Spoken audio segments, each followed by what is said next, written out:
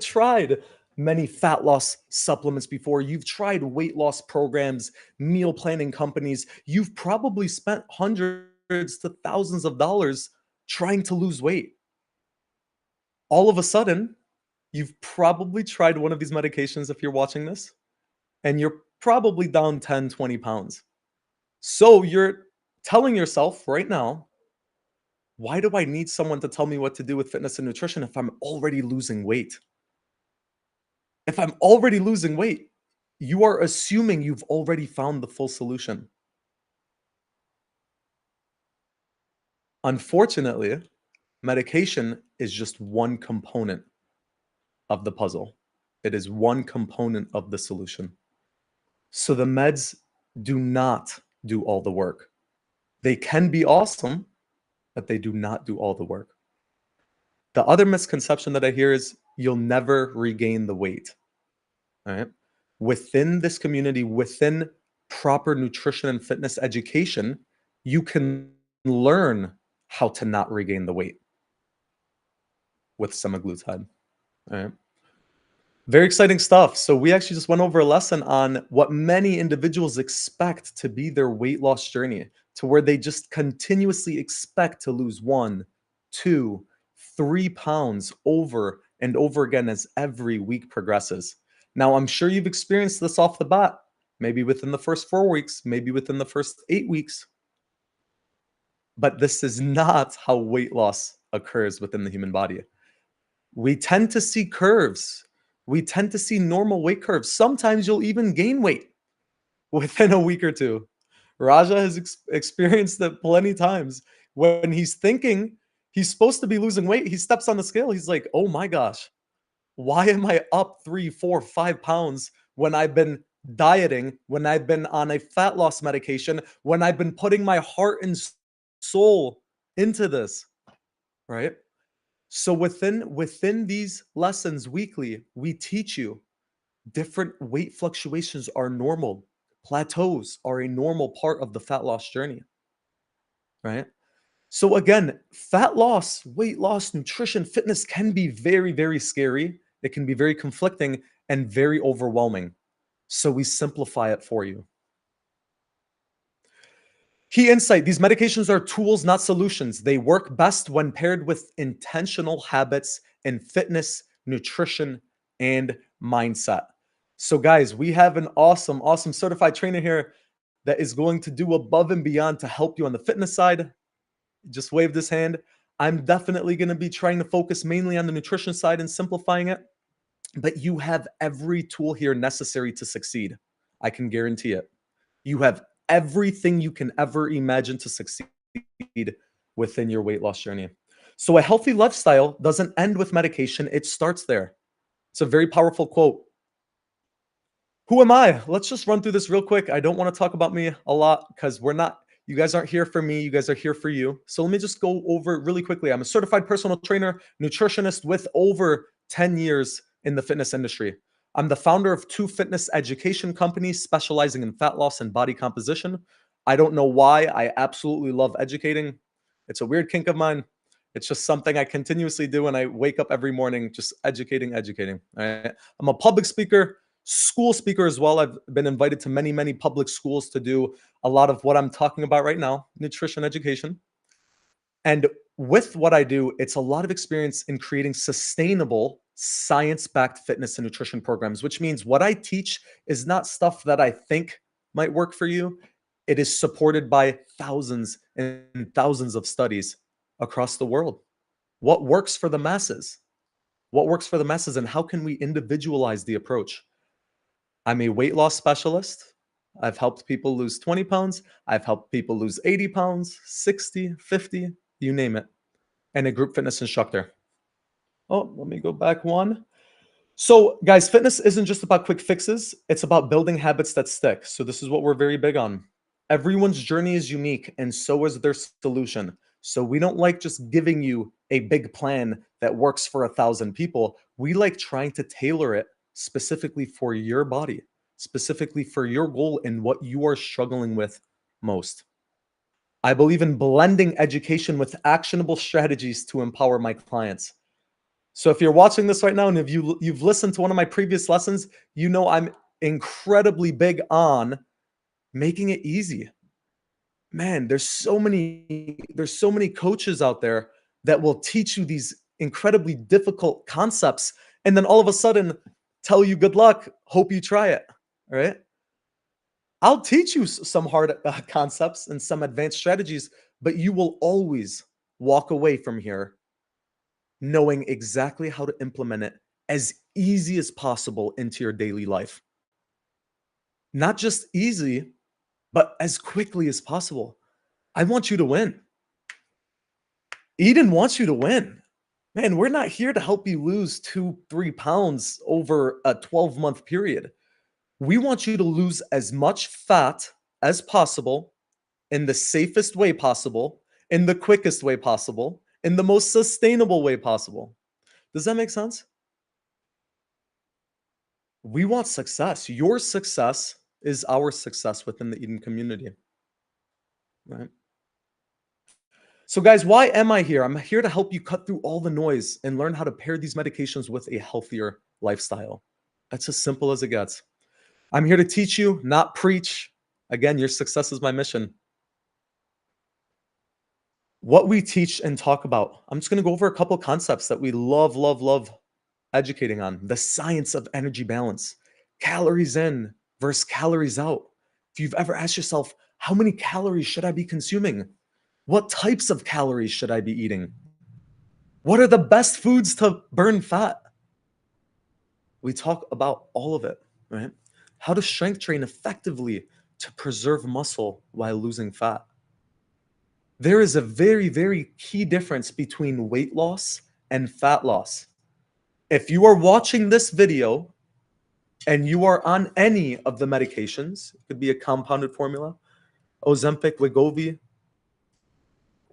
tirzepatide, there's a very high probability that you have lost weight. Does that mean you've lost fat? Could be questionable. Maybe. I would hope so. But if you've never learned some of these key components within your weight loss journey, then there is a high likelihood that you are not just burning fat. You are also likely burning off lean muscle tissue and water and so on and so forth. And we want to prevent that from happening. The role of protein in fat loss in satiety.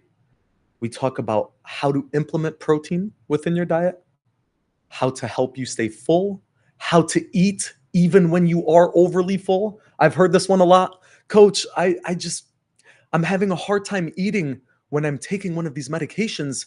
I'm not hungry at all. How do you expect me to eat when I'm not even hungry? We teach you how to work through that, right? How to build habits that fit your lifestyle and stick long term. Again, these are not quick fixes. These are things that stick for the long term. What we talk about, breaking down the differences between weight loss and fat loss. We will go over that, managing plateaus and why they happen. So if you are on your weight loss journey and you've lost a decent amount of weight and you are now stuck at that specific weight, we talk about how to bust through those plateaus. One of my favorites, how to make fitness and nutrition simple and enjoyable.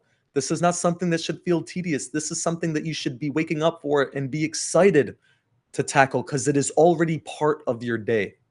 It is not something you have to work towards. This is something that will already be part of your day.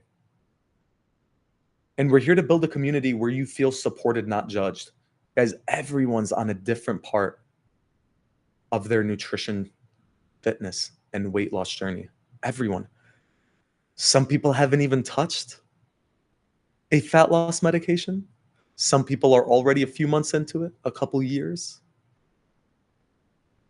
Some people have lost only 2 pounds. We have some people that have lost over 50 pounds. Very exciting stuff.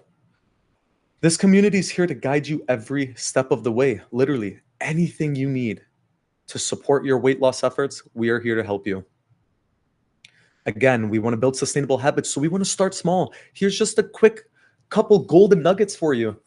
You're like, hey, you're telling me about this.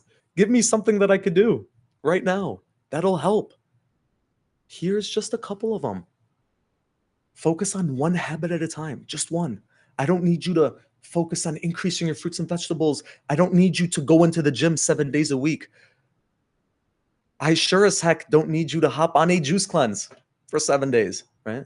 But what I do want you to do, if you're watching this, is focus on just one new thing at a time, especially if you know you should be doing it and aren't doing it. Pick one. For example, drinking more water. Man, you will not believe the effects of drinking more water on your fat loss journey. Raja's sipping his bottle right now. I'm getting thirsty even talking about it. And I'm trying to lose weight myself right now. We want to be consistent. Small daily actions add up. Track progress. Man, I've said this so many times. If you are trying to lose weight and you aren't tracking anything, whether that's nutrition, progress photos, even stepping on the scale, how the heck do you know if you're losing weight? Man, you guys won't believe the amount of people I've coached over the years that came to me asking me to help them lose body fat. And I asked them what they weigh, and they said, I don't know. I'm like, what? You want to lose weight and you don't know how much you currently weigh? And some of the people that do know what they weigh, they say, I say, where did you get that number? They say from the doctor's office. I said, what about a scale at home? What about a $15 weight scale at home? We got to start with the basics. We got to start with the basics, right? Again, if you are not doing any form of tracking, I'm not even talking about nutrition tracking right now. I'm talking about any other form. It's like swimming in the ocean at night. Literally. It's like swimming in the ocean at night. We want to find enjoyment. Choose workouts and foods you genuinely enjoy. I I love Asian food. I love desserts. Panda Express. In fact, some people might not like hearing this. I like McDonald's from time to time. And I can still burn body fat with eating the foods that I enjoy. I can still burn body fat, and I've done it over and over again with eating the foods that I enjoy. And that is probably one of the most powerful things that you'll learn here within the Eden community is how to continuously eat foods that you enjoy and still see results. If you want that, I would highly encourage you to be active within the Eden community, to ask questions, to post your wins. We want to hear when you lose 1 pound. We want to hear when you've tried a new recipe. Adam and all of us want to hear when you've tried your first workout. Whether that's walking, biking, yoga, whether that's you taking yourself to the gym, right? We want to hear about your wins. So, guys, once again, choose workouts and foods you genuinely enjoy. I've hoped you've enjoyed this presentation, and there are absolutely many more to come. If you have any questions at all, feel free to reach out to us within the community. We have an entire program and part within our community just dedicated to nutrition. If that's where you want to ask your question, if you want to ask it in fitness, ask it in fitness. But whatever you do, ask.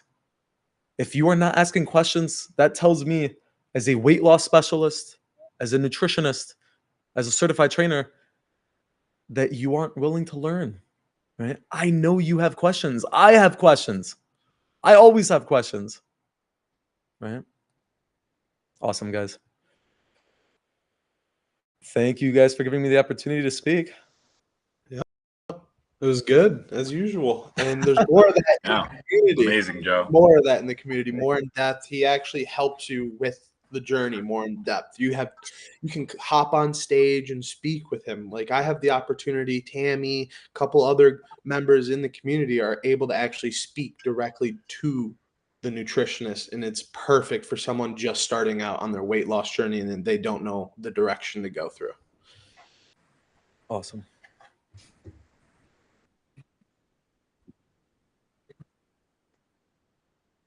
Absolutely. Absolutely. Of course. Pleasure to be here.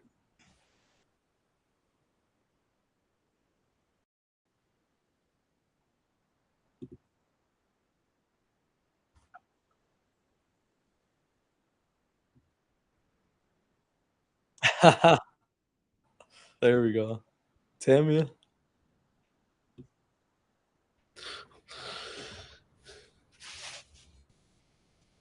But yeah, about going back to Joe and inside the community, he even like posts daily like tips and stuff that you should be like doing, and it helps a lot. Like there was one where it was like, oh, instead of white rice or whatever, have quinoa rice, or I don't know if I said it correct. Quinoa, quinoa. Yeah, you're fine. Quinoa rice instead, and I didn't even know what that was until I started to look that up, and I tried it out, and it's pretty good. It It's a is. good addition compared to the other options out there, and there's just more of that in the community. Definitely. Now, Adam, so tell us a little more in depth about what you're going to be doing with the community on your end of things, being the fitness, guru. Yeah, definitely. So we've already started kind of a workout of the day process where posting just a simple foundational level workout to get some ideas flowing. Because a lot of people, their big question is, I don't know what to do.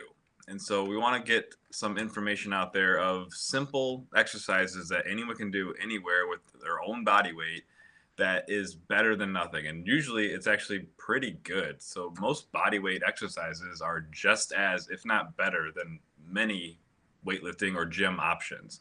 And so just getting the information out there in our community, having it available for our members to cite and go back to when they need a simple workout or simple information around what they can be doing to just increase their general fitness.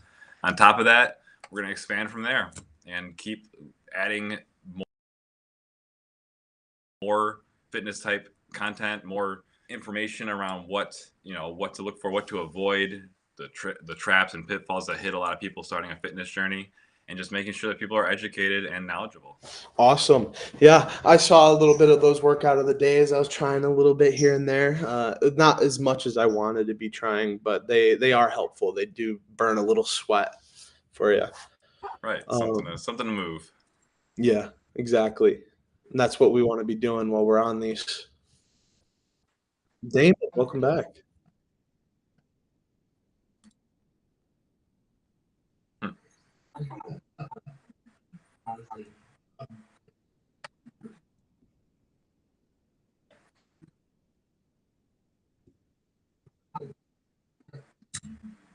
So I've incorporated. I have two dogs, so I'm lucky to have two dogs. It's the cheat code for trying to get your steps in and working out. That's been a real helpful thing by walking them around the house, and I got a big backyard now, so I'm able to walk around. And there's a big street, walk down the street back and forth, and also lifting. Lifting also is a big thing, and then boxing. We have out in the garage. We have a like Titleist boxing, like a punching bag and everything like that. And so sometimes hit the bags. It's been a good workout for that too. But I've been doing a lot of walking the dogs.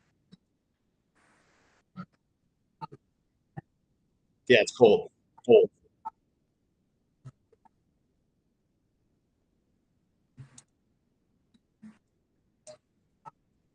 So I'm a big guy, you can tell a little bit. I'm 6'5", 6'4", 6'5" on a good day.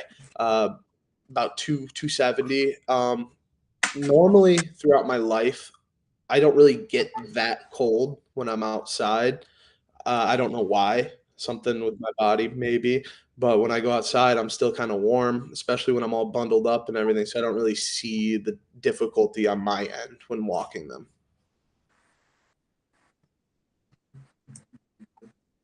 Mm.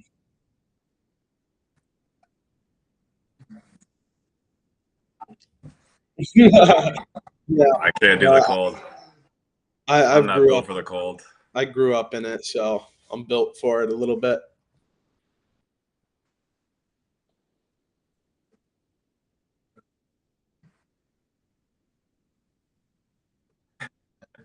Yeah.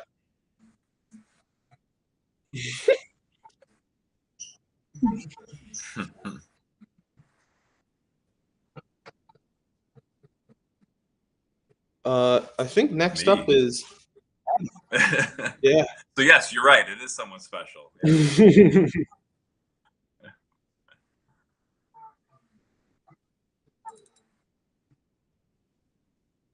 Yeah, I can start going through the info I have, and it's AMA style. So let me go ahead and share here. Let me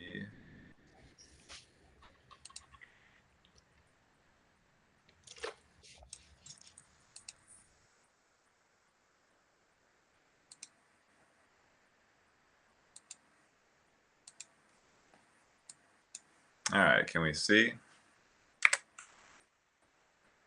Yep. How's that? Can we It see says that? exit to no. I can't see that one.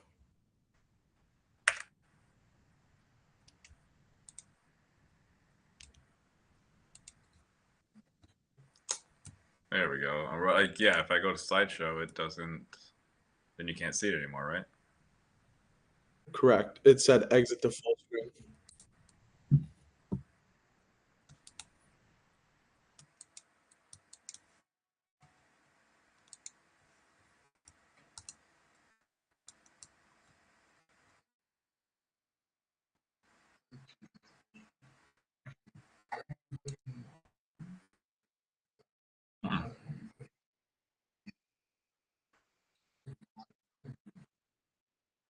Just presenter mode. I guess I can just.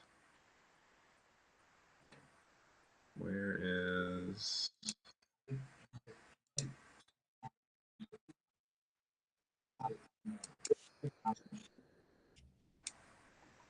Oh, I see what you're saying.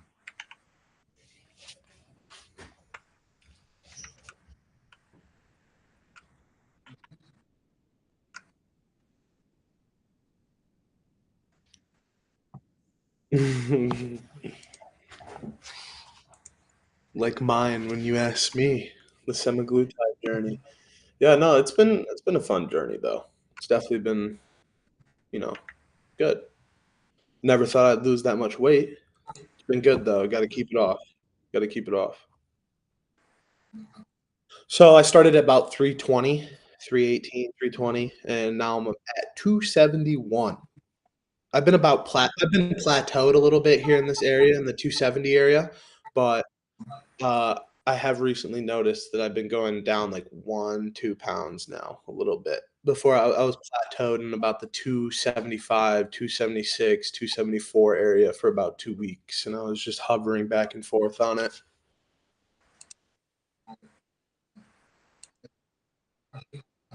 Yep. Awesome. Here we go. There we go. All right. So, similar to how Joe kind of did it, we got some content that we'll go through, but as in Ask Me Anything, you can basically jump in with any questions in the chat or the Q&A feature that's listed within the presentation. Going through fitness related now, so nutrition style Joe handled. We'll cover that a little bit here, but we'll jump right in. These are some common questions that I get asked a lot in this sort of industry, and I have them listed out here, and we'll go through them as we go. But again, if you need some clarification or you have a different question you would like to ask, just post it up and we can get that answered as we go. So a huge thing that people start with when they begin a fitness journey, or even people who are well on their fitness journey, they always have kind of a general ambiguous, what kind of goals should I even have? And so hearing that from somebody who's just starting fitness all the way up to somebody who's a veteran in it, you always want to have some sort of target. So working out is one thing, doing something for fitness is another. A lot of people just generally like to move too. So they want to go out for a walk or they want to just lift some weights. But without a goal in mind, you're just kind of going through the motions. Having a target to obtain is key towards actually obtaining results in your fitness journey. It could be simple too, like quantified, as in I'm going to walk every day, or, more metric based of I want to lift this many pounds for this many times in 3 months. I want to be able to do that in 3 months. Setting yourself a goal that is, a typical SMART goal. For those who don't know, it's the what? Specific, measurable, attainable, realistic, and timely. Make your goals realistic, put a time frame on it, and that way you have a metric for success or not. And again, various levels of what that goal could be, simply walking every day all the way up to I want to deadlift 400 pounds.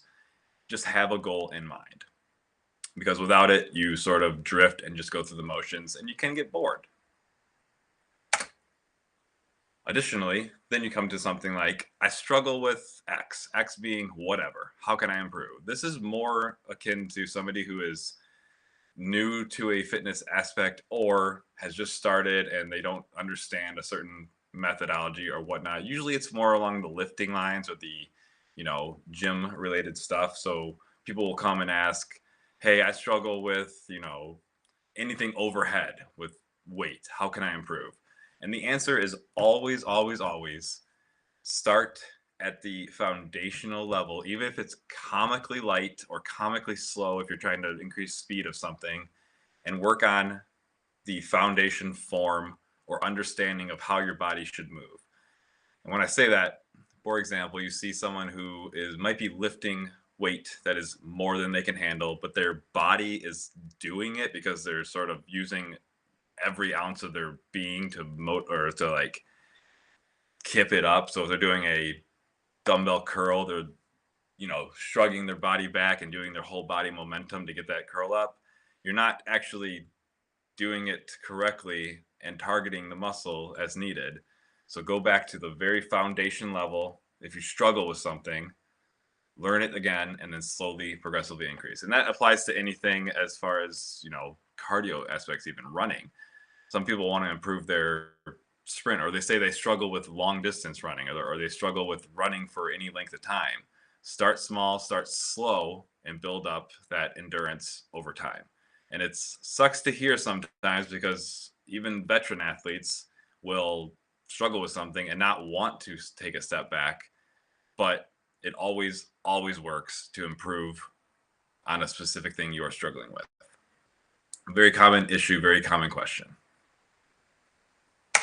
And yeah, Damon, Raj, if you see anyone with a question, let me know. I'm not looking at that side of things. Next big question we always get, should I work out at home or the gym? And this is a extremely preferential answer.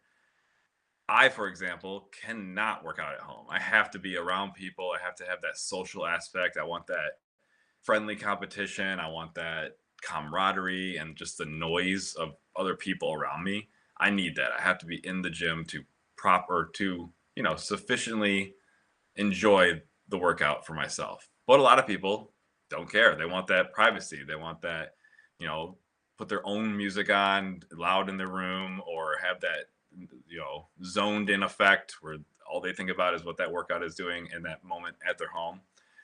The big thing is find out what you can stick with.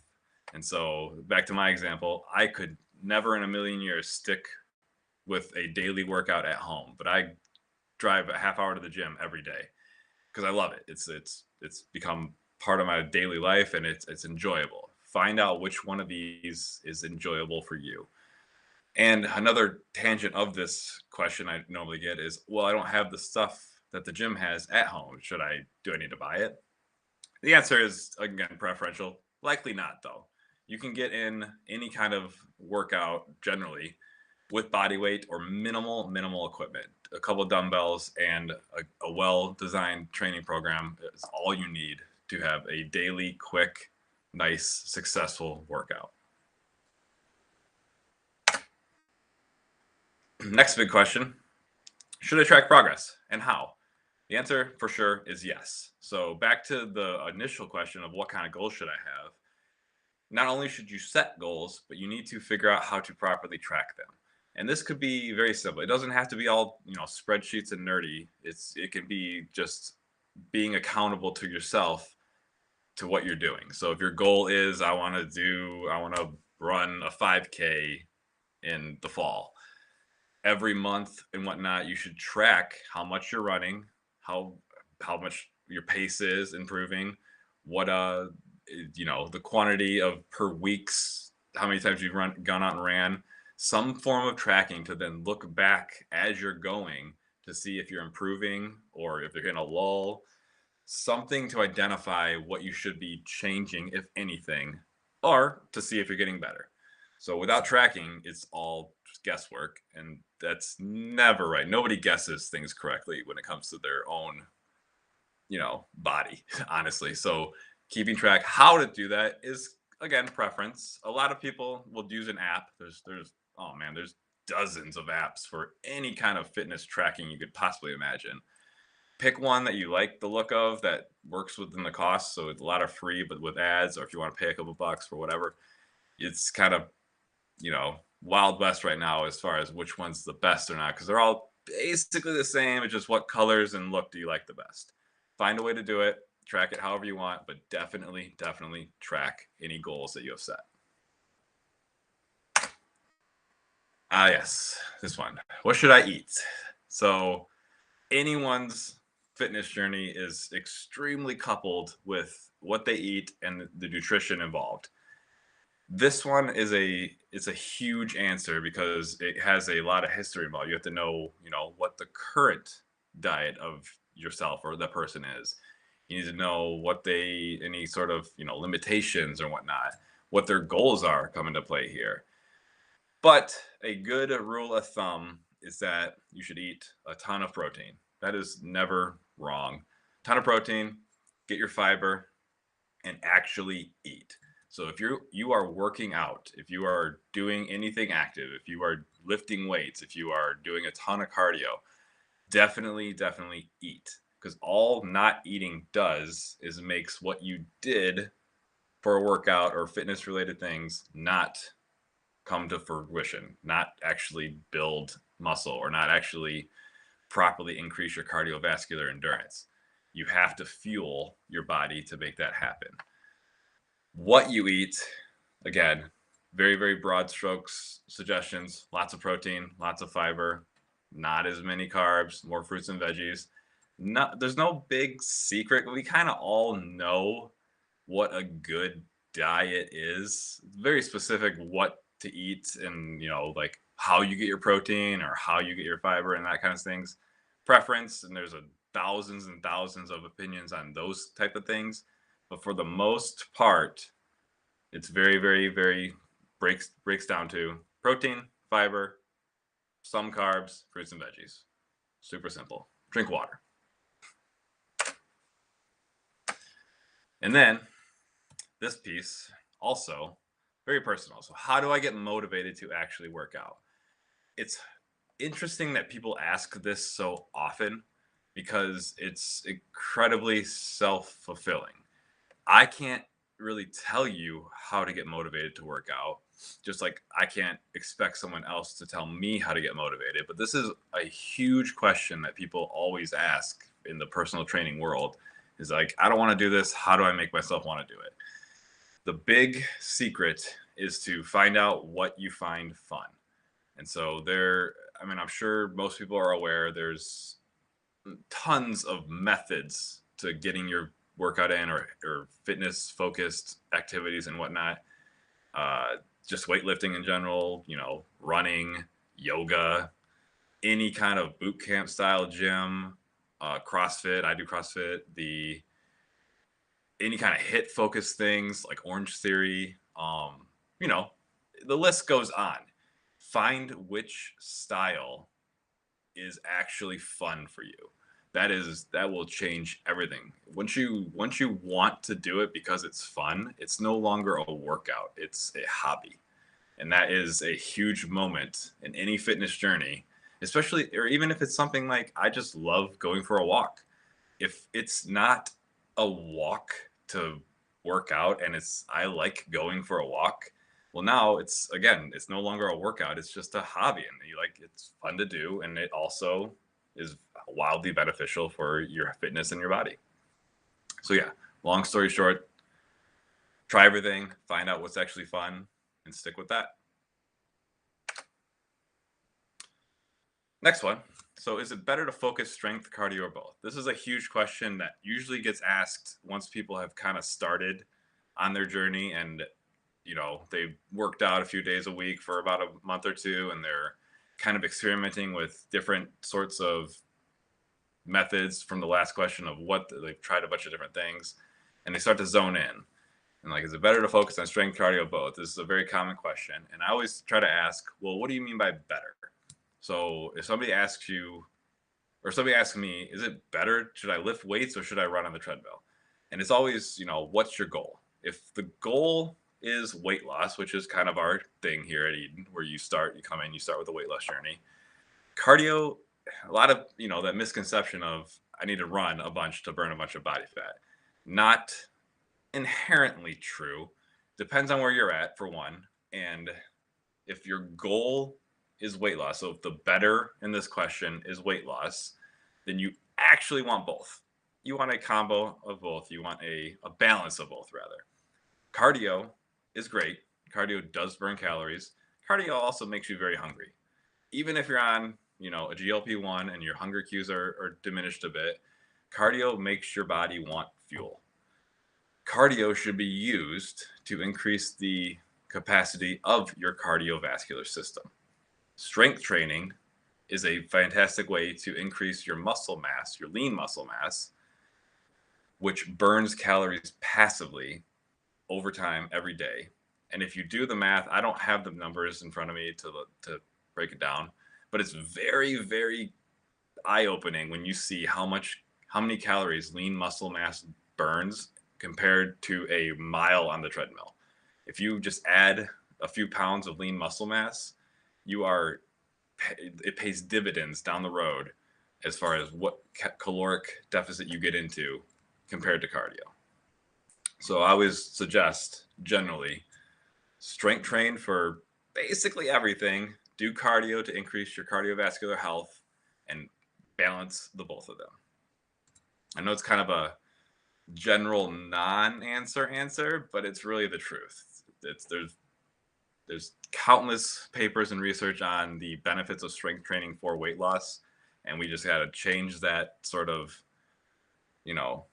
awareness around it, because for so long now it's been that cardio loses you weight, and it's true to an extent, but strength training is just way provably better.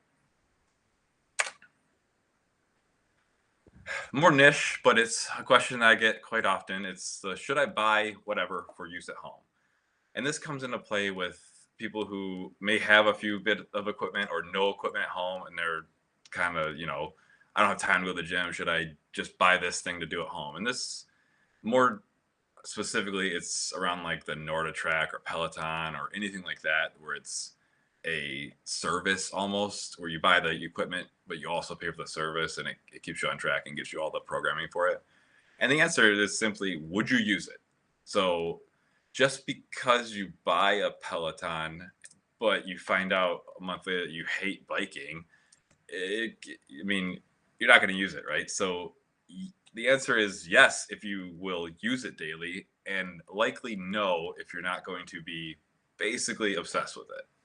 And so generally, I will suggest no, unless you already have that built-in desire to do the thing that you're going to buy, because at-home workouts can be done with your body weight or minimal cheap equipment with, great progressive returns, rather than spending a bunch on a specific sort of product for use at home that you may not use. And so, yeah, again, it comes down to, are you going to use it?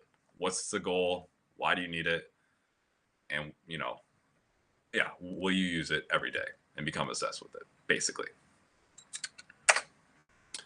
And then, finally, bottom question here. I currently do whatever. Is that good, or should I change things up? And so this, I put in here worded like this because it can be worded many different ways. But a lot of, intermediate fitness journey type situations end up in kind of a lull, because you find this groove where you're doing whatever. You go to the gym 3 days a week, and on a fourth day you run, and you do that for months, and it's kind of like your thing now. It's become a habit, and you do it, but you're not seeing a whole lot of progress. And so you start to have that self-doubt of, is what I'm doing right? Is there a better method? Should I expand out? That sort of thing. And the answer is generally, do you like what you do now? Is it fun? Can you stick with it? Then no, don't change. Why would you want to change? But if you want to branch out because you're curious rather than a self-doubt branching out, like if you want to change what you're doing because you're not sure if it's the best way to do things, that's a little different than, hey, I want to change what I'm doing because this thing looks fun. Do that, because again, it's all about identifying what you find fun, what you can consistently do, and what you can keep up, rather than thinking what you're doing isn't good and should you change things up. Because likely, if you are doing something consistency, because with any form of consistency, you are improving your fitness overall, and your health markers should all be going up as long as you're actively moving. That can, any of these can be broken down into, are you doing something? And so if you are moving more than your just general day-to-day life movement, then yes, what you're doing is good. Any movement above and beyond what you just have to do to survive is good movement. And that's really the biggest takeaway I could ever suggest for anyone, is just do something and it will be good. And then as you start to expand and find out what you know, what you find fun, go from there, expand out, try new things, but just keep with anything you can stay consistent with and that you have a good time doing. And that is the biggest secret in fitness, is make it fun.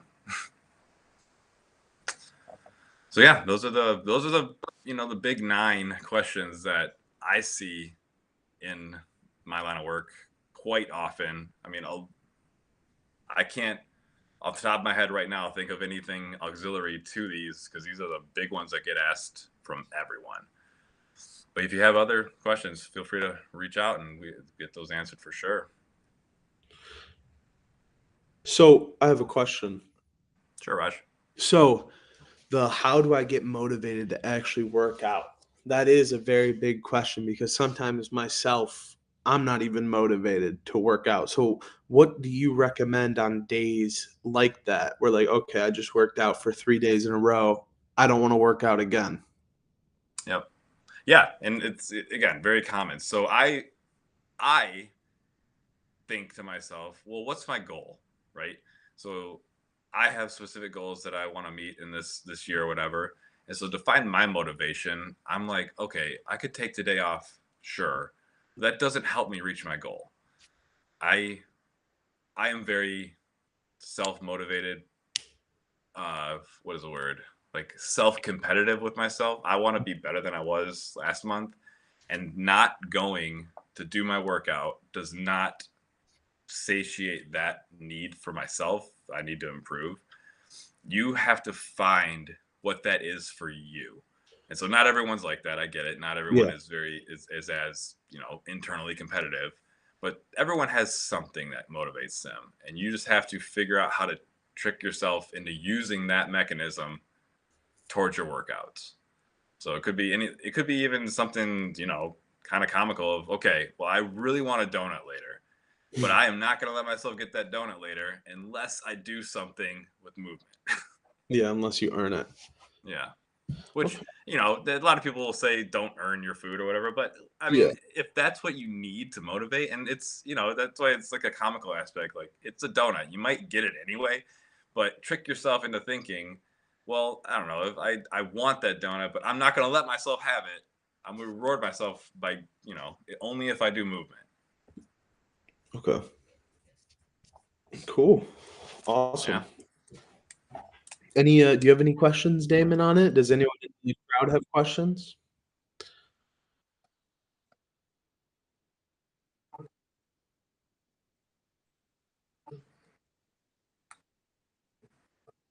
Yep.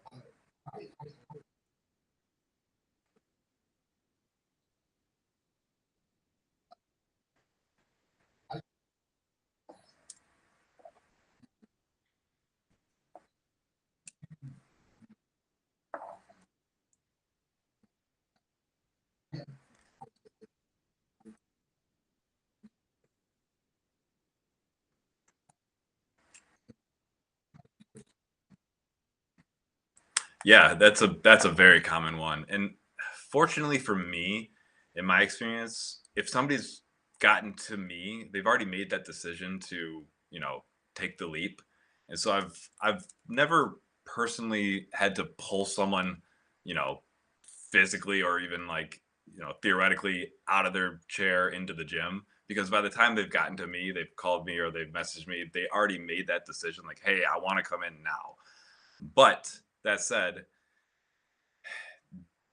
think about if you were to go to the gym like right now as a new gym goer. You go in, yeah, you look around or whatever, you sit down at a machine or you pick up some weights. Are you really aware of anyone else? You're probably only thinking about yourself and what everyone's thinking about you, and everyone's focused on you. You're not even really looking at other people while you're working out or doing your thing. That is true for everyone else too. And so that kind of initial fear of judgment or fear of, looking dumb because you've never done it before or that kind of thing, it's not as heavy as you internalize it, because no one is really caring. And you can kind of you can kind of think about that in that way of, if you were to go, if you go anywhere, are you really looking at other people in any form of detail, or are you thinking other people are looking at you in detail? And so you got to just convince yourself that nobody's there to judge. And speaking from a daily gym goer, we love newbies. We absolutely adore when we see that first day gym goer come in and make that decision, and we want to do nothing but help, right? So, and we were all there before. We everyone at the gym started there, their first day. Most often than not, you will get either assistance if you ask, or you will be left alone if that's what you want as well. But the judgment factor is extremely minimal.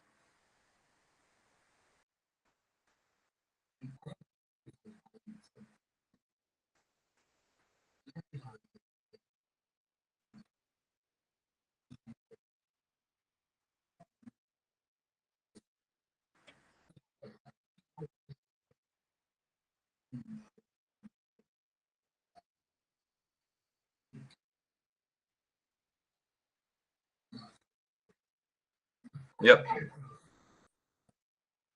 Yep. And yeah, so overtraining is a huge, not issue or concern. It's a common pitfall for new, very motivated individuals. So if you are, you just started this kind of journey, you're super motivated, you want to go every day to the gym, you can, and it's going to hurt. And that is the big key.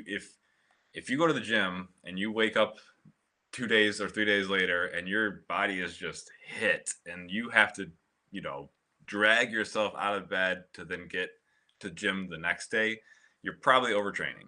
You should be sore, but not overly sore. That is a definite indicator of overtraining unless you know what you're doing. So when you start out on a journey like this, or when you are just getting going, listen to your body. If you are hilariously sore, take a day off, rest day. Usually when you start, you want to do 2 to 3 days a week, broken up between, like if you go Monday, skip 2 days, go Thursday, skip 2 days, go Sunday, so on and so forth. Add a day in every 2 to 3 weeks based on how you're feeling. But do not overtrain early, because you will burn out, and your gains plus your body fat loss, you don't give it time to actually work.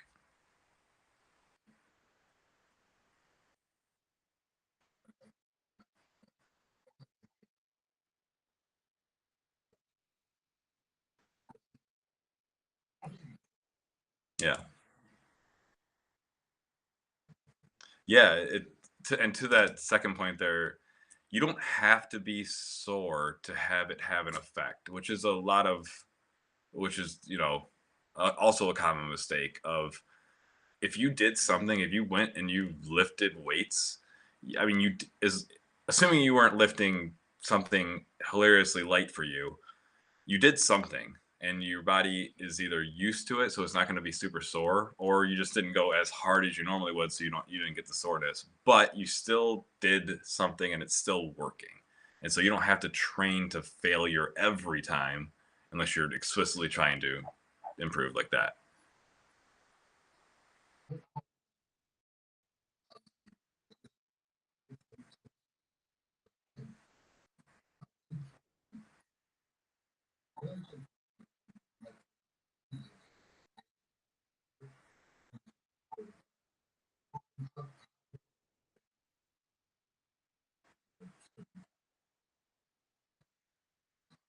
Yeah. Yeah. It's so form, first and foremost, good form prevents injury. But for a lot of movements, like a push up, for example, bad formed push ups aren't going to really hurt you. Good form, though, makes you able to target the right muscle groups more explicitly. And a good example is like a bicep curl. So if somebody has a dumbbell in their hand, right, and they put it down on their side and they curl it up, if they do it with good form and only their forearm is moving, their elbow stays locked, they're not like leaning, they're using no momentum, and only their bicep is getting worked out, that is good form. That you can target the bicep, you can add every time you add weight and you're keeping good form, all that progressive overload is going right to your bicep.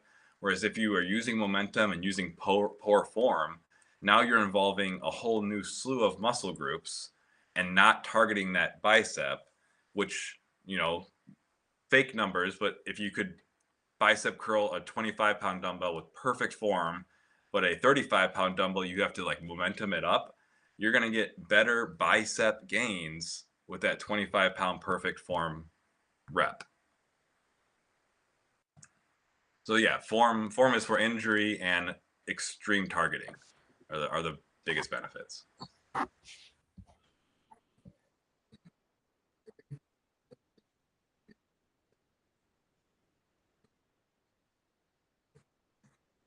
Definitely. Next up, behind the scenes of Eden, the journey, challenges, and future of the company. We got Josh Kahn here, executive president. I'm going to be asking him a few questions here, and we'll see what goes on and what kind of answers he's got for it. So we're going to start with leadership. Hey, before you jump in, thanks for having me. Appreciate it. Looking forward to having a good conversation. I really love the stuff that you guys have been up to. I think it's really impactful for the community and for people to start to really get an understanding of what it means to have good metabolic health. First and foremost, that's one of the reasons why we started the company in the first place, is to ensure that people have the democratized access to these plans and programs and principles that drive us and have made such an impact on my life personally. And really just here to really evangelize on behalf of what that means and how we can really help people take the next steps. So apologies, I'm not in my office right now, so it might be a couple disturbances. I have a bunch of kids. I have 5 kids. My wife is not at the house right now, so she's probably going to come in at some point. So I'll probably go on mute for a second and let her know what's going on. But so looking forward to a good conversation and really appreciate you guys putting some time in for me to be able to give my side of the story. Awesome. Well, let's get started. So, as the executive president, you've undoubtedly faced tough challenges and decisions in your career. What has been your guiding principle in navigating those moments? Yeah, first of all, thank you. That's a great question. So really, to me, it comes down to the way I operate around people and principles. So it's actually really interesting here at Eden, just as an organization. When someone first joins the company, we actually adopt them into a concept of a 90-day sprint. So really undergoing like a 90-day rigorous accelerator and program to make sure that, number one, they're a fit for the culture, but also that they can perform at the level that we need them to in order for them to actually deluge the benefits of what we're seeing for our patient needs. On top of that, we have, I'd say 15 other core principles inside of the company that either myself or my co-founder, Adam, really live by on a day-to-day basis. I'll kind of give you a few of those just as like an idea. Number one, I think, is really just making sure you have a goal, right? I think prioritizing a goal for yourself, both on a personal level and a professional level, is always going to help you. It's really hard to start going on a journey if you don't know where the end state is. That's really critical, right? I mean, like, you would never jump in a car and say, hey, I want to get to New York, and not have a map and have an idea or even know what New York is. So I think that's one element. The second one that I think is really big is just taking 10x bets, right? So many times and so often you see in the world, people sell themselves short. Like, there's such an opportunity for you to be a great person, like just to be a great human being. And you don't get there by taking 1x bets. The best and the brightest people like Grant Cardone, they're the ones that have really adopted this philosophy and done a fantastic job on it. Every single thing that you do should be a 10x. And so we foster that part into our culture and into my life every day, which then really leads itself to really being okay with taking risks. When you take a journey, myself included, like on taking accountability and taking ownership over your own health journey, you really have to take a risk. It's hard. It's hard to not want to be comfortable. It's hard to not want to just continue doing the things that you're doing because it's such a comfortable thing, right? It's easier to just sit on the couch, and wallow in the despair versus, really putting in some effort and really taking the next steps on your own health journey. So I think that, those coupled with just how you constantly over communicate with people, how you're transparent and accountable, and really understanding that, no matter what, you have to have a bias for action. One thing that we would never have is Eden. Eden would not exist if, my partner Adam and I did not have a bias for action to really seeing this as an issue in the United States and really taking it upon ourselves to build a company around that. So I think those are some of the principles, and I hope that helps kind of elucidate some of the points that I'm making about, exactly what it means to live a principled life. Awesome. Yeah. With all of that, how do you balance driving innovation while staying true to the company's core mission? Well, first, you have to understand what the core mission is, right? And for Yeah. me, it's really simple. There's 80 million Americans that are metabolically unwell, and I will consider it a personal failure unless we're able to help address every single one of those 80 million people, and help them turn into one of those metabolically healthy people. Um, so when you start thinking about what innovation means, right? Innovation is at its core is a very simple concept, right? It just means making a market improvement on top of something that already exists. And so we understand that we have such a wide swath. There's such a huge opportunity to help innovate on people, and with people inside of the organization and through the thought leadership that we're able to provide.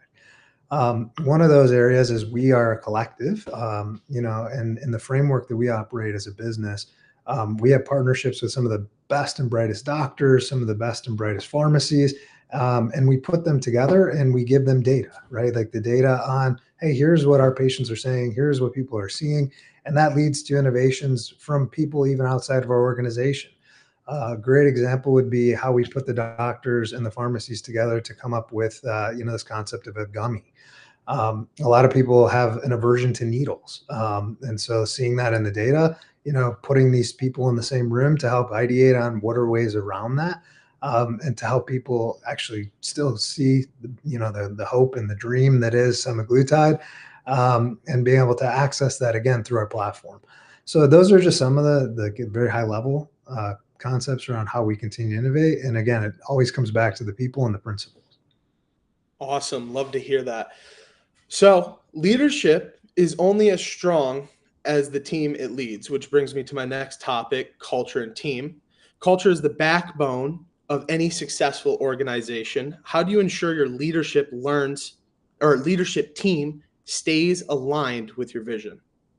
Yeah, it's easier said than done, right? Yeah.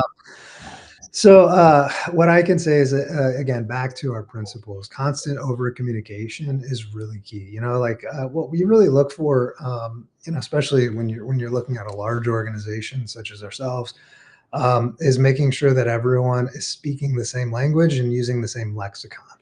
Really avoiding, any kind of confusion that comes just from speaking English is a big part of this.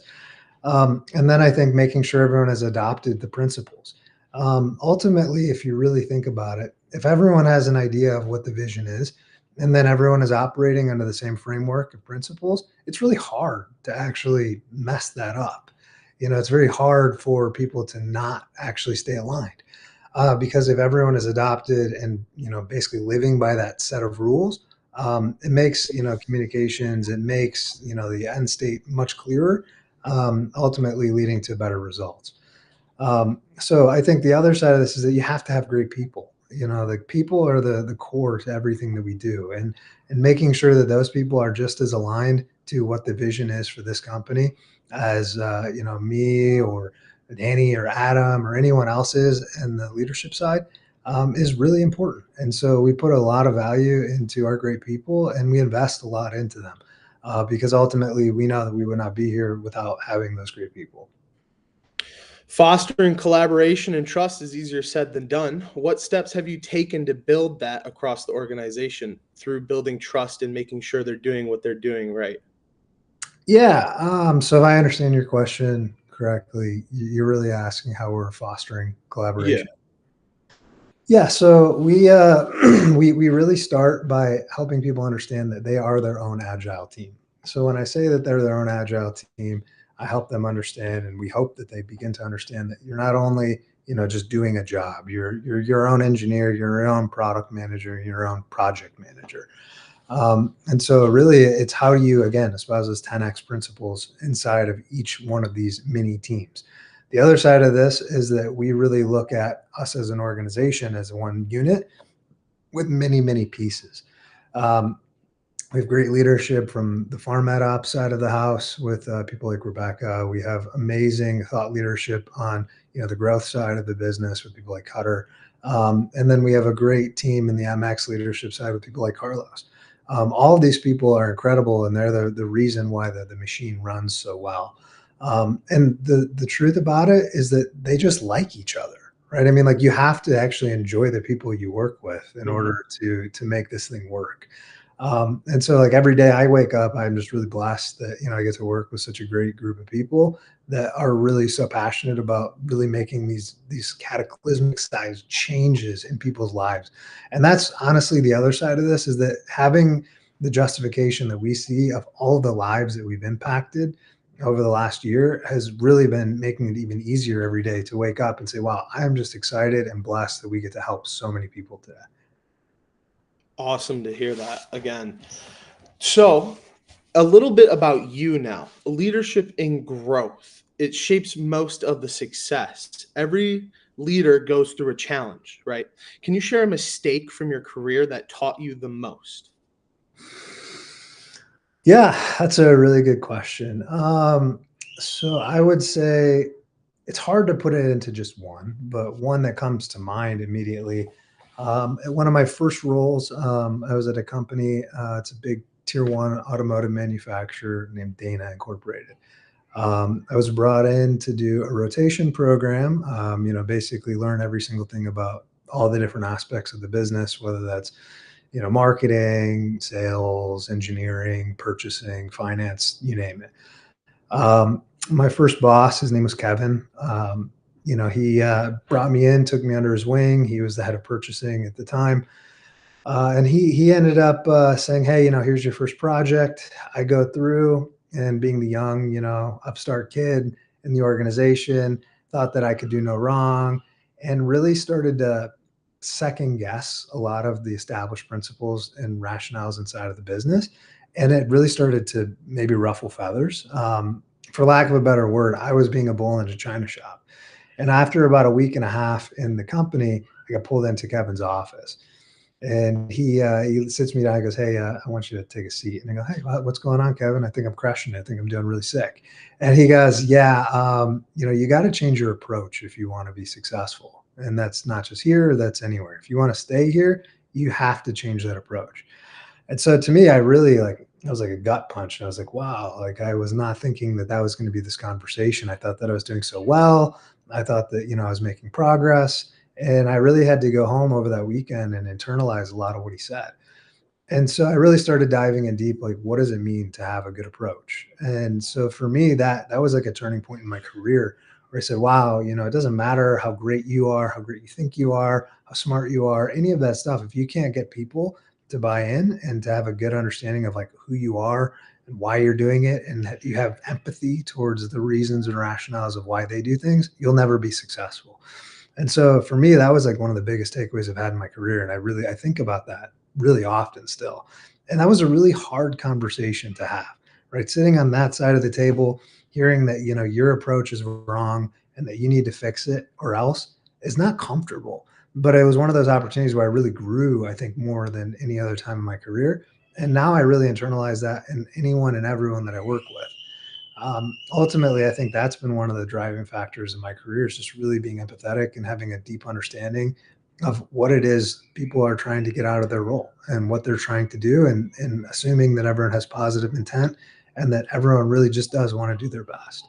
So I think that would be hopefully a good long-winded answer to your short question. It was good.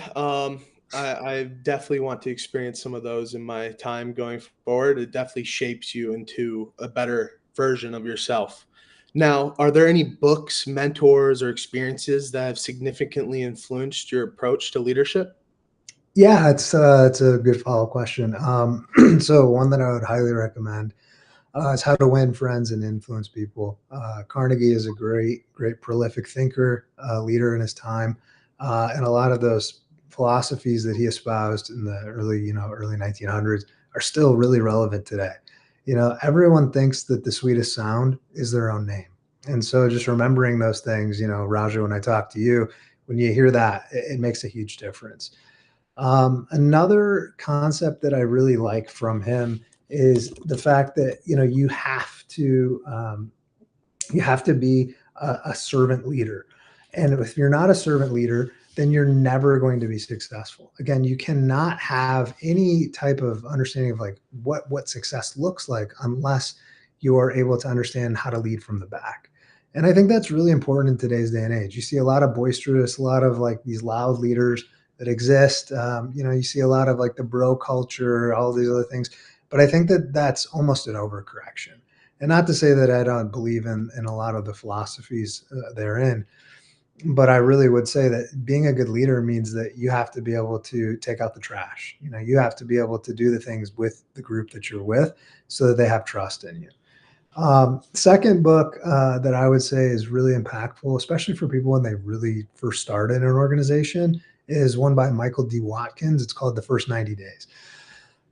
Essentially, what that does is it gives you a good framework of how do I make an impact and how do I become a real leader in no matter what position I'm in. Every one of my direct reports, I end up sending that book to because I have a lot of expectations that are very similar.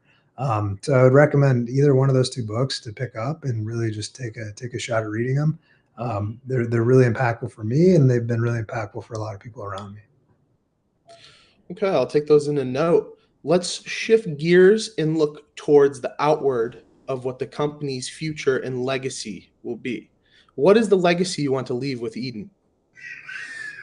That's a great question. To me, it's really back to our core philosophy of why we exist. You start asking the question, why does Eden exist? And to me, it's again simple. I want to positively impact the lives of 80 million Americans. The closer we get to that number, the better our legacy will be. The more happiness we can bring, the better quality of life we can bring through the works that we make as a company is the only legacy I really care about. Ultimately, I have 5 kids, I have a wife, loving family, and the things that we do every day are things that I want them to be able to be proud of. And I feel tremendous pride when I see, the success journeys that a lot of our patients have been on. Some of our patients have been with us well over a year, and those people, I guarantee that their lives have immeasurably been improved. And I really just feel blessed for that. So when you start thinking about legacy, it's not so much like an egotistical thing. It's really that's the thing that brings me joy, is seeing how many people are actually capable of taking this transformational journey in upon themselves with the support from a company like us at Eden. Awesome. So, Try Eden has set itself apart in many ways. Do you see it continuing its path this year with setting itself apart? Yeah, absolutely. There's so many cool things that we're in the good opportunity or have an opportunity to bring to market. Whether that's continued democratization of access to these life-changing therapies, but also places like this, like what you guys are doing in the community, I think is really essential. It's a very solo feeling, a very solo dolo journey that most people feel like they have to go on, and it's not the case. Using places like a community to really elicit and solicit support from others going through the same kind of thing is one of the most impactful things that you can ever go on. Me personally, I've had this weight loss journey up and down and all around a few times. And knowing that I had the endless support from my close network was immeasurably important to me. Had I had an opportunity to leverage a community like this of similar minded and similar thinking people, it would have made my job even easier losing weight, right? But had that didn't exist, this concept was not there. So I think that's one. And the other one is that really just understanding how we can meet people where they are. We're really excited to announce later this year, I think actually probably within a few days, we'll be opening the doors for our first ever Eden Health Club, which is based out of Denver, Colorado. And what that's really about is, again, it's being able to meet people where they are. It's imagine if you could combining the elements of the workouts and being able to do like group fitness classes coupled with a health spa, so like medical, health spa, all with this community aspect all tied in under one roof and one place. I think that like the advancements and the innovation that we're bringing from like concepts like the Eden Health Clubs, the community, and even things like how do we help the diet side of things? Like we have the concept of meal plans.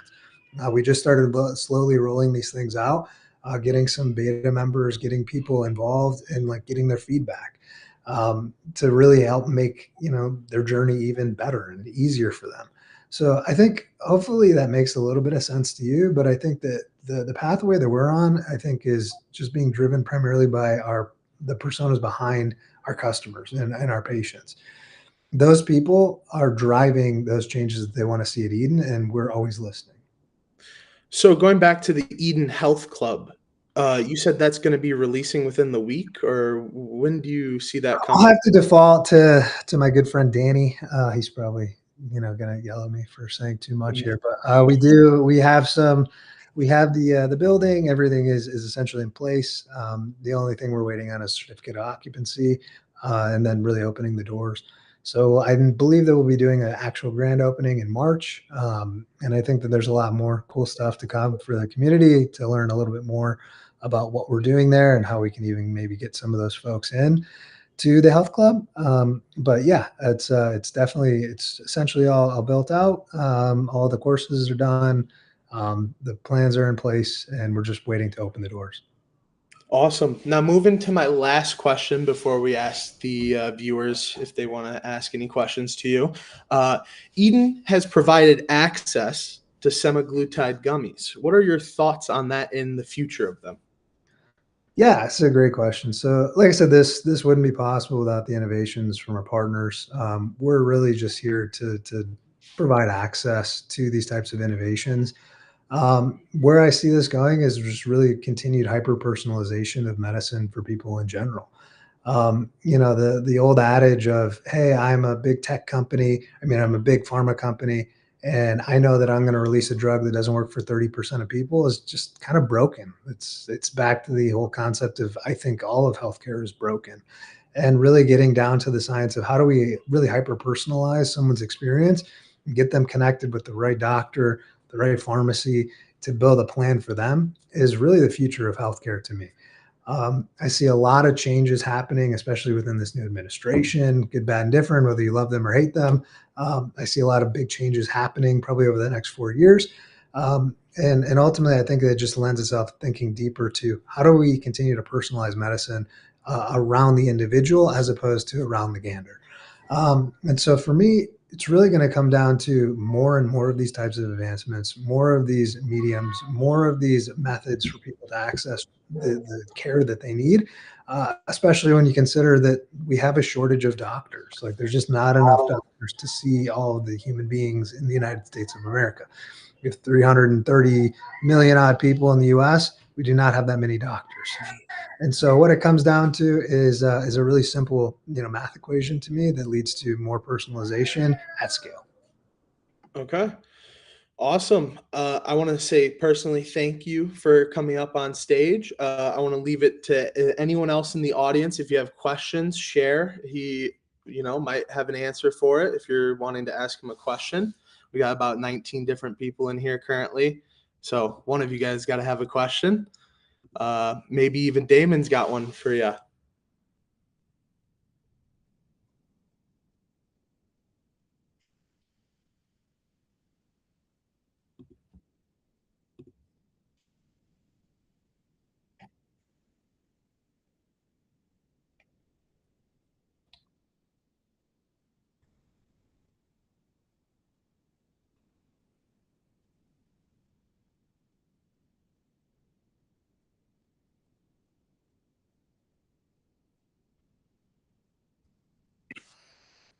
Yeah, that's one of the excerpts from his book, and I believe it. No one likes hearing anything more than their own name. It's just built into your psyche. Like when people talk to you, it's the sweetest sound.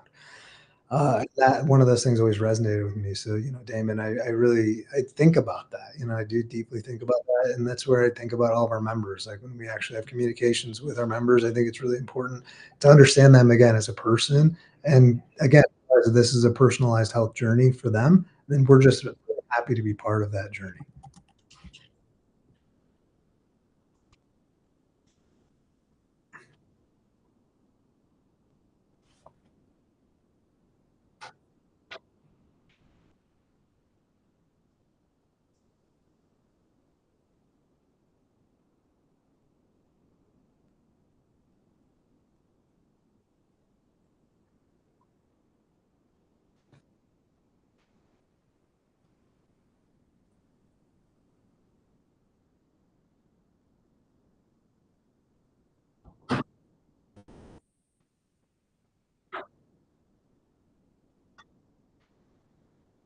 I'll have to check those books out. I personally haven't read them yet, but definitely on the list.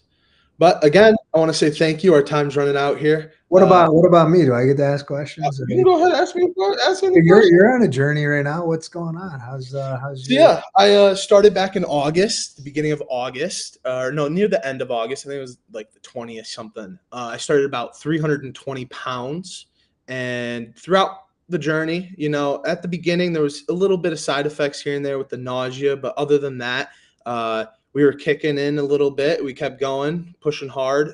First month, I noticed a weight loss of about 10 pounds, and then Joe came into the community and he started hosting AMAs weekly, Monday and Wednesday. And those really helped me out a lot with my weight loss journey because I had no clue how to even lose weight. Like okay, yeah, I have the first step of it with the medicine, but what do I do next? And that's where Joe came in, and he was very good with laying out for beginners on how to continue your weight loss journey with certain foods, certain techniques you can do. Like yesterday, we learned about how once a month or once every month you should have a feeding day where you eat a little bit more than your calorie deficit, so it boosts your hunger, metabolism. Yeah, I didn't even know stuff that I learned, and he really pushed it to where I started seeing more pounds drop. I started seeing 3 to 4 pounds drop, and now I'm currently at 271 pounds, starting at 320 back in August. It is now January 28th, about 6 months, almost 5 months, and I'm about down 40 something pounds from it. And I've been loving it. There's been, here and there, some days I don't feel like doing it, but gotta just push through that and do it. That's incredible, man. Raj, I'm proud of you. I'm proud that you've been able to stick to it. I think it's really important. That we, again, we eat our own dog food. We really believe in this stuff. and really just really happy to hear that you're having such a good experience with the programs. Um, I really do think also I'd be remiss if I didn't bring up just again like just how proud we are of all of the patients that have been on the journey, the experiences that they've had. I hear firsthand all the time from our wonderful care and member experience team. And truthfully, we're just really excited to see what the future is going to bring. So, really appreciate you guys putting this together. I'm also really hyper available if anyone ever has questions. So please don't hesitate to reach out. But this is great. I hope you guys do this again soon. Awesome. Thank you for coming. Thanks, guys. Later. And that was the executive president, Josh Kahn. Good guy. He has a lot, teaches us a lot of things. And yeah, now on to the next part of our schedule. This is where Damon will take it.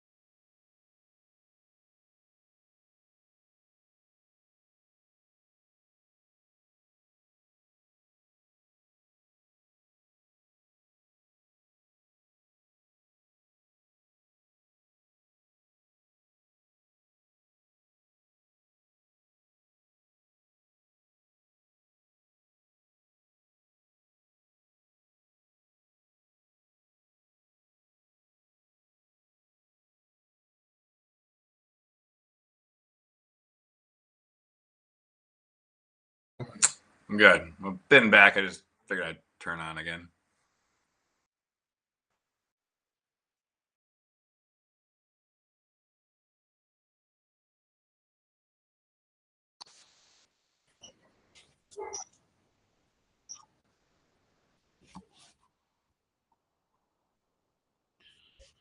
But yeah, if you guys are new in the guest list here, just watching in, we host AMAs weekly with Joe.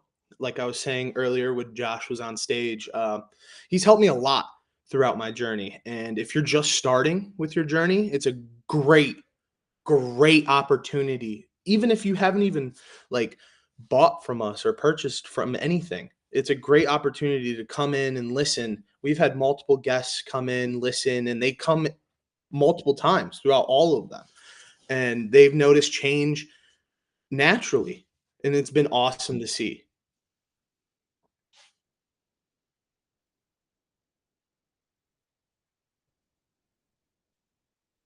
Yeah.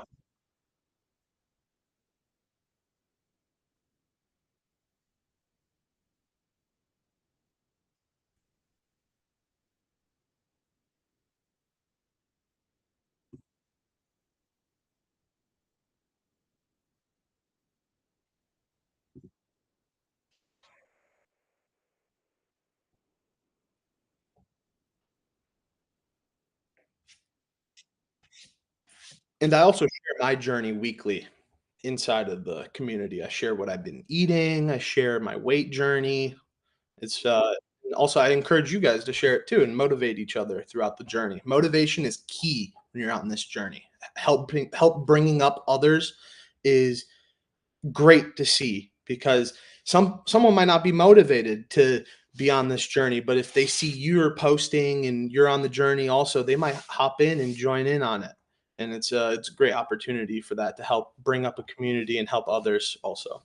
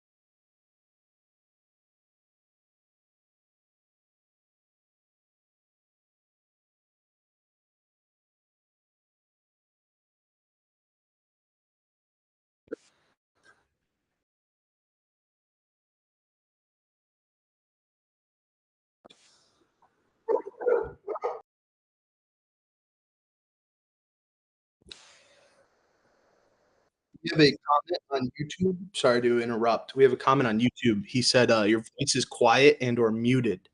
He would like you to check it real quick. Yeah, they can hear you in here, yeah. On YouTube, yeah, it's quiet or muted.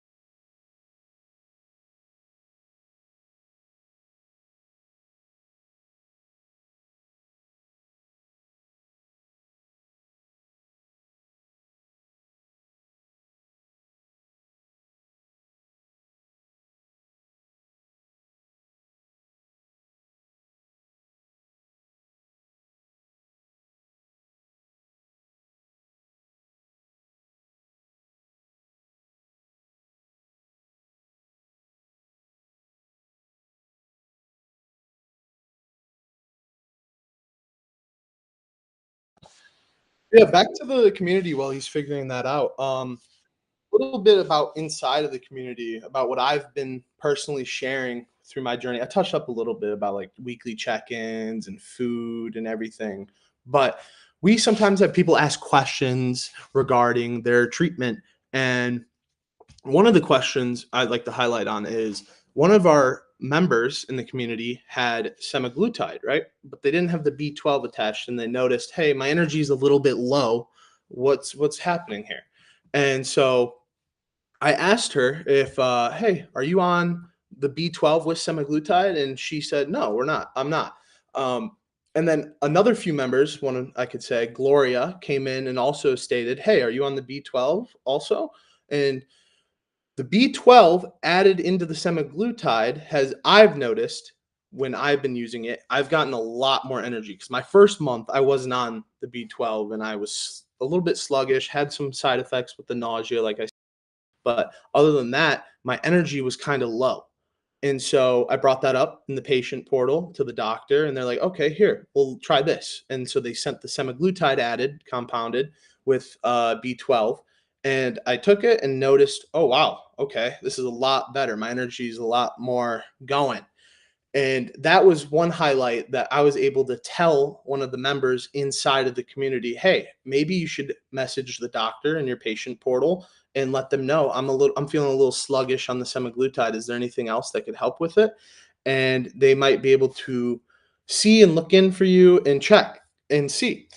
Because I noticed, like I said, with the B12, it was a huge boost in my energy compared to when I was not on the actual B12. And it helped out a lot, kept me motivated instead of feeling sluggish the whole time. I felt like I wanted to get going, get going. And I also noticed because I usually take my treatments at nighttime before bed to counter with any side effects if I were to get any. I also noticed when I did start taking it at nighttime with the B12 added into it, I would stay up a little bit longer because of that little energy boost they give you. And I thought that was cool, but at the same time, when I take it at nighttime, I kind of want to go to bed, but I thought it was really cool. And so I just started taking it a little bit earlier at night, around 8 p.m. My injection times compared to right before bed, I used to take it around 11 p.m. And yeah, like I said, I noticed a lot more energy and it was perfect. The next day even, I would have more energy regarding it. And then it would allow me to do the workouts of the day that Adam Poma the fitness guru, like we like to say, comes in and he posts them, and it allows me to continue to work towards my weight loss goals for that.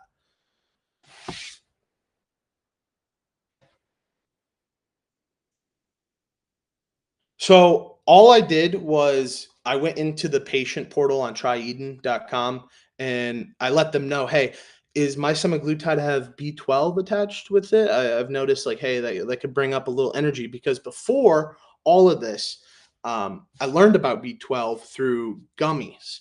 And when I was taking the gummies, it was like normal little methylene. I don't remember the exact name of them, but there were gummies that I was recommended by one of the doctors I was seeing at the time.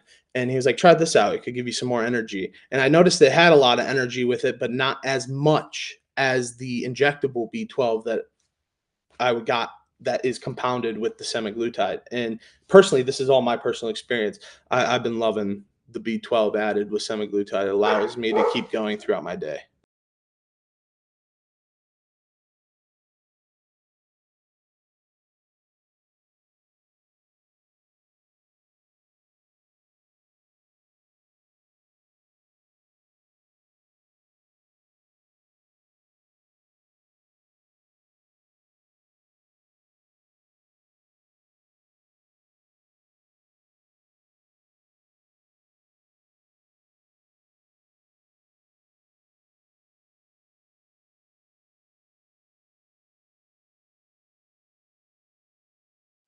Yeah, try to reconnect because the audio channel might have just dropped. So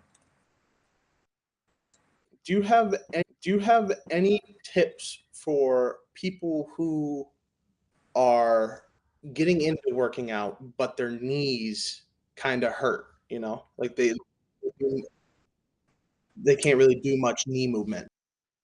low impact. So the big key with knee stuff is low impact until your Hey, David, stabilizing muscles sort of get better. So don't run to right up from the get-go. Don't be doing a bunch of jumps.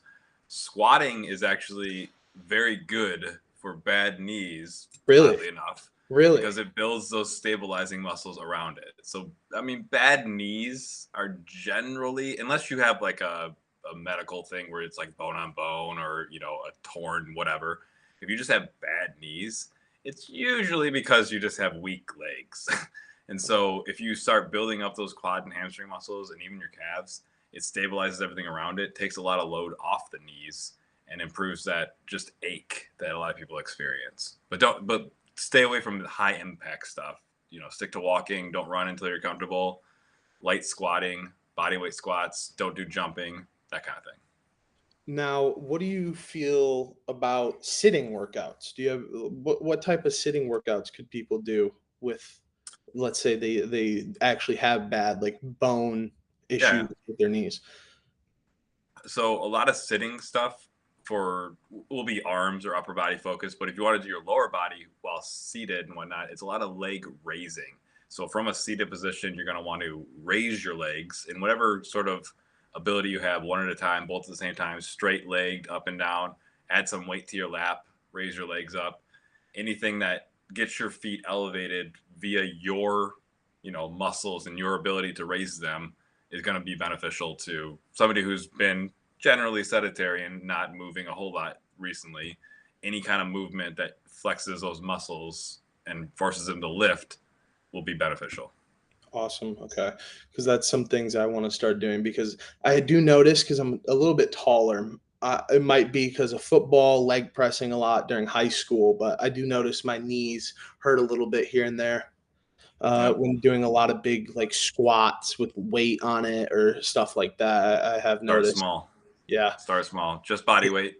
Yeah, I Get your can't body do used to what it. I used to be able to do in high school. Right. I used to play football, and so every day after school, they would make us go to the weight room and Yep. train. And so it was just leg presses all day, 500-pound Yep. leg presses. I would do 280 squats, and now I can't do that because 5 years of not doing it, not being able to do it. I just like my knees hurt a little bit more now, and I just it's hard to get back into that type of lifting style. Start over. Yeah, Yep, it's like start over. it's like a brand new start over, basically. Yep.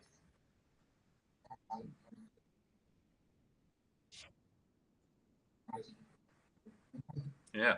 But yeah, Raj, just start over foundation, especially if you previously lifted like that. Mhm. Your muscle memory, it's a real thing. You built those connections, they're just kind of severed right now. You start from the foundation level, just do the basic squatting, basic leg stuff. You'll be shocked at how quickly you kind You of get come back to back. that level. Yeah. Okay. Because yeah, I tried it, and the next day my legs were just mush. Jelly, I yeah. couldn't walk. It Yeah. hurt. It hurt. But Yep, I got to yep. start slow, because I was Start just slow. max out every time Yeah. max, and that probably was not the Don't do that. greatest to do.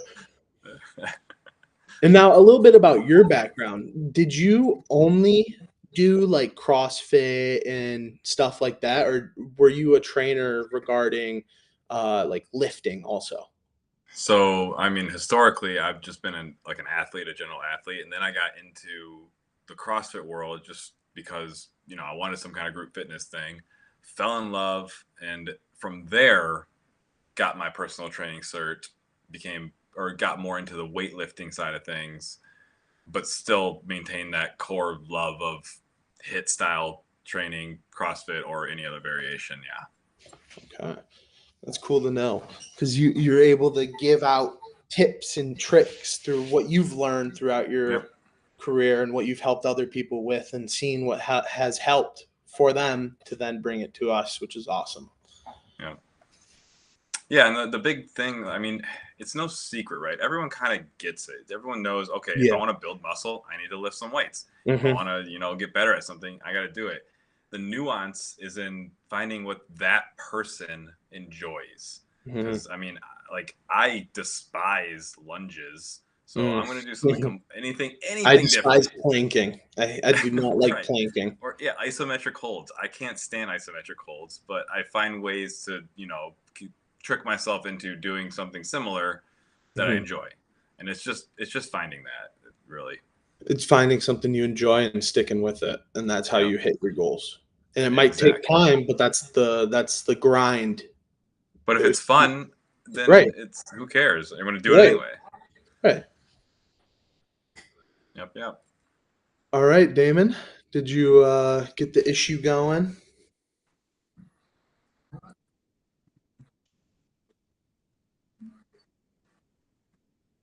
Okay.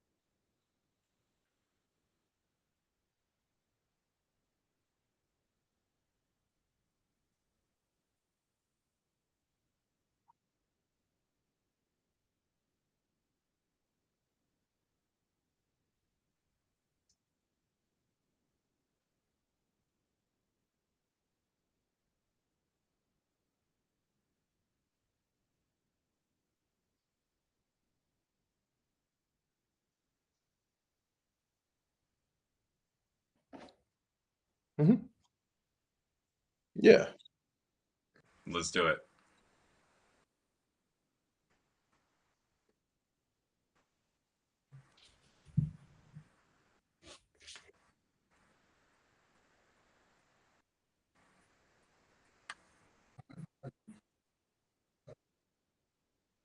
Rapid fire questions. Cool. Yeah. Coffee or tea? Uh, Tea. tea. Pineapple on No. pizza? Yes. With No, God, jalapenos? no. Yes. Jalapeno pineapple pizza, thin crust. It's like crackers, basically. Ugh. It's so good. Ugh. Beach run or Mountain hike. mountain hike? Yeah.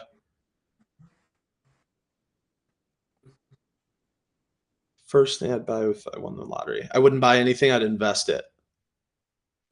Yeah. So whether that's in digital assets or Roth ROA, I'd probably invest it. I honestly don't know. Nothing big. I'd probably cover myself in a bunch more tattoos.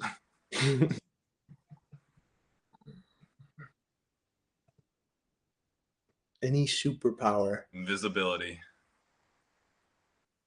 Teleport. Like the jumper. Have you ever seen the movie Jumper where he's able to jump in and out of areas? That's probably what I'd do. So I can able to jump to Paris, jump to Italy, jump to wherever. Oh, That'd be with sweet. no restrictions, you can go No across the restriction. globe. Yeah. That is okay. I'm gonna change to that then. If I have no restriction teleport, sign me up. Yeah.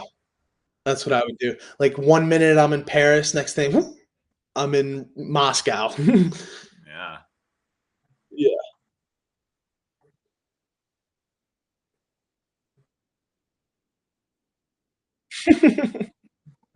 probably.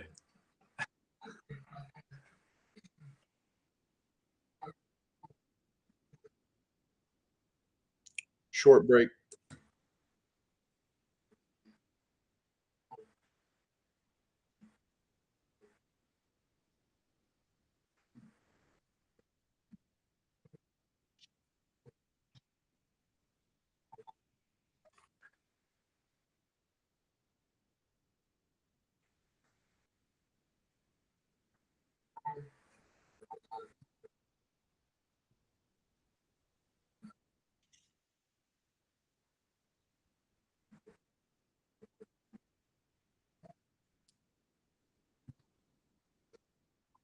Hope to see you there. We got more exciting things coming.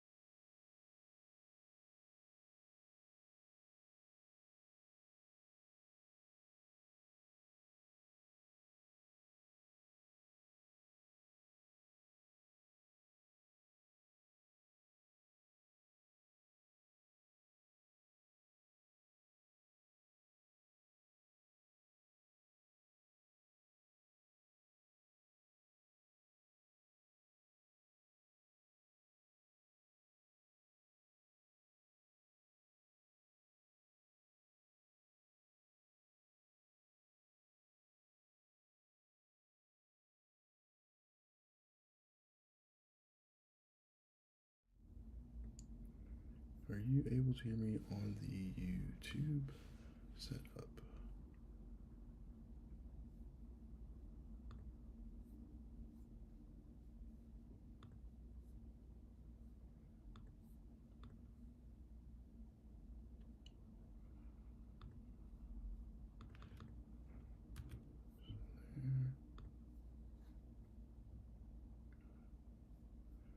Perfect. That is great. We're just having a little bit of an error with OBS connecting to our Facebook streamer for some reason.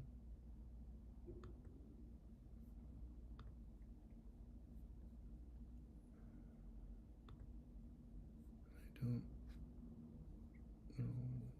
That's... You don't hear yourself though. Oh yeah, because you're not Yeah, that's okay. That's because I don't have that on there yet, but you are fine because we tried that already. Let me try to get a new live for this.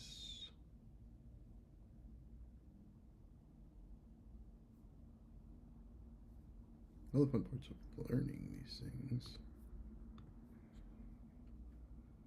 All right, Facebook. Let's see. We should be good in just one sec here.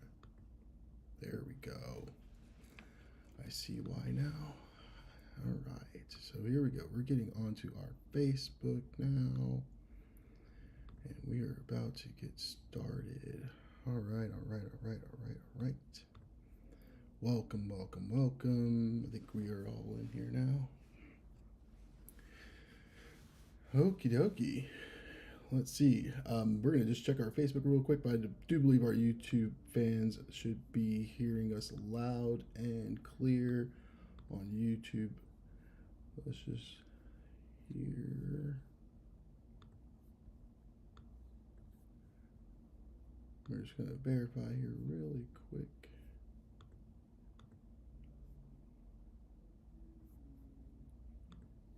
In our studio. Here we go.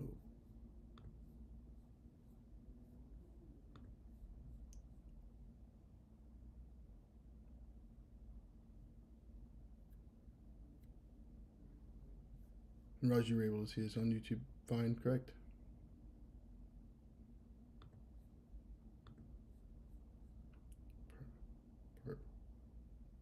No, yeah, that is accurate. That's what's supposed to be happening. We don't see the Facebook stream yet because there is a new stream link that I need to get us here. Looks like we are online though.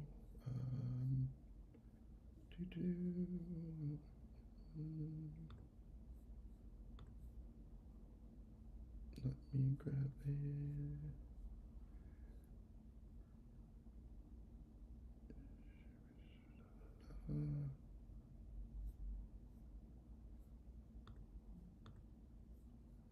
All right, that's there, and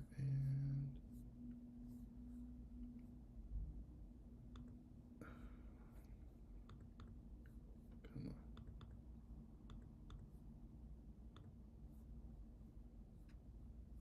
All right, here we go.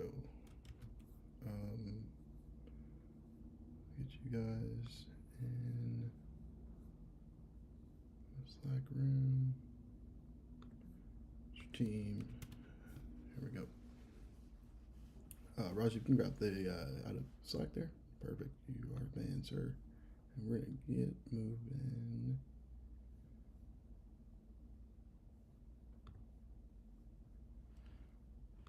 Just mute that. That's nice. Okay. You can see that. And looks like we're all good. As soon as you're ready, you give me the easy okazy, we will jump into our next session.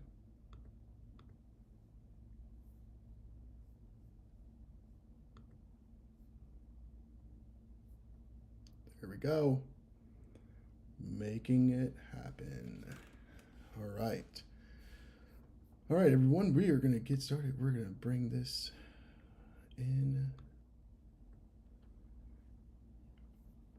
Stream should be updated. We should be getting everyone in now. Welcome back to our friends here in Circle, our community, and also all of our friends there on our social channels, both on YouTube and on Facebook.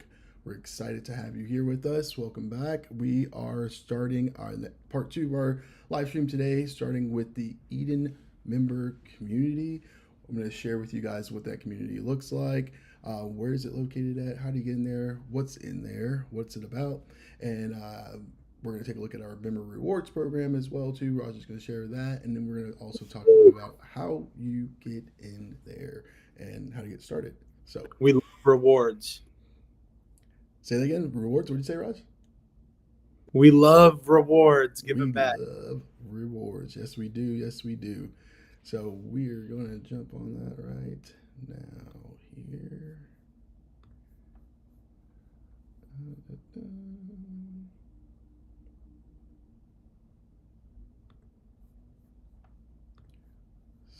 So, just one sec here. I moved a few things around, so we're gonna get that there. That's that one. It is. Sorry, I'm trying to make sure I'm going to my right account here because you all see a little bit different perspective than I do. Here we go. All right. Again, if you're new to Eden and everything, come pop into the community, say hi, maybe even post a little bit about yourself. Come say hi. I'll respond back. It's a very friendly environment. We got a bunch of friendly people in there.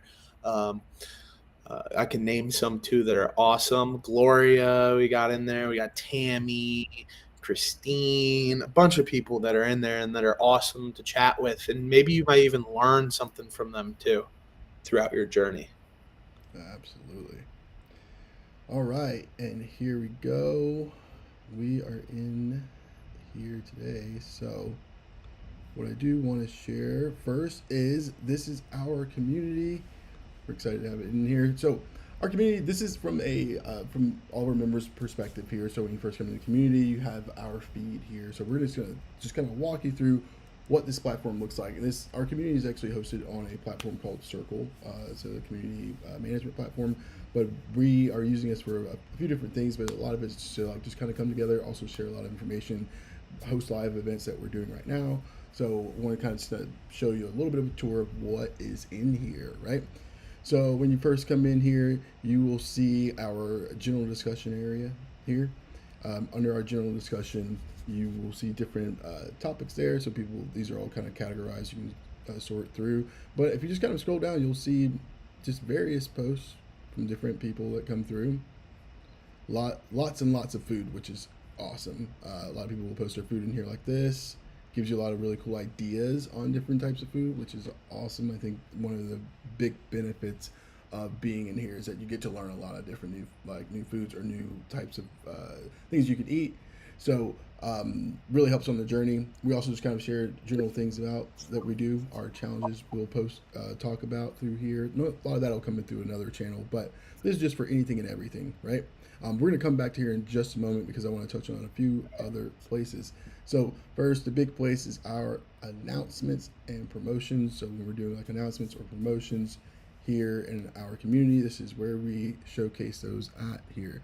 So different things. So for example, we do reminders here. This is about our upcoming, or actually this was from a few days ago, a little while ago though, but our upcoming AMA with Joe. If you were here earlier today, you might have met Joe.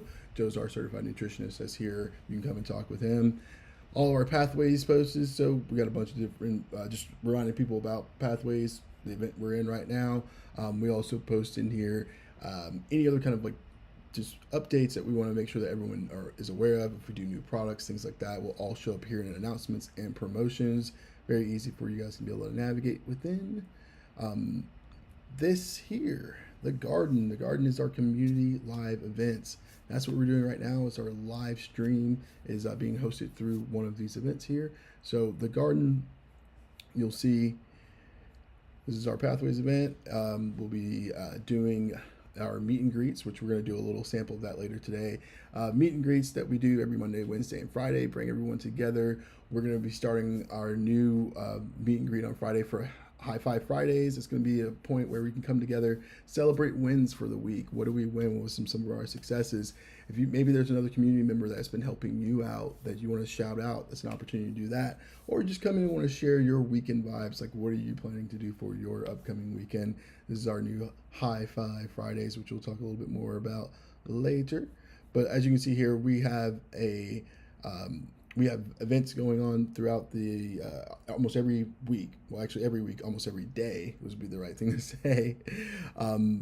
but you'll see even more kind of come up. We do them kind of in a bit of a cadence. So like Joe's AMAs have already been added in for next month. We're going to be adding in our other live events coming for next month. We already have pathways in for next month, as I think you might have saw right here. So great place, live events, very easy to check those out there. Now, as far as like you've heard a lot of people talk about like, oh, like fitness and nutrition. We've talked a lot about that. How does this help with that? This is where our everything fitness and nutrition section and space here in our community is super, super helpful. So we actually have categories here for people, very easy to navigate through this. So let's say if you're looking for specifically fitness stuff, we have fitness videos. If you just click on this catalog here, has a whole full video right here for members to be able to take advantage of, full advantage of here. So start in there. So you can kind of see those videos are right there, and then also gives you a bit of a description there for you. And there are different types, as you can see here. We also have some in here from, let's see here, our workout videos from our very own Adam Poma right here. So you can see some of those workout videos that are there for you to choose from. Again, this is all free, all part of the community there. From a nutrition side, that, and also if you guys want to like, if you want an idea or like if you have a workout that's not on there, feel free to send us a message, a DM, or even under chatted up area. He'll briefly go over that in a minute, but share your ideas. We'll try to get some content around those ideas out for you guys, so it's tailored to what exactly you guys want, so it helps you throughout your journey even more. absolutely, absolutely. I think we've got a couple of recommendations already, right, Roz? Yeah, stretching videos. We've gotten videos, and they're all in the works right now. They're coming, so get ready for them. Absolutely. So nutrition, we have our very own here, Joe, our certified nutritionist right here. He has a series, a course series. And Raj, like, remind me, this was 11, was it 11 courses? Is that correct? So it was 10 with 10? a bonus attached to 10 it. with a bonus.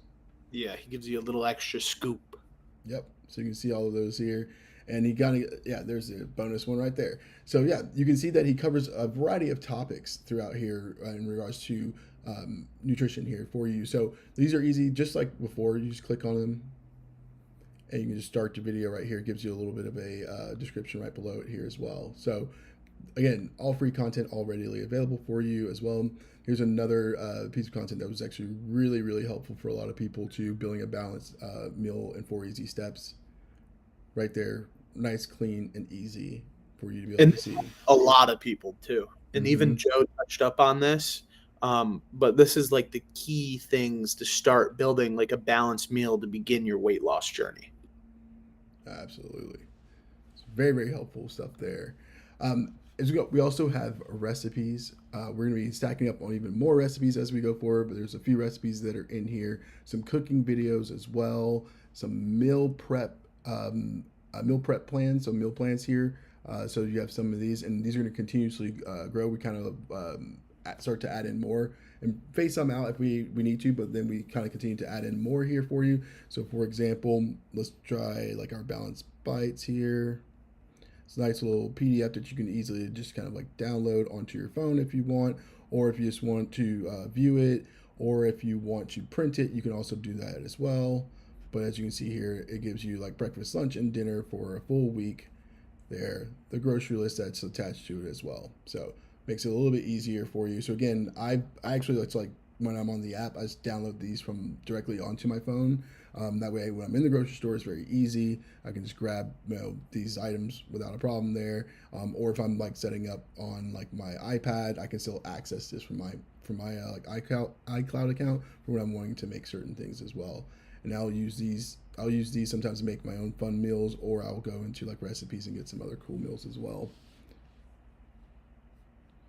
So yeah, we have everything fitness and nutrition all in here. Cooking, workouts, recipes, nutrition, fitness, meal planning, prep, and meal prep.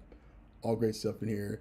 And this is what, as we talk about metabolic health and like in starting your weight loss journey, again, it's not just a treatment thing where you look at how can we help support your changing your lifestyle, updating your lifestyle, changing your habits and things like that. So that's why we want to bring forth a more holistic approach to this, which again, When we talk with Rebecca later today at our AMA, she's going to highlight a lot more. So that's everything fitness and nutrition. We have two what we like to call chat spaces. We're trying out two different ones here. We have our Chat It Up, where you can just come in and just chat, just write in different, whatever you want to say, whatever you want to talk about, ask a question.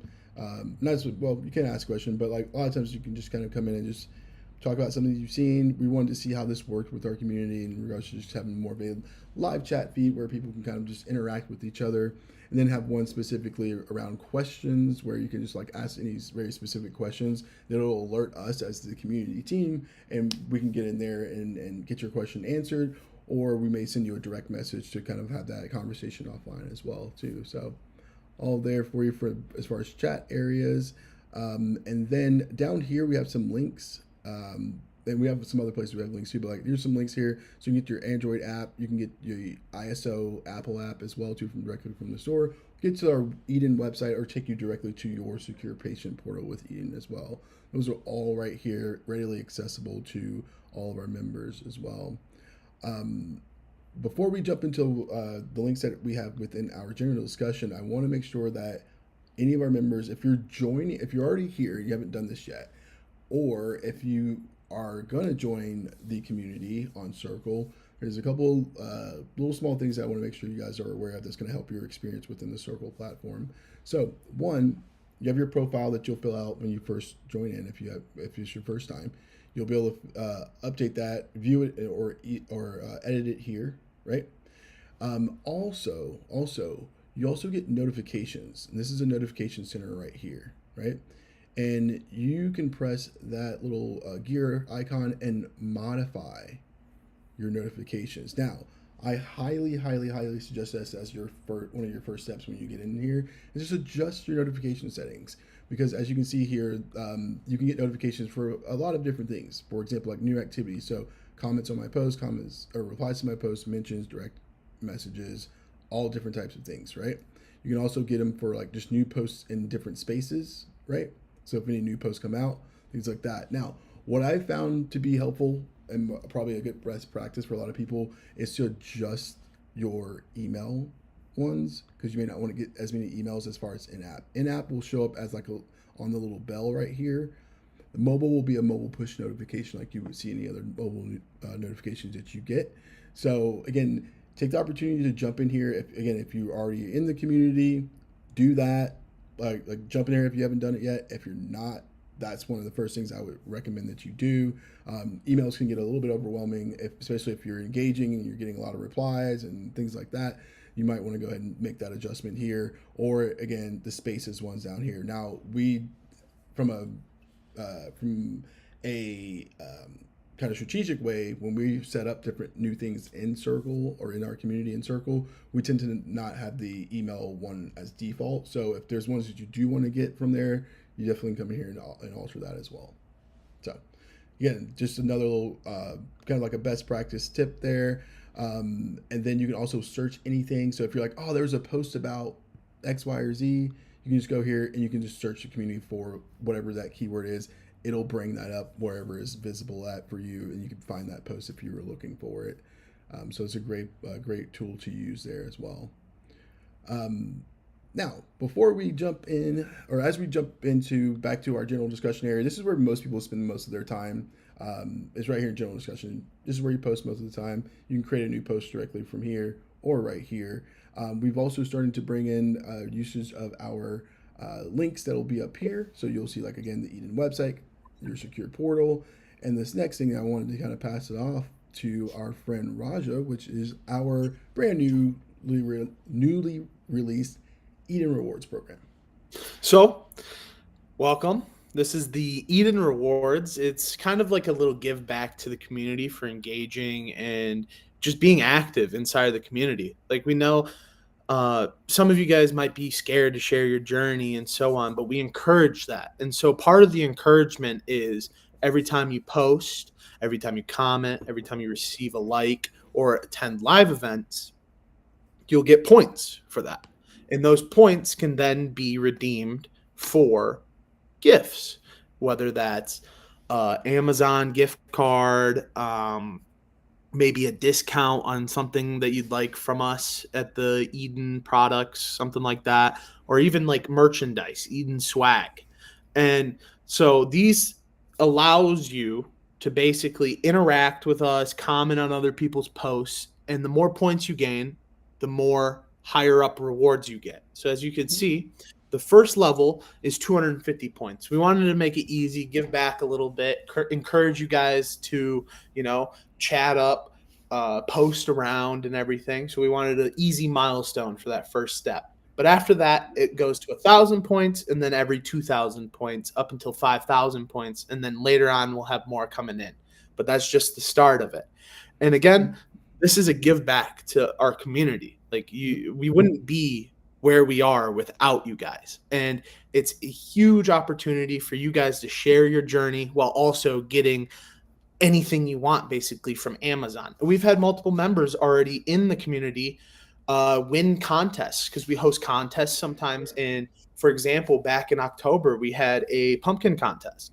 And during that contest, we allowed members, if they came in first, second, third, they would receive an Amazon gift card. And some of those members received one and they loved it. They loved how easy it was. They loved how they could just leave it on their Amazon account to then later on add money to it to then buy.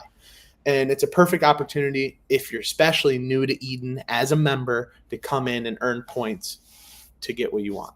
So we have a question in the chat from a nice lady named Trinity. It says, "Is this only within the Circle community?" So the Eden member rewards, yes, it is currently only in the Circle community. That's the only way you'll be able to earn it.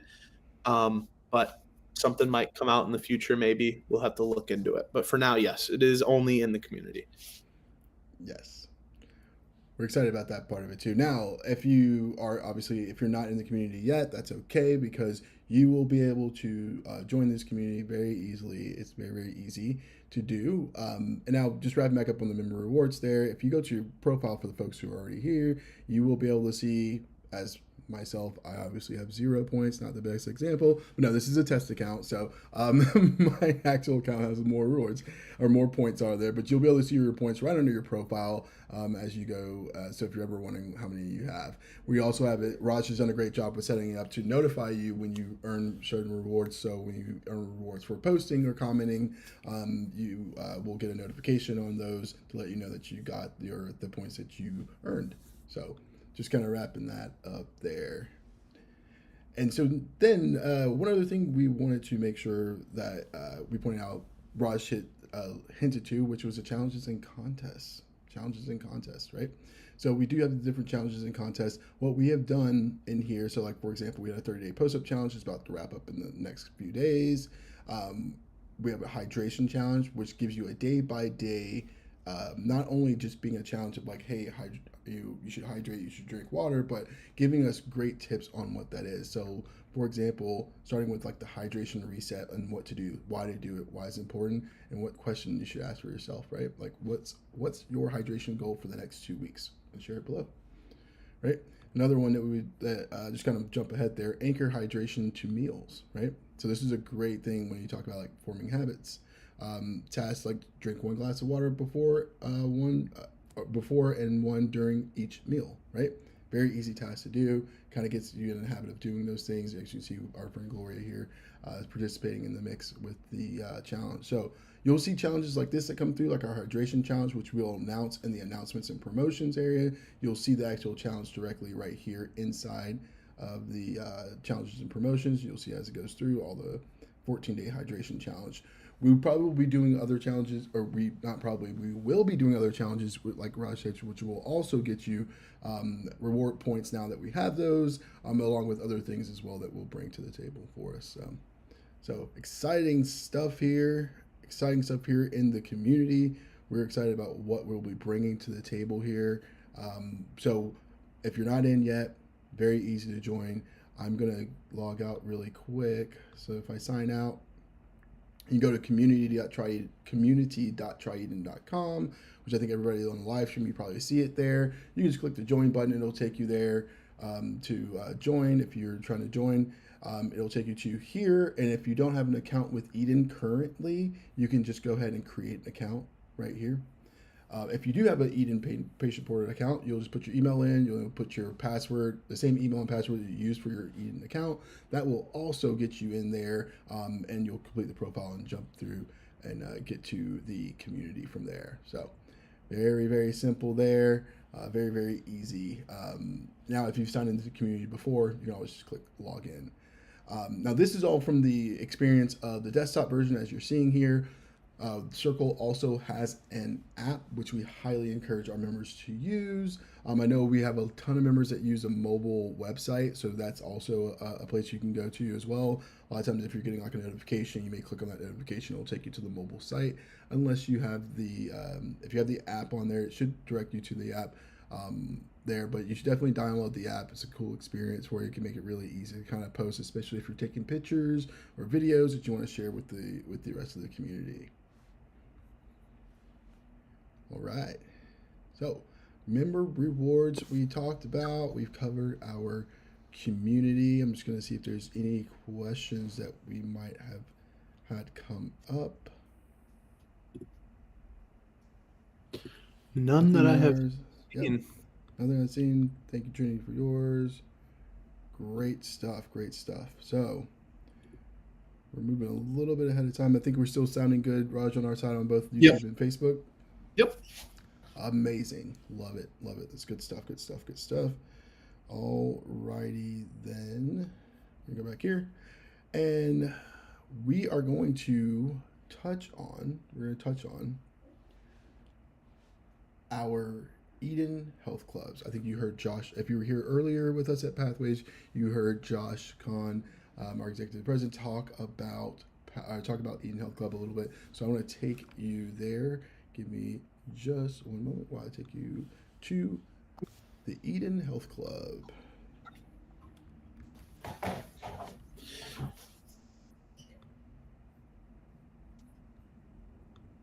While he's doing that, the Eden Health Club, I've seen a little bit sneak peeks here and there of it. It's going to be cool. It's in Denver. Like Josh said, he's hoping for March, it sounded like, for full grand opening for it. It's a little bit of a twist. I know Adam Poma worked a little bit at like a burn boot camp type place, and he can talk a little bit about what is at burn boot camp, because there's a little bit of a twist there in the Eden Health Club regarding the workouts, all of it regarding that. We've got a lot of people there that are willing to help with training you. They're going to have classes at it, like a med spa also. And yeah, here's a little rundown from it. Thanks, Raj. He gets all the inside scoop, I think, better than me at times. But yeah, so I wanted to kind of take you guys to our website. Again, it's not open yet, but it's going to be opening soon. We're really, really excited about Eden Health Clubs. I'm sure if we're planning to do grand opening in sometime maybe March or closer around there. Next Pathways on the 25th of February, I believe. 25th of February, you'll probably hear a lot more about the Eden Health Club during the Pathways live stream event at that point as well. But just got to give you a little bit of a glimpse of how gorgeous the website looks. It's amazing, right? And it looks like we're focusing on 4 key areas as far as like services and what we can do here at the Eden Health Club: functional medicine, beauty and aesthetics, wellness and recovery, fitness and performance. And each one of these will take you to what that looks like here. So for example, with our functional medicine tailored to you, Eden Health Club's functional medicine services are designed to meet your unique health needs. From personalized weight loss solutions to hormone replacement therapy for men and women, we take a holistic approach to help you feel and perform your best. Right? Amazing things here. So kind of gives you a bit of a glimpse of what this inside looks like. Looks pretty sleek, looks pretty clean, looks really good. Whole body solutions. And this is what Eden is all about. Like, we're not just like, hey, let me give you a treatment, but we want to look at how do we serve you in a holistic way, right? So here we go here. We're going to scroll through the different services they have within this area here. And you can see here that memberships that we'll be doing here. So Eden Empower, Eden Rebuild, Eden Genesis, and it tells you what all it includes like fitness classes, gym, all that kind of great stuff that's in there. And this is something I wanted to like highlight, because if you're since we're not open yet, you want to get a part of something like this, right? When was the last time you were a founding member? A lot of perks can come with a founding member, so don't wait. Become a founding member of the Eden Health Club before they open. Definitely jump on top of that as well. Very, very cool stuff that's coming out of there. I'll show you again. We'll jump into like the other areas as well. Got the Eden Aesthetics, right?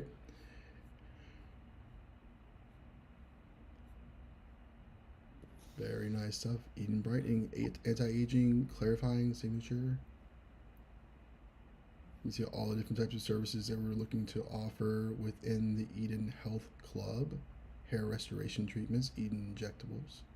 I need that hair restoration treatment. That's pretty Losing big my- around here nowadays. I see a lot of hair restoration type of stuff. So I'm so glad that we're helping serve people in that way as well. Mhm. It's like a Talks Club and the Skin Club there. Very nice. Again, become a founding member. So we're going to jump back up to the top. We're going to look at the other services really quick too. I think this has been. I don't know if everyone even in here has even seen this site. I haven't looked at all of this. But it's nice. I haven't even seen some of this stuff. Yeah, It's very cool. Very updating on a lot of things. So your potentials, like your therapy, all the different types of IV therapy, signature Eden Glow, restore, energize, immunity, recovery, and relief. Very nice. And also spa services, red light Ooh, therapy, red brain light balancing. therapy. Mm-hmm. If you're able to click on the brain balancing, yeah, I wonder what exactly that will foretell.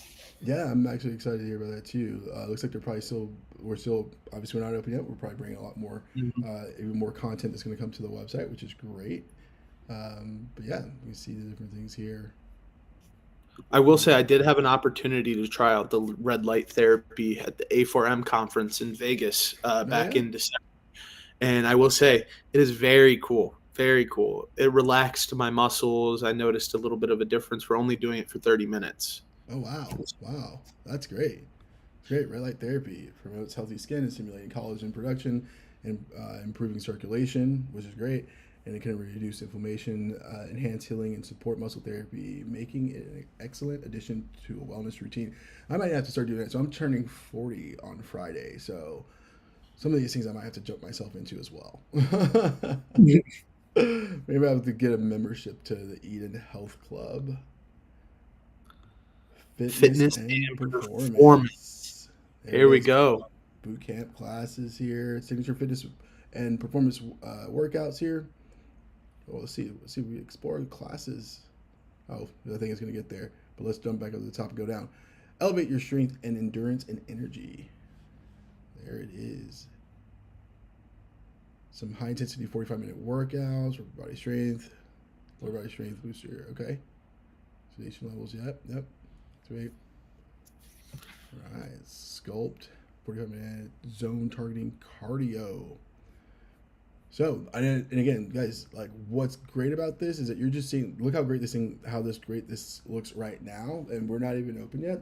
Imagine how much more is going to come to this website and more services are going to show up and what's going to be available to you if you're just seeing this right now. So we're really excited about Eden Health Clubs. Now, you can go to the website, definitely sign up to be a founding member. I'm sure you're going to get communications about that. I would go to, well, not there, but we're going to go to here first. The Eden Health Club Instagram will also give you a ton of new content as this comes through. So this is where I would probably keep myself attached if I were you and you're interested and wanting to know more about it, especially those that are in Colorado or want to go to Colorado. If you travel there fairly often, great thing. And I don't know, I've heard a rumor this might not be the only location, right, Raj? I heard it's not going to be. We'll see how it goes though, but we want to make it awesome. So I want to make sure you guys know about this. You can jump on here, Eden Health Clubs, go there, follow us on Instagram there, and be able to check out, I think the rest of the socials are probably also down here at the bottom. There's Facebook and Instagram, so you can follow the Facebook as well, for Eden Health Clubs. And again, I'm sure this is going to be your best path to make sure that you're aware of when it does open so you can be a part of it. And it'll keep you staying up to date with anything new that comes out with the health club or anything just in general that's happening with the health club related side of things. It's a great opportunity to see that specifically. Yeah, absolutely, absolutely. Um, and then we have our. I want to just point out because I didn't point this out earlier. Is our Try to Eden Instagram here? If you're not on this, I know we're streaming on Facebook right now. We're also streaming on YouTube. But if you're not on the Instagram, you can definitely check this out as well. We do post a lot of different things on here and different content that's coming through as well. So definitely taking advantage of that to kind of keep up with what's going on that level. All right. Anything I'm missing on Eden Health Club still, guys? You guys have heard about? Not that I No, can see, nothing other than crazy. it's gonna be sweet. It's gonna be sweet. It's gonna be top level, top of the line awesomeness. Yep, spare no expense type of white glove treatment. It's gonna be great. Amazing. Even get tailored classes for your workouts, all of it. It's gonna be sweet. It's gonna be sweet. And all the trainers there, I've met some of them myself, and they really love their job. They love what they're doing. They love impacting this sort of industry. They love helping others, and that's exactly what you want as a trainer to help you, because they'll help you hit your weight goals. Yeah, they actually do care about it. Exactly. They get excited about it, which is great. You gotta love it. Gotta love it. That is amazing. This is what I love about what we do here, because we do care about our patients beyond, just kind of like, oh, we're just helping them with these treatments. Like, we really go beyond that, which is what makes it, I think, special for us, and keeps me excited about by being here in this company in this time. So amazing stuff there. Exactly. Big things are coming for Eden. And I'm glad that the community here and all of you guys out on the socials are here for it, because it's going to be a great ride. Absolutely. Absolutely. Absolutely. All right. So I know we're pushing a little bit ahead of time on some things here. I know we were going to take another break around like 1:30-ish. Then we are at now. Let's kind of just chat about what is to come there. Just to make sure I can see what is to come. So we've gone through our health club. We went through our rewards with our community there, which is great. What's coming up next is important, so I want to make sure you guys are aware of it. We're going to have one of our members, Elizabeth, come on. Our friend Raja here is going to be doing an interview. Raja, tell me what are you most, you don't tell me what you're going to say, but what are you most excited about with this interview with Elizabeth? I'm most excited about that how GLP-1s changed her entire family, not just her. So you'll learn about how it changed her family, how it changed her, and also her journey going from semaglutide back to tirzepatide. You'll hear about a little bit about that, and how that's been working for her. But yeah, you'll hear a lot about her and her family and how it's been tremendous regarding the weight loss, not only from her, but from her family members too, that aren't even on GLP-1s, but see someone who is, and so they're motivated also with that. Nice. And so you'll see a little bit of glimpse of that. Okay. Awesome. Great stuff. Yeah. We're really excited to be able to bring a member on to be able to showcase their journey, because I think that's super impactful, and kind of hopefully encourage others, or at least that there's other people here that are right here in your corner, or at least experiencing what you're experiencing, like Raja as well. So good stuff. We'll have our VP of Pharmacy with us, Rebecca. Right after that, we're going to be talking about our treatments. So it's going to be Eden products and metabolic health, and how they work together. Where do we get our strategy from? How do we look at our products and how they support metabolic health and wellness? So very excited about that. And then after that, we're going to have another person come in, certified nutritionist Christiana. She's going to jump in talking about habits, starting tiny, building successful habits, and how her approach to habits versus routines. So that's going to be a lot of good stuff, fun too. But yeah, we're going to do that. So guys, anything else we might be missing? Because I think we might pause it. And what we're going to do as far as our next pause here for us is that our live stream on both YouTube and Facebook do not worry. We're not going to cut the stream. We're going to leave the stream live. We're going to have that up. It's going to have a kind of like a placeholder to let you know when we're coming back, that time we're going to be coming back on. So if you do jump on that live stream, or if someone else or a friend does, they'll see that we'll be back there. And then within our circle group, again, we're not going to cut our live stream there. The live stream will still be open. You'll still also be able to see that we'll be back at the next start time there for us. So, but yeah, guys, is there any other things? Gloria said we need an Eden Health Club in Michigan. Yeah, you do. Dude, we have a lot of members that are in Michigan. Just hope the Denver one succeeds, and we'll see. Yeah. The Denver one gets off on a good foot. We might see some other ones pop up here and there. It should be good. We do have some founders around here, this area, so. Yeah, that would be awesome. I think that'd be amazing if we could make that happen. And not just there, like Florida, maybe Texas, all over the place to have them. We really want it, like Josh said in the interview earlier, we really want to impact the lives of 80 million Americans, because there's a lot of people that are struggling, overweight, and don't have a sense of direction of where to go. And we want to give that to them, not only online, but also in person. And that's why these Eden Health Clubs are coming. So if you're in those areas, you can come in and physically get help that you want. Absolutely. All right, ladies and gents, we are. I'm sorry. Did you say something? I was going to say, does Adam Poma have any word on? What type of workouts do you think they'll be seeing at the Eden Health Club?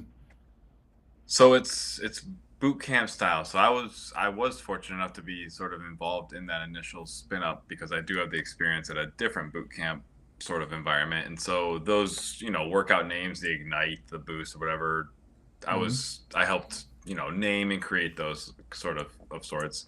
You're basically going to get a 45-minute, workout. It's going to feature a warm up, and then based on the length of the workout, like a 20 to 30-minute workout portion, and then a cool down / stretching interaction afterwards. So it's a 45-minute block, warm up, workout, cool down. Okay. It'll always be coach led.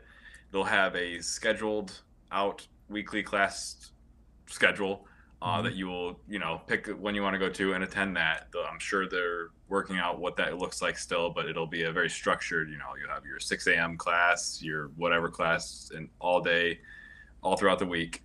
Instructor led, 45-minute HIIT style boot camp workouts. It's good to hear. Now, my question is, will it be daily? Do you have any insight on that? Do you think it'll be daily workouts for people to come in? Like, okay, here, you signed up for 6 a.m. daily. Now you come every day daily at 6 a.m. for these workout classes. Or how do you see that? Is it like 3 times a week, 2 times? Or is it fully customized to the user? All the above. It won't be so. As far as I understand it, the way it's going to be set up is you're going to pay for a membership, and then you can go to whatever class you want. Okay, cool. And so you can come as often or as infrequent or as sporadic as your schedule allows. Awesome. And so they'll have class times available, and they'll always be instructor led. And if you make it to the class, you take that class. Cool. It's a good little insight of maybe what's to come. Yeah, it'll be nice for the environment and the health spa setup. It's going to be a very, very nice setup. Daycare is going to be offered there, so you drop your kids off, go get your workout in. That's good. That reminds me, when I was a little youngin' in my early 10-year-old days, my family used to work out all the time, and we would go to one of the gyms, and they had a daycare also attached to it, which was awesome. It allows them to go work out while your kids are, having fun with other people's kids. Yep, and then also huge win. Yeah, and that also could lead into your kids making friends with another kid, which his mother is on the same goal as you, to then you guys connect together and push towards your weight loss goal together. That's huge, especially in the boot camp world that I worked in, and that was the whole social aspect of everything was massive. You had just, you know, friend groups galore Yeah. erupting, and the kids and all the daycare options, and yeah, that is a huge piece of it. Awesome. Damon, Sir. Oh, sorry, I have myself. your microphone. Sir. Oh, there you go. Yeah, I have two mics. I'm running it out. One other thing. One other thing. So one of the things that I didn't mention, but this is more for our audience on YouTube and Facebook. You did see on the bottom of the stream, right below here. You should see like join the Eden community, right? Or join. It says Eden community, right? Reward point bonus right there. Jump in today. If you get in there today before end of day, there's a bonus for you guys. There's a bonus points for our new community signups today. So if you are watching, you haven't joined our community yet, community.tryeden.com. I showed you earlier. There's bonus points you're going to be getting today for coming. And that gets you started towards your $250, $10 goal. Awesome. Absolutely. So we're super excited to be able to offer that out. So yeah. Yeah, we are set for the time at 1:45 for our start time to come back. I just want to make sure I'm like not overlooking anything here. Yep, 1:45 start time to come back there. So we will get you guys going. But again, we're gonna leave this stream up on both sides, Circle and on Facebook, YouTube. We'll be coming back in probably about 5 minutes before that, so you'll probably hear us chatting it up at that point. But we'll get started with the next session at 1:45 with our member spotlight with Elizabeth. Don't miss it. It's going to be a good one. All right. Thank you, guys.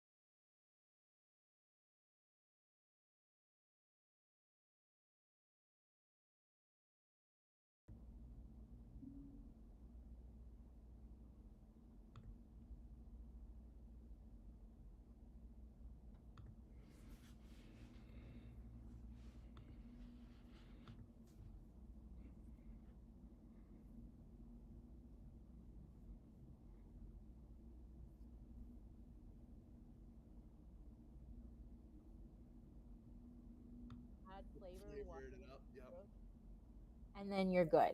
And that's literally the way that I took out soda from my life. So yeah. I've been drinking the sparkling water, the San Perino sparkling water. It kind of tastes like it doesn't taste like anything, but it reminds me because it has the like floaty, because it's sparkling water in it. Reminds me a little bit of the Sprite, just without the Sprite flavor. So that's allowing me to drink. I could just slam those waters instead of drinking pop. But all right, our time is here. Damon, are we ready?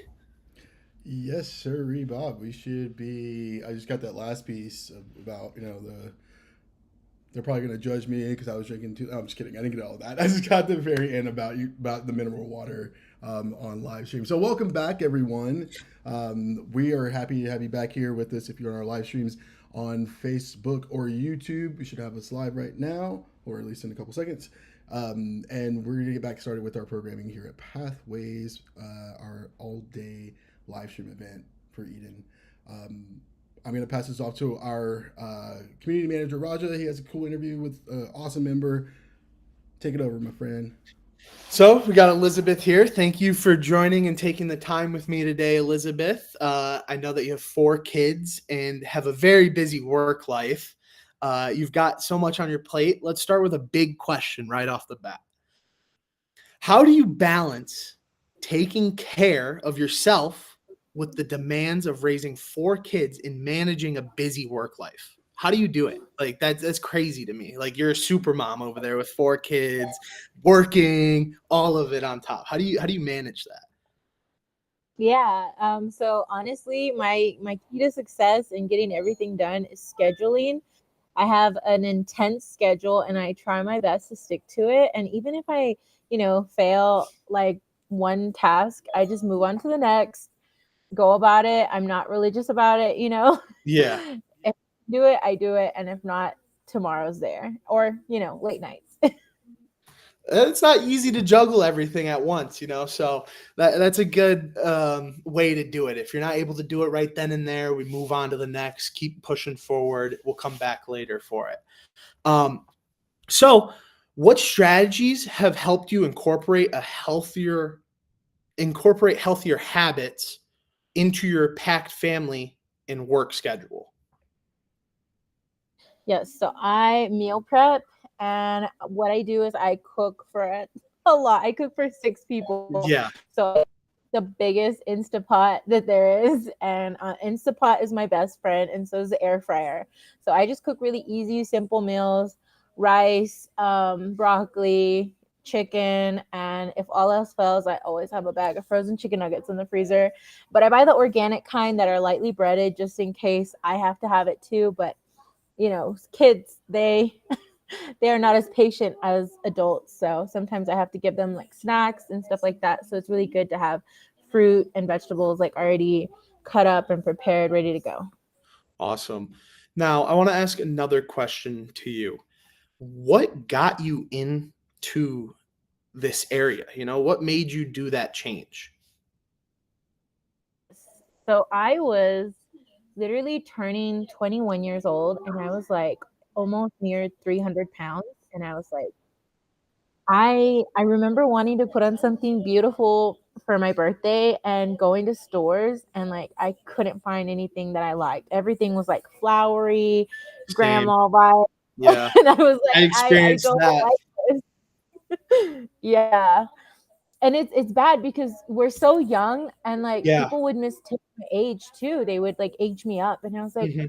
I'm still so young. Right now I'm 26, and so when people mistake me for being past 30, I'm like, I get it. It's because I don't fit necessarily the beauty standards, and so Yeah. I just wanted to feel my best and look my best, and I knew that was gonna require discipline and change. That's exactly why I did it. I started off at 320. I was wearing extra large, extra like 4XLT, large tall, which is part of Polo's big and tall section. and I was like, I can't wear other clothes. Like, there's no other nice looking clothes for me. I need to change. And so that's what pushed me. And I'm glad to hear that was kind of what pushed you also. We're all in that same boat together. We're all sharing each other's journeys like that. And that's awesome to hear from you. Now, another question I had about this. What advice would you give to other moms or people that are looking to consider GLP-1s? I would say don't feel like you have to, pre-plan all of this changes. Like just start. Just start. When you start, the changes will come. Slowly you're going to not desire, that same food that's hurting us, that's, not good for our hearts, not good for our Mhm. health. And so I think that's a really good benefit. I feel like the GLP-1 gives you that push you need in order for you to make the changes that you have to have. And then I feel like everyone deep down wants to be healthier, wants that change, but a lot of us lack the motivation or lack the discipline. And I feel like the GLP-1 medication really gives you the push you need. That's I love to hear that because it literally is a step into the right direction. Like, it's that little boost that everyone needs, to get their little motivation going and started on the right path.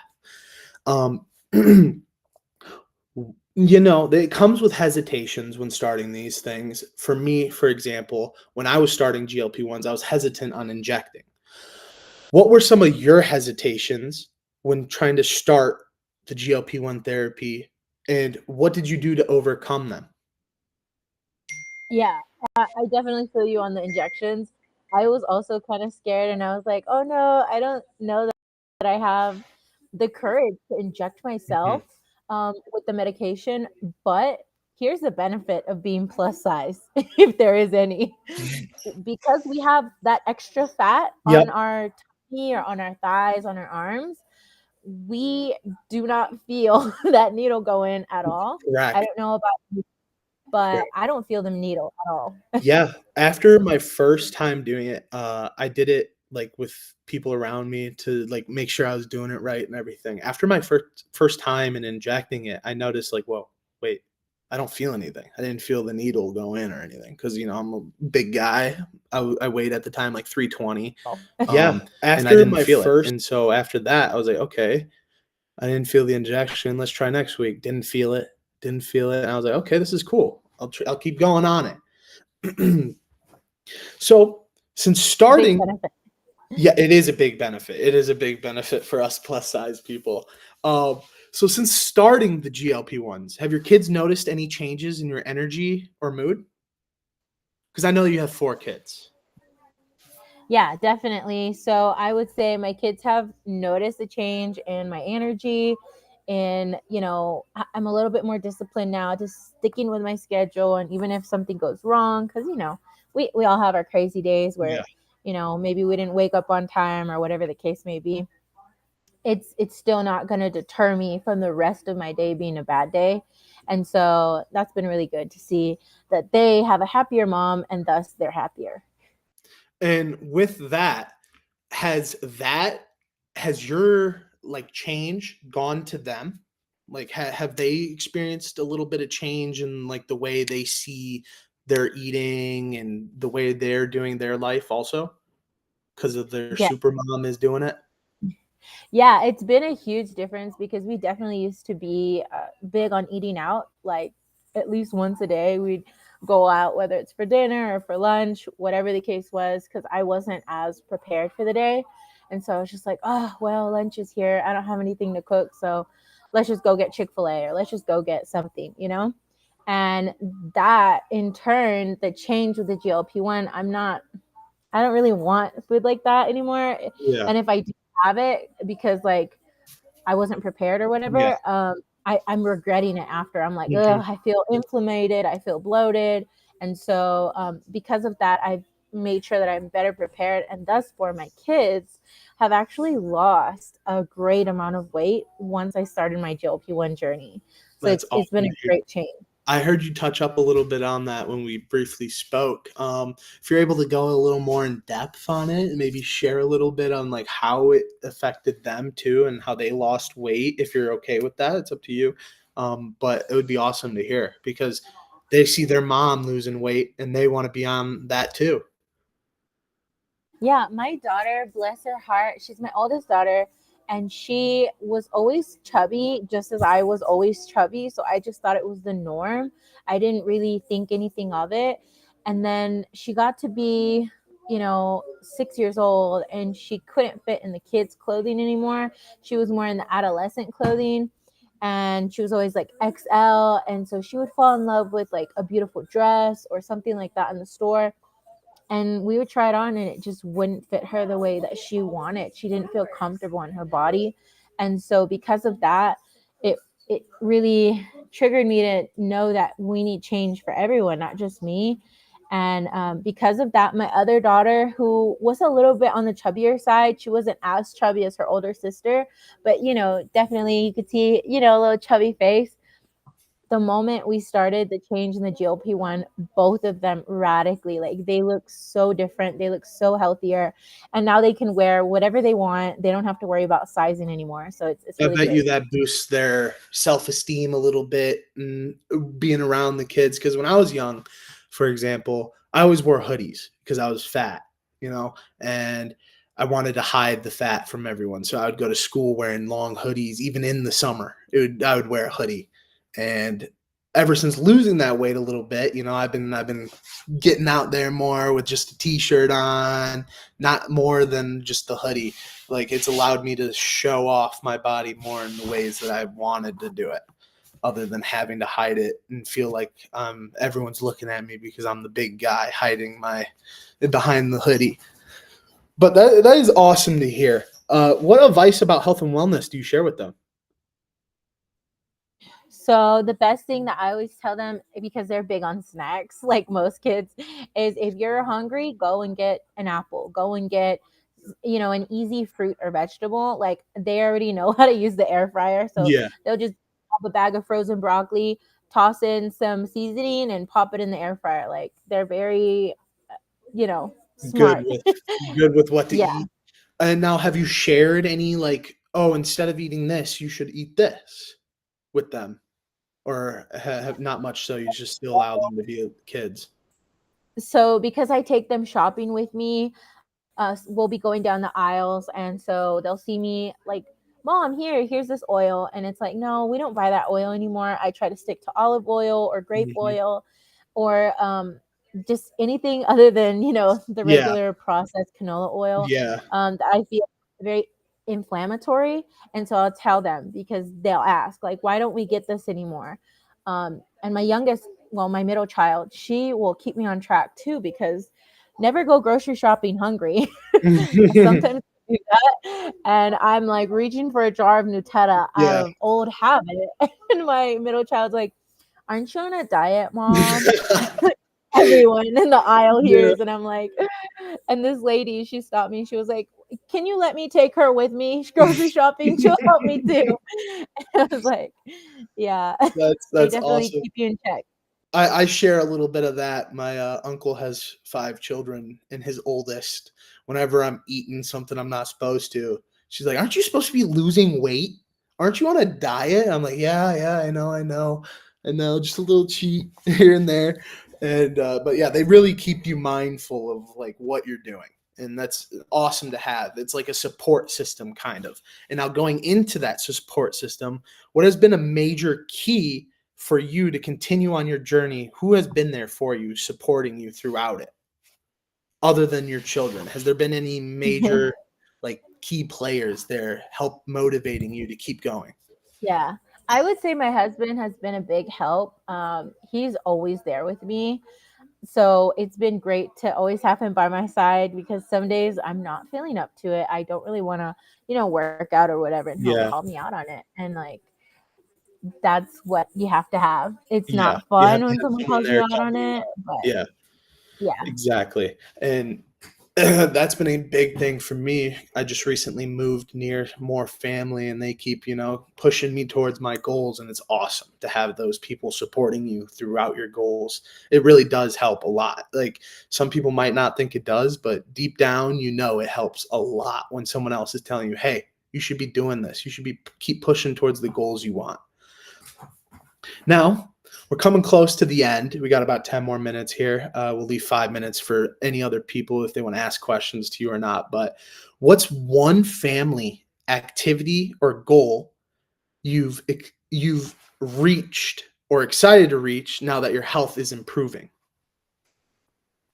So one thing that we all bond on is we have 3 dogs. And so we're actually a lot more active with our dogs. We actually Love got a that. new puppy. We have a puppy Rottweiler. So anyone that knows puppies, they are very intense. They need training. And because of my lift and energy and attitude, I've been able to attend to that daily.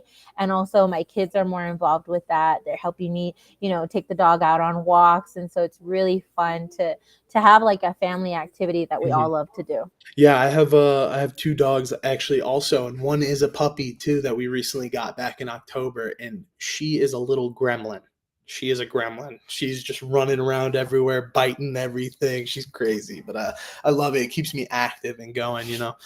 Um, so I know a little bit how you said you started with tirzepatide. When did you start with tirzepatide initially before you switched to semaglutide? And then can you tell me a little bit about that experience going from tirzepatide to semaglutide to then back to tirzepatide?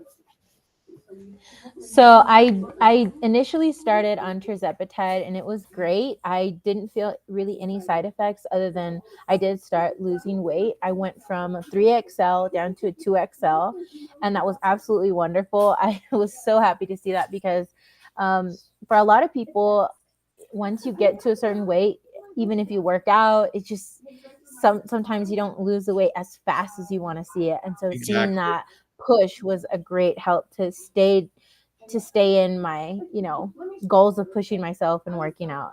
And then once I started semaglutide, because as you may know, tirzepatide was taken off the market of the FDA short-lived. Yeah. And so because of that, a lot of companies pulled it. And so when that happened, I was like, okay, well, I can try semaglutide. And I did. Um, I'm glad I didn't gain any weight, but I didn't lose any. And so it, So you it could have plateaued a little been bit. mental. Yeah, Yeah. I plateaued a little bit. I will say it was a busy time. We had just gotten married. We are doing some honeymoon traveling. And so maybe that had to do with it. Because definitely I was free for all my honeymoon. There was Yeah. no meal prep. There was none of Hey, that. well, you So only have maybe a that's why. honeymoon once in your lifetime, if it works out. Yeah. You got to live those moments in those moments. Yeah. No, it was great. And then once it came back to the market, I did switch back to tirzepatide because I felt like I felt it more. Mhm. And so I've gone back to it, and I already feel a difference. So I highly recommend, getting it as long as you can. I know they offer plans of 6 months. I definitely think, guaranteeing the time you can get it is key. Yeah, I heard a lot of good things about tirzepatide. Myself, I'm on semaglutide, and unlike the plateau that you experienced when I first started, I've noticed a lot of weight difference with it. I started at 320, and now I'm currently at like 271, 272, hovering around that area. I've been around this area for about a week or so, 2 weeks. But I do notice that it I have been losing my weight with it, but everyone's different when it comes to this. And if you notice the switch from semaglutide to tirzepatide, and you noticed a dramatic shift in maybe less side effects regarding the nausea when you're first starting out, because I experienced that a little bit when first starting. I had a little bit of nausea, and all of that with tirzepatide, because I did speak with some doctors. They love tirzepatide. They like it a lot, and same with semaglutide. They love both of it. It's game changer with the boost into losing weight. It's such a good product. Um, but yeah, that comes towards the end of it. I'm glad to hear that you're having a great experience on tirzepatide. Now, how long have you been on it after switching from semaglutide now? And what is your goal? So I just got back on it this week, and it's been great. My goal is actually to lose 100 pounds. I've already Awesome. lost 20, so it's great. But I did start very high. I started at 267 pounds. So Okay, and you're right already now down 20. yeah, That's so it's awesome great. to hear. That's awesome to hear. Let's make sure those goals get hit. Let's make sure those goals get Yeah. hit. But we have a supportive community around here. You know, when you share your pictures and everything, maybe share a little bit about your journey in it too, because a lot of people have children and maybe a little bit overweight and don't know what to do. And you are doing what some of those people might want to do. And I'm very impressed that you're able to juggle everything at the same time. Meal prepping with 4 children while taking the tirzepatide, while working from home. It's impressive. Like, not a lot of people can do that. And you should give yourself a pat on the back for that. But that closes my questions for you. I want to take a moment for maybe any viewer or maybe even Damon or Adam Poma if they have a question or something for you, and just take a moment for that. We have about 4 more minutes left in the little fireside interview chat type thing, and I wanted to know if anyone else had questions.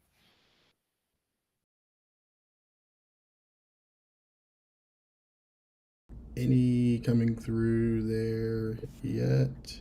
But first of all, thank you for sharing. That was a very cool, very amazing. Elizabeth, that's awesome, and also to you, Raj, as well. Like some of the stuff that you were saying, I think kind of get it home for a lot of people. But Elizabeth, so let me ask you a question around this. What would be one of those things that you didn't think would happen when starting this journey, that you either thought would happen or wouldn't happen, and it did or didn't happen, like something that you didn't expect that happened? Yes, something that I didn't expect is I didn't expect to find myself having an emotional relationship with food. I never saw that until I started the GLP-1 and something happened. I would watch a sad movie and I would like want to cry. And my instinct, I want to go get ice cream. I want to go get chocolate. And I would head for it. And all of a sudden, I didn't want to eat it. Mm-hmm. And I was like, what do I do with these emotions? I had to fix my relationship with food to no longer be emotional. And that was a big thing that I feel like a lot of people maybe don't even realize that they have until they Mm-hmm. start it. So, Exactly, and that's for me too. Like, I would board eat all the time. Just pull up. I'm an iPad kid. Just pull up the YouTube video, sit there, and just eat food while watching the YouTube video. But I've noticed, like, I don't do that. I'm not even thinking about food anymore when it comes to like board eating and all that. And that's helped a lot when it comes to that, because I was a huge board eater and I would just eat all day, 5,000 calories, just bored eating all day, every Mm-hmm. day. And now, since I've recognized that pattern and everything, I've dropped my calories down to about 1,900 calories a day instead of 5,000 calories. And I'm not snacking as much as I used to. And if I do snack, I'm eating either like a banana or one of the, like, they have these pre built, like, nutrition packet things that come with like nuts, raisins, and then some sort of protein, and then some cheese. I snack on those because those are good with like proteins and gets all of what you need for a quick little snack, holds you up for dinner. But that's one thing that I've noticed when I started that. That's awesome. Yeah, it's always 'cause We like all that's go ahead. Go ahead. we all share the same journeys. It sounds like everyone I asked to, they all have had the same things that I've experienced, and it's been changing together. Like, it's cool to see. It's cool. I agree. Yeah, it's very interesting to kind of see like when we have expectations about something we're about to do, and then like certain things that we didn't expect to happen. And I love that you talk about the Elizabeth, about the relationship, right? I actually watched a podcast that talked to about crying, and that term relationship came up. He said, "What's your like relationship with crying?" And I was like, "Relationship? That's a weird way to say that." And then I understood more and more of like what that is and how it can apply to everything. It's like how do we use these things? How do we use TV? How do we use food? How do we use whatever? Like that's very cool that you put it in that context. I like that. Hello, hello. Well, thank you. Elizabeth, I I'm want to glad thank to you talk to you guys. so. I want to thank you so much for coming up, sharing your experience about your family, about how they've changed while you're changing. It's really motivating to see, and I'm glad you came up and took the chance to speak a little bit. Yes, Thank you thank guys you. for having me. Well, Yep. I will talk to you guys soon. Yep. Thank you. Have a good rest of Have your a great day. one. Bye. Bye. All right, all right. Hello, hello, hello, everyone out there in our stream world. Facebook and YouTube. Thank you for being here, and thanks to again our friend Elizabeth that was here sharing her journey, and Raja with the wonderful questions for their little chat today. So we are about 5 minutes from our next session. Our next session is all about Eden products and treatments and metabolic health and how those two work together. So we will be going through that with our VP of Pharmacy here shortly. But before we do that, I wanted to ask our friends Raja and Adam one thing really quickly. So, guys, just curious for you. So far, we've heard a couple different stories from people, with like, of course, with Elizabeth and also Josh, and kind of backgrounds and things like that. What was a fact that you've heard from the two of them, or one of the two of them, that you felt was really interesting, or like you didn't know about them? The books from Josh. The books. The books that changed his sense of direction. Yeah. I'll have to pick those books up and read them. Yeah.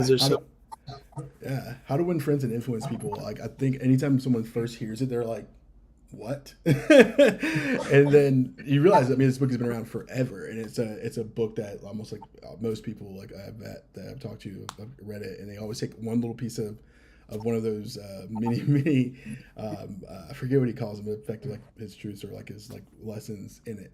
But yeah, definitely check it out. It's very, very cool. Very, very cool. Elizabeth, how she just manages to juggle everything in her life. 4 kids, married, working from home. That's motivating, you know? Like, a lot of people get all these distractions in life and forget about themselves. And Right. she's still thinking about herself on that, and that's awesome. Right. It's like, how do they manage that? To your point. It's like, how do people do it? Adam, do you have a pretty busy life too? I know you keep gym in your life, but do you kind of like have a lot of different things going on though, right? Yeah, I also have 5 kids like Josh does, and it's a juggle. I mean, fortunately, or unfortunately, they're not with me all the time because you know divorce and happen and whatnot. So I get the benefit of scheduling time around that, but yeah, it's a juggle. It always is to stay on any sort of consistency when you have any volume of kids. Yeah, it's a juggle. It's impressive. People that are able to do that, like they're really grinding. It's like, that's impressive. Yeah. And most of the time, I just bring them with me too. if I have them and it's gym time, they're coming with me. Nice. Do they do kind of any kind of like exercising while they're there, or it's kind of more like kids own? My sons, they join in on the workouts with us, but my daughters will just sit there. Yeah, understandable. Can't get them involved yet. Understandable.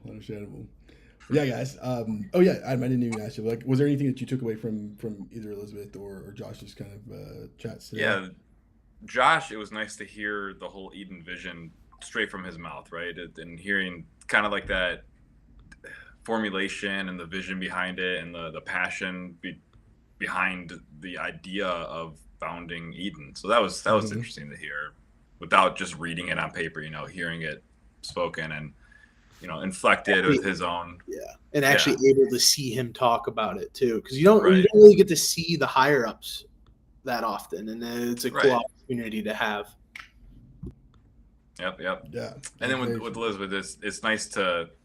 It's a commonality I've noticed with people who jump onto a GLP-1 from no experience dieting or doing that kind of thing beforehand. Just that crazy brick wall that they find themselves at, like, oh my God, I don't even want to eat right now, but I do. I used to eat now. How do I balance the emotional connection and the habit that I formed? Like, I want to snack, but I'm not hungry, but I want to eat this stuff. So it's just interesting always hearing that edge of it. Because, I mean, for me, like Raj, you said you're 1,900 calories a day. I would be an angry monster eating 1,900 calories. Like, I don't know how you do it. I simply don't.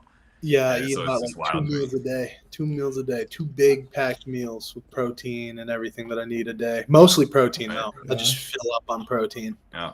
I'm which so is curious. great. What do you? How much do you intake, Adam? I'm like at 2,800 ish a day. Yeah, I see that's my it's a number. it's so much. But This is anything like less than excessive. 2,400, I would be angry. I would just be Mhm. hangry. That's the word. Really? Wow. Yeah, see, I'm not even thinking about food. Yeah. It doesn't. It's I don't wild. think about it. Yeah. Like Which maybe is, I mean, towards, that's kind of like that's that GLP-1 magic, right? Like, yeah, maybe the towards the foods end of the that night I'll think you- of food, but other than that, like throughout the day, I got to remind myself, hey, should be eating something right now. Yeah. Other than Yeah, that, yeah. I don't think about food that much. That is wild. Okay. Yeah, it's crazy hearing that. Yeah. Yeah. All right. Well, thanks, gentlemen. I appreciate you just answering my questions there. We are going to move to our next session. If you are just joining on YouTube or Facebook, this is Pathways. Pathways is our all-day live stream event produced by the Eden Community Team, and we have our next session coming up. It is with one of our own at Eden, VP of Pharmacy. Rebecca, how are you today? I'm doing good. How are you, Damon? Awesome. Sorry, I have my computer here. I have my camera here, my screen here, so I'm kind of turning All sometimes. So good. please ignore it if I'm here for it. All right, I'm just gonna change one little thing here. It's kind of like our speaker view here. That's just on the outside, but yeah. So I'm excited to have you here. I know we are going to be talking through our products that we have here, the different treatments that we offer, why things like that. But before we get in to that, I wanted to first just like allow yourself to introduce yourself, Rebecca, and let everyone in our audience know who you are.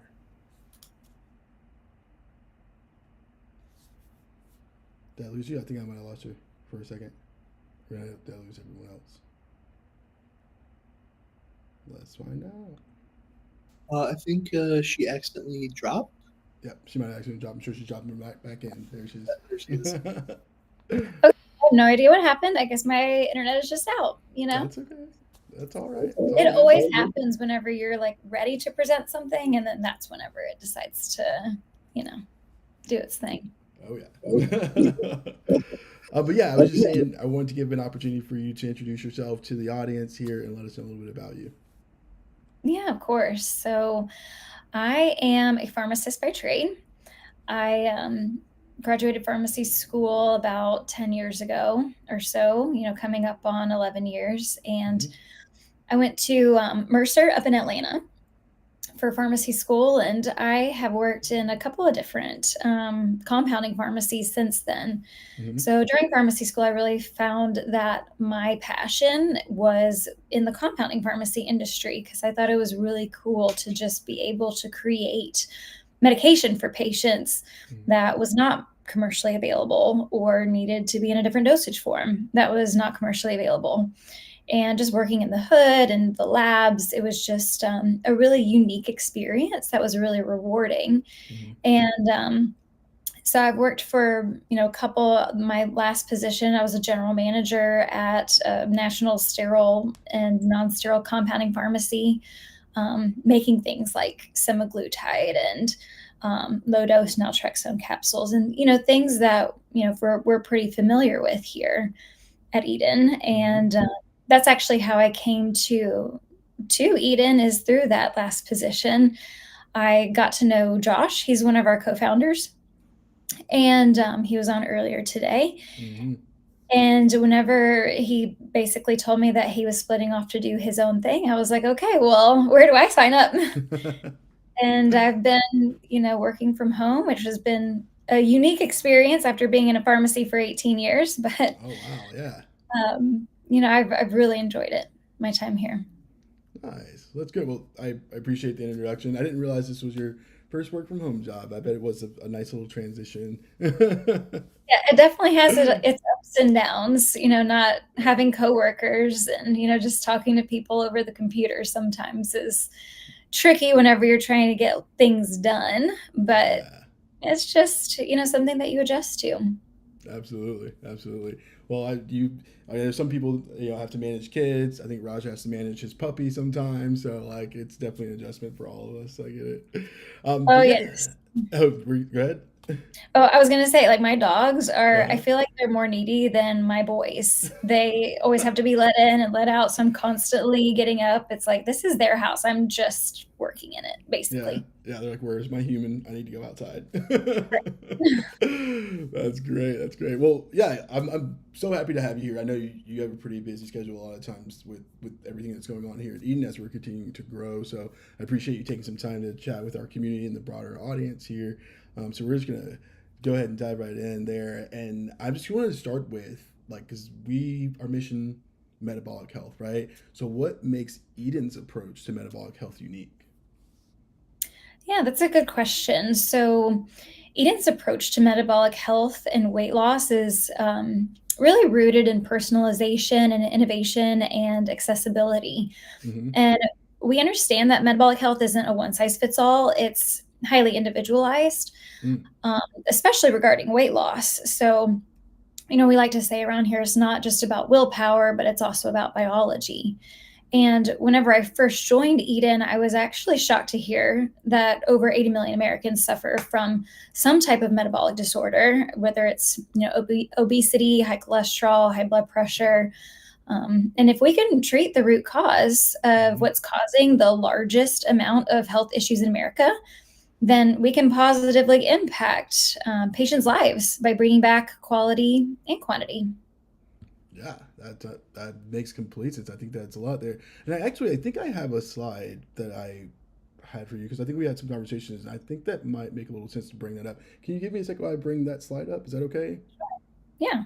Or Yep. you can just Okay. have it in the background, or you don't have to have it at all, really. We can just chit chat.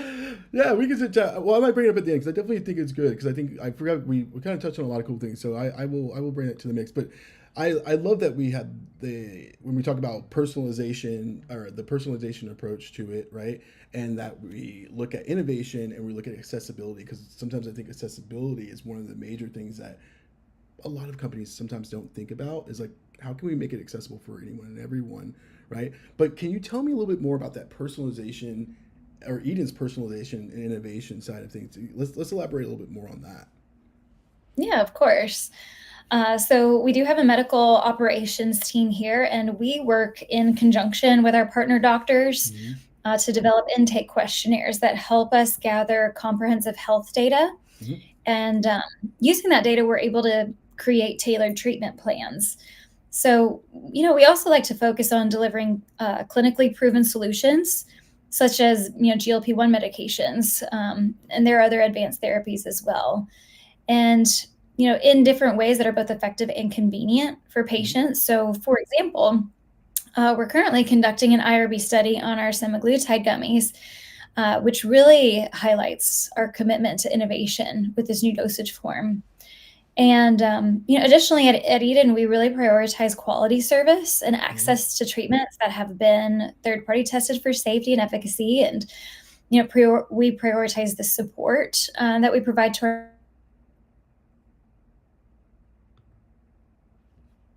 our holistic approach, Mm-hmm. and patient-centered model empowers individuals to achieve sustainable metabolic health improvements. Right. See, yeah, thank you for elaborating on that because I think sometimes they can look at like these types of companies and think, oh, it's a fad, it's this, it's that. But we really do take an approach that is about quality and really trying to personalize it with our questionnaires. I love that we have that. And I'm loving that we're given the opportunity to not only share that with our members in Circle, but also our broader audience there. Now, I mean, I don't know if this is a joke or if this is a little bit silly, but like you're a pharmacist, I imagine that you probably have a favorite product in the mix somewhere. But I'm just gonna ask you, like, what's your favorite product or one of your favorite products within the Eden lineup, and how is that product impactful to the members? Okay, yeah.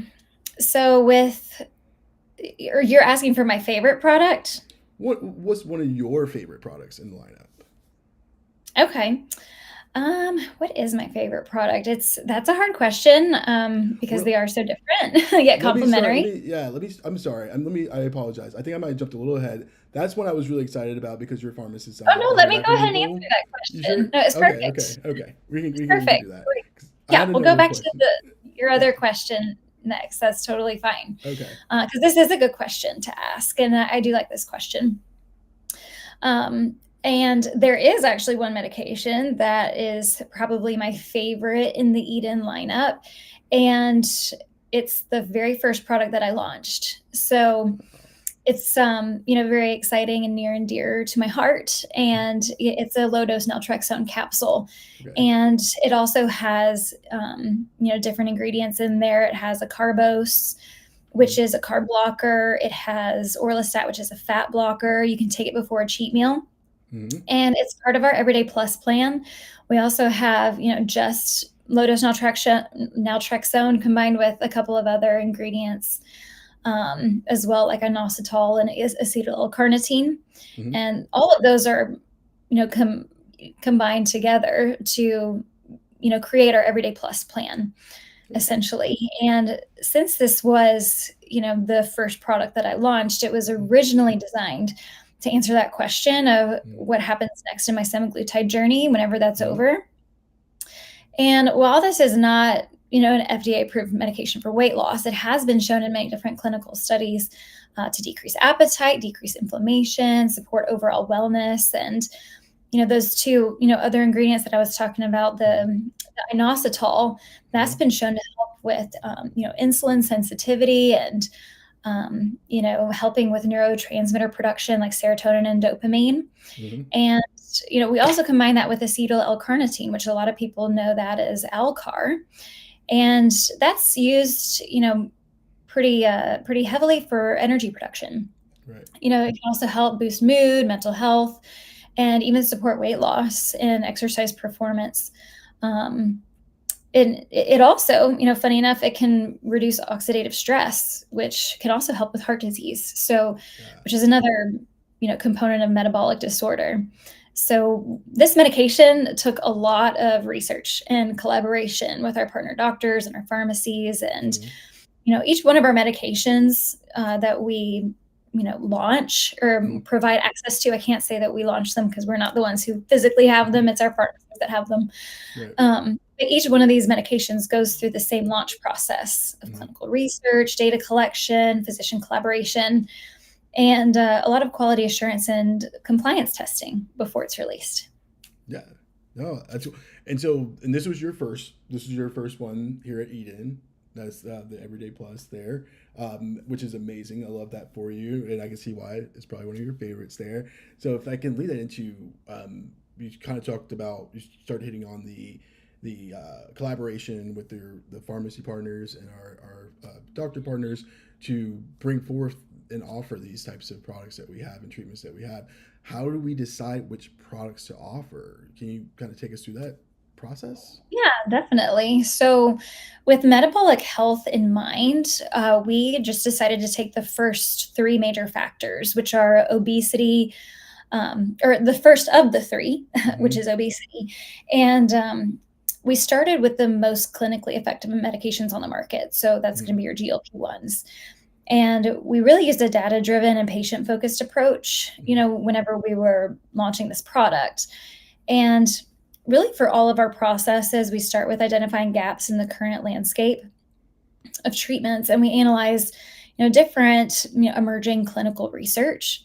And we really look for products that have strong evidence of safety and efficacy, just to ensure that they align with our commitment of high quality care and treatment effectiveness. And we also listen to our members. So GLP-1s can cause fatigue. So we decided to launch MIC with B12, which anecdotally has been shown to promote weight loss, so an added benefit, and increase energy. And we also know that GLP-1s can cause loss of lean muscle mass. So Samorelin was launched to help increase your GH levels and promote more productive time at the gym. And we also took this a step further, and we launched oral options for those members who didn't necessarily want needles, because those other ones are injectable medications.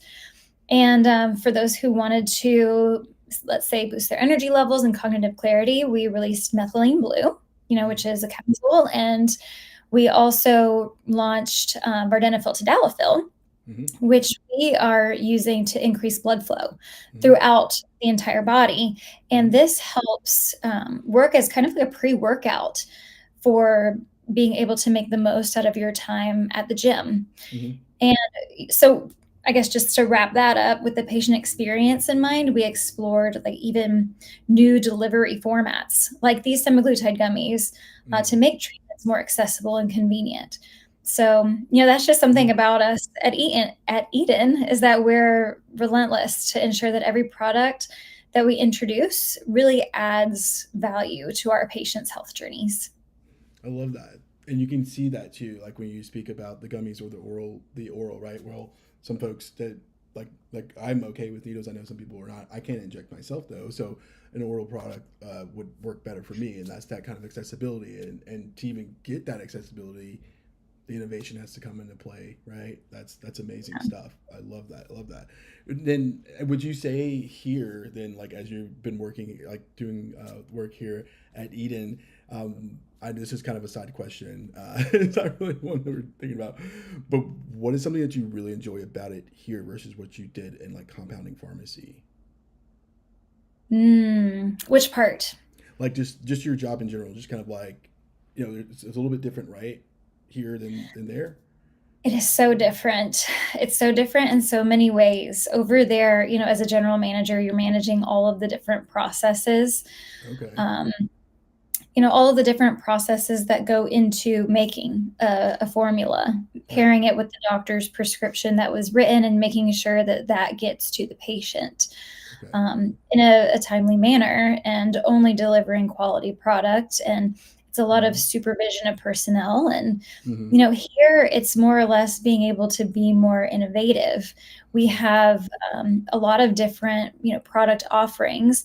And since we're not the ones actually making it here on this end, and it's our partner pharmacies that are the ones making it, we get to oversee more of the process. So we get to oversee, all the way from, patient intake to getting that, prescription written by our partner doctors, to getting that sent to the pharmacies and, to the patient's home. So just the overall process versus Hmm. actually making the medications Hmm. is probably the biggest difference, and something that I really enjoy about this Hmm. position. Yeah.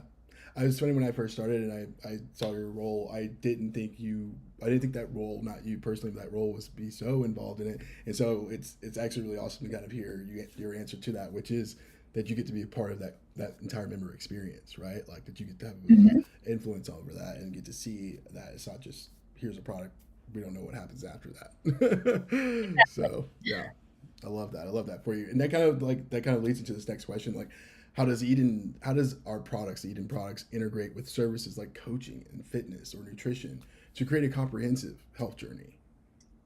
Yeah, no, that's another good question, because our products are designed to be part of a more holistic and a comprehensive approach to metabolic health.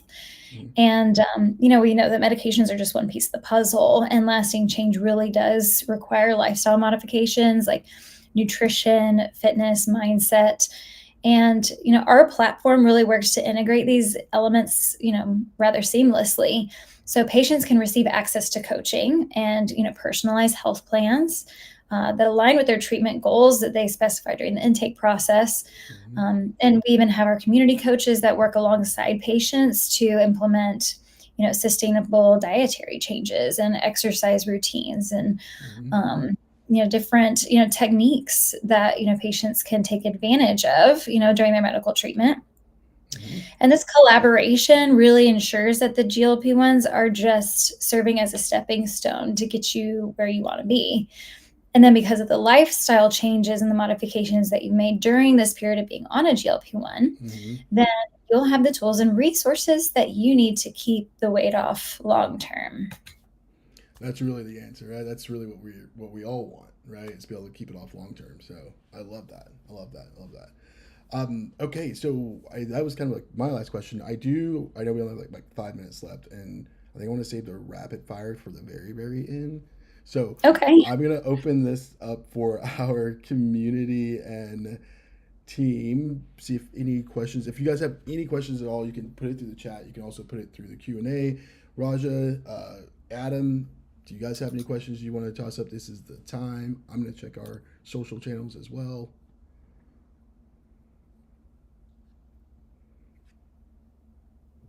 Yeah, so I have a question. So I'm on myself. How do you ensure that we are getting what is said?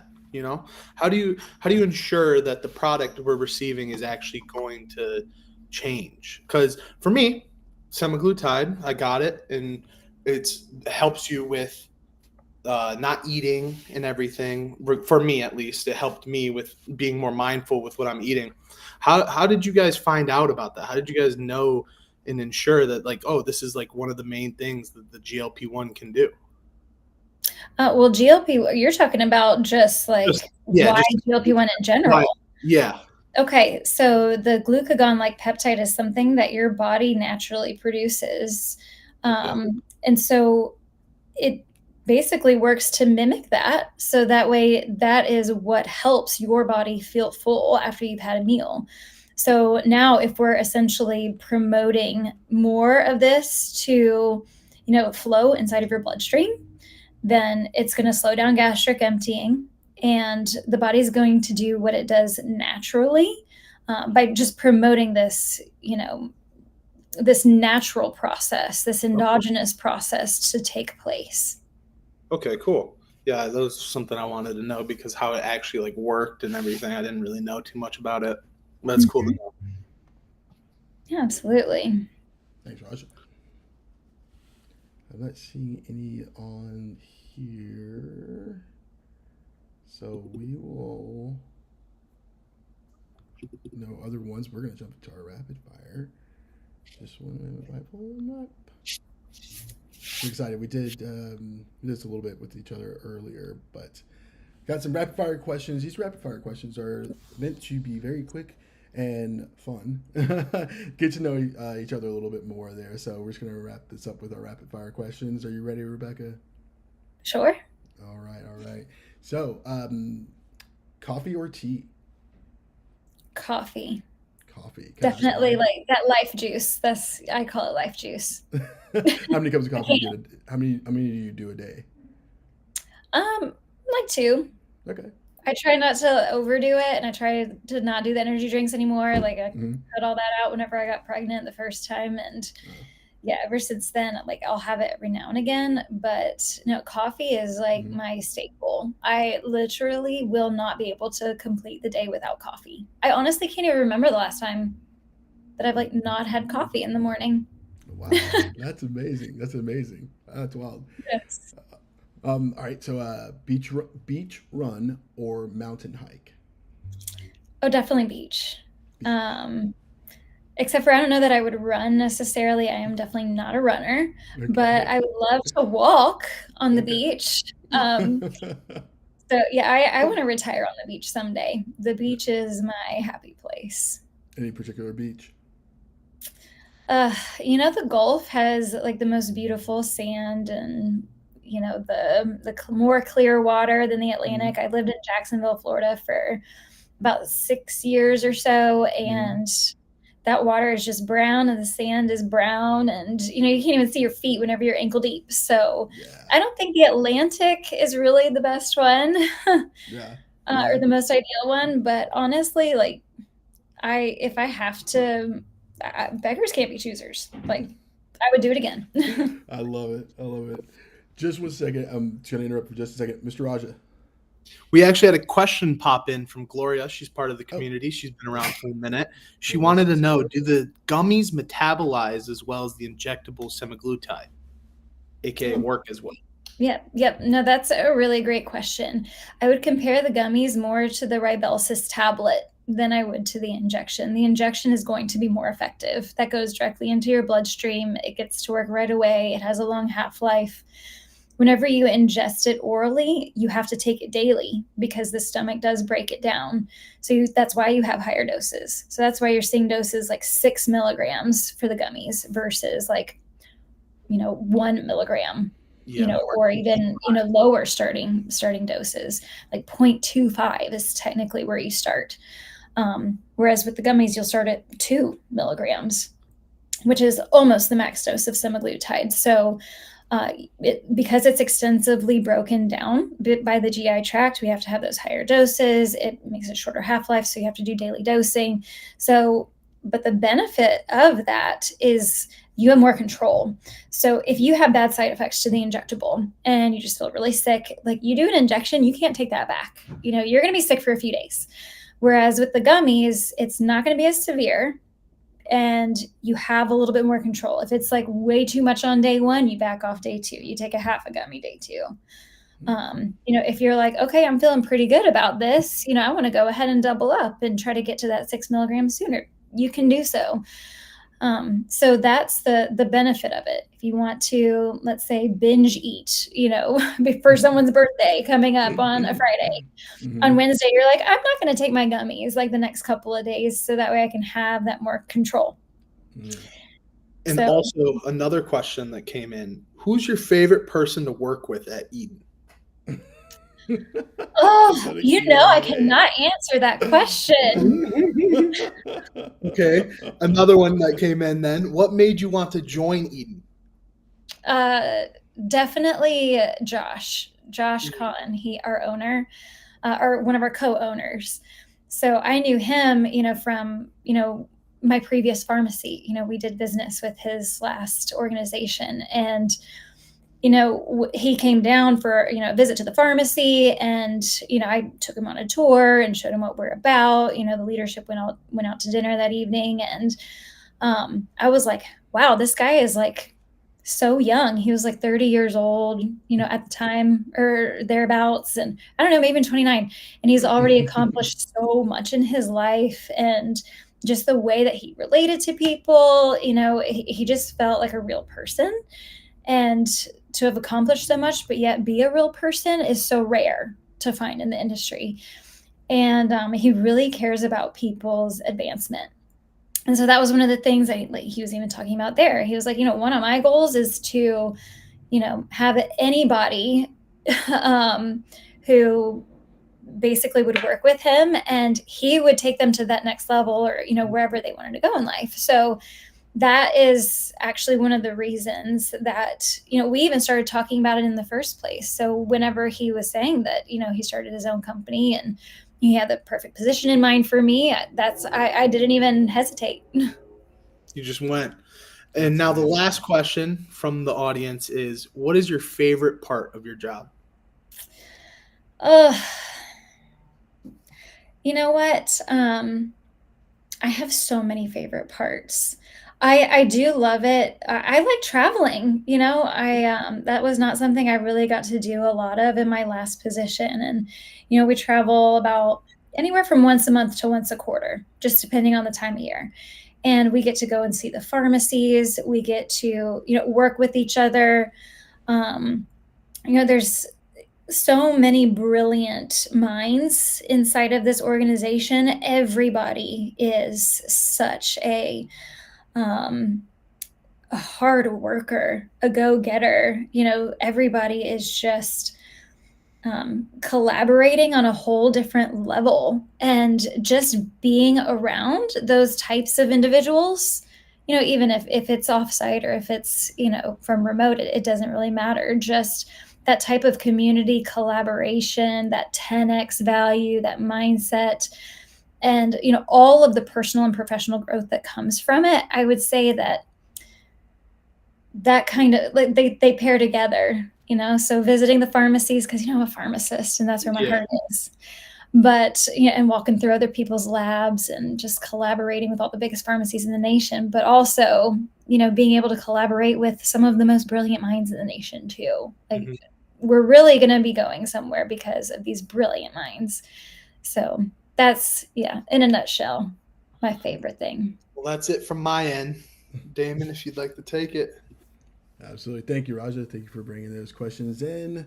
Appreciate it. All right. Let's get back to we got a couple more rapid fires. So let me just get mine back there. Okay. So we did Beach Mountain Hike. Okay. Next one. One wellness trend you secretly love. Ooh, yes. Self-care. So everybody's talking about, it's hard because being a mom and working full time and, having a position like Mhm. this, Mhm. it is very demanding. And so you have to learn how to take care of yourself so that way you can take care of others, whether it be your family, your, team members, the people that report to you. you it's hard to have an off day. Everybody has off days, but you have less of them whenever you really concentrate on self-care. Love that. Love that. We were talking about something like that earlier, or not last. I think it was not last week, the week before in the community. So that's great. It's great. Love that. All right. So, what's the weirdest food you've ever tried? So this brings me back like 10, 12 years ago. It's a long time ago in Mm-hmm. Atlanta, because I live in Georgia, pretty close to Atlanta, in the burbs. But Mm-hmm. we went to this place called Saskatoon, and it has I don't even know if it's still open, but it had snake and it had elk and it had like all of this random, um, just different animals, Mm-hmm. rabbit. What else did it have? We tried all of it because my Mm-hmm. dad he's a big foodie. That's where I get it from. Oh yeah. And so my dad was like, yeah, we want to go to this unique place and try all of the things. And the snake was actually spicy. It was almost like chorizo. Wow. So, right. So you wouldn't expect, I don't know what I was expecting from a snake, Yeah. obviously. And Yeah. I was terrified eating it because I'm terrified of snakes, but I Yeah. did it. And so I'm actually pretty proud of myself for doing that. But that's definitely the weirdest food. Yeah. Okay. Okay. Okay. Yeah. I don't know if this was really true or not, but like, my parents, I grew up outside of Memphis, and so my parents would drive out to Hot Springs, Arkansas, past Little Rock sometimes. I think there's maybe like casinos or something out there. I don't know. But they would always stop at this place called Roadkill Cafe, and it would have those types of things on it, like rattlesnake and this and that. And like I was like, that is crazy. I honestly don't remember if it was like truly like real, not real all roadkill, but like just kind of like making fun of the concept. But I love that. I love that. I have to find it. Is that place still open that you're talking about outside of Atlanta? I have no idea. I'll Okay. have to look it up, Yeah. but I'm never going back. I kind of want to. One I and want to drive done. by. Yeah. That is awesome. I would love to go. Yeah, because I'm in Chattanooga now, so I could like get down there. So yeah. All right. Oh yeah, for sure. Yeah. Yeah. Not too far, like 2 hours, would be easy. Okay. Last one. What's the first thing you buy if you won the lottery? Okay. Well, I would definitely go on a really epic vacation first, but the first thing that I would buy is a vineyard in California. Whoa. And I would get a gigantic wall to protect it from fire. That's exactly what I was thinking you to say. That's Unlimited so funds, right? right. I'll get like sprinklers all around the walls and Oh my like pour it goodness. in like I don't know, a gigantic tube from the ocean. I would figure it out if I had $1 billion Innovation. just to spend. But no, it would definitely be a winery. And, that's my favorite part of the country too, even though it's Hmm. crazy expensive to live there. I guess if No. you win the lottery, you can afford it. But I Yeah. would absolutely live in my like castle winery. That would I be love amazing. Yes, absolutely. I love that. That is amazing. I've been to some. We've been in, those wineries are very nice out there. I've been out some in the hills, in like Rivers or not, yeah, in Riverside County. But yeah, that's awesome. That's awesome. Well, Rebecca, thank you so much for coming here today and chatting with our members, our live audience out there in the social media world as well. We appreciate you sharing what Eden's all about when it comes to our products and metabolic health, focusing on personalization, innovation, and accessibility. So, thank Of you. course. Yes, thank you for having me. This was a good Absolutely. time. Absolutely. We'll do it again. This is going to be going on every month, so we'll probably see you again soon. All right. Bye. Bye. All right, for everyone that's maybe just joining in on our live stream on social, whether that's on Facebook or YouTube, this is Pathways. This is our all-day live stream event hosted by the Eden Community Team. We're showcasing our community as well as all of our different services and how you can get a lot of value by being a member with us in Eden. And our next session, and also our friend here, Christiana, how are you today? I'm doing well. How are you? I'm doing well, thank you. Thank you for being here. Thank you for being here. Um, Make sure you're hydrating yourself. You're doing a lot of talking. I am I doing a lot know of talking. I have your water. Got Okay, good. my little Bucky's mug and some kind of outfit. I have no idea, but yeah. Actually, it's not even water. I mean, it's just tea. It's like ginger tea. Actually, is what I got going on Yum. here. Yum. But yeah. But Christiana is here with us. We're gonna be talking about habits with Christiana here today. But before we get started fully, I want to give you an opportunity to tell us a little bit about you. Well, so that's kind of like a big project there, right? A big to do. I'm somebody who wears quite a few hats, but I do want to start off by like thank you for having me here today. I'm excited to be part of this conversation and really help teach people or understand like building habits and what they are. So a little bit about me. I've been a nurse or in the medical field for about 15 years. I'm also a certified nutritionist. Personally amateur bodybuilder looking to go pro in my next season. And I also have 5 children and 3 giant dogs. To kind of piggyback off of Rebecca's last statement about California, I just moved from California to Montana like literally a week ago. So that's been a really good fun adjustment and kilter of my routines, right? So like my routine has completely been knocked off. And so I got to build some new habits from there. Okay. But that's just kind of a little bit about myself. And needless to say, like many of you, I'm juggling a lot. So I know that it can be challenging to make time for yourself, to stay consistent with like your goals per se. And so whether it's balancing like your work or family or your personal passions, I've learned that the key isn't about doing things perfect, or doing everything at once, but rather doing these tiny, small, consistent steps throughout your day. So Love it. yeah. Love it. You just moved to Montana. That's I amazing. So did. tell us, like, on a side note, what are you liking about Montana the most so far? Surprisingly, I'm liking the snow. So I came from, I grew up in San Diego, and so it's like 70 degrees and sunny all the time. It's great. It is great. I could take 20-minute drive be to the beach, half-hour drive be to the mountains, an hour to the desert. So I get like a little bit of everything, but we never really got the snow aspect. What I'm liking here is how bright the snow actually makes everything, and being away from all that smog. The stars, you actually see stars. It's like lit up here all day long and all evening long from the reflection of the snow and then actual stars. It's really beautiful. So I'm not tired of the cold yet. That's the first question that everyone asks is like, how are you doing in the cold? I'm okay because I'm indoors in my heater. I look outside, it looks cold, it looks beautiful, but I'm inside in the heater. I got coats. Get a new wardrobe. Coats. I love it. Yeah.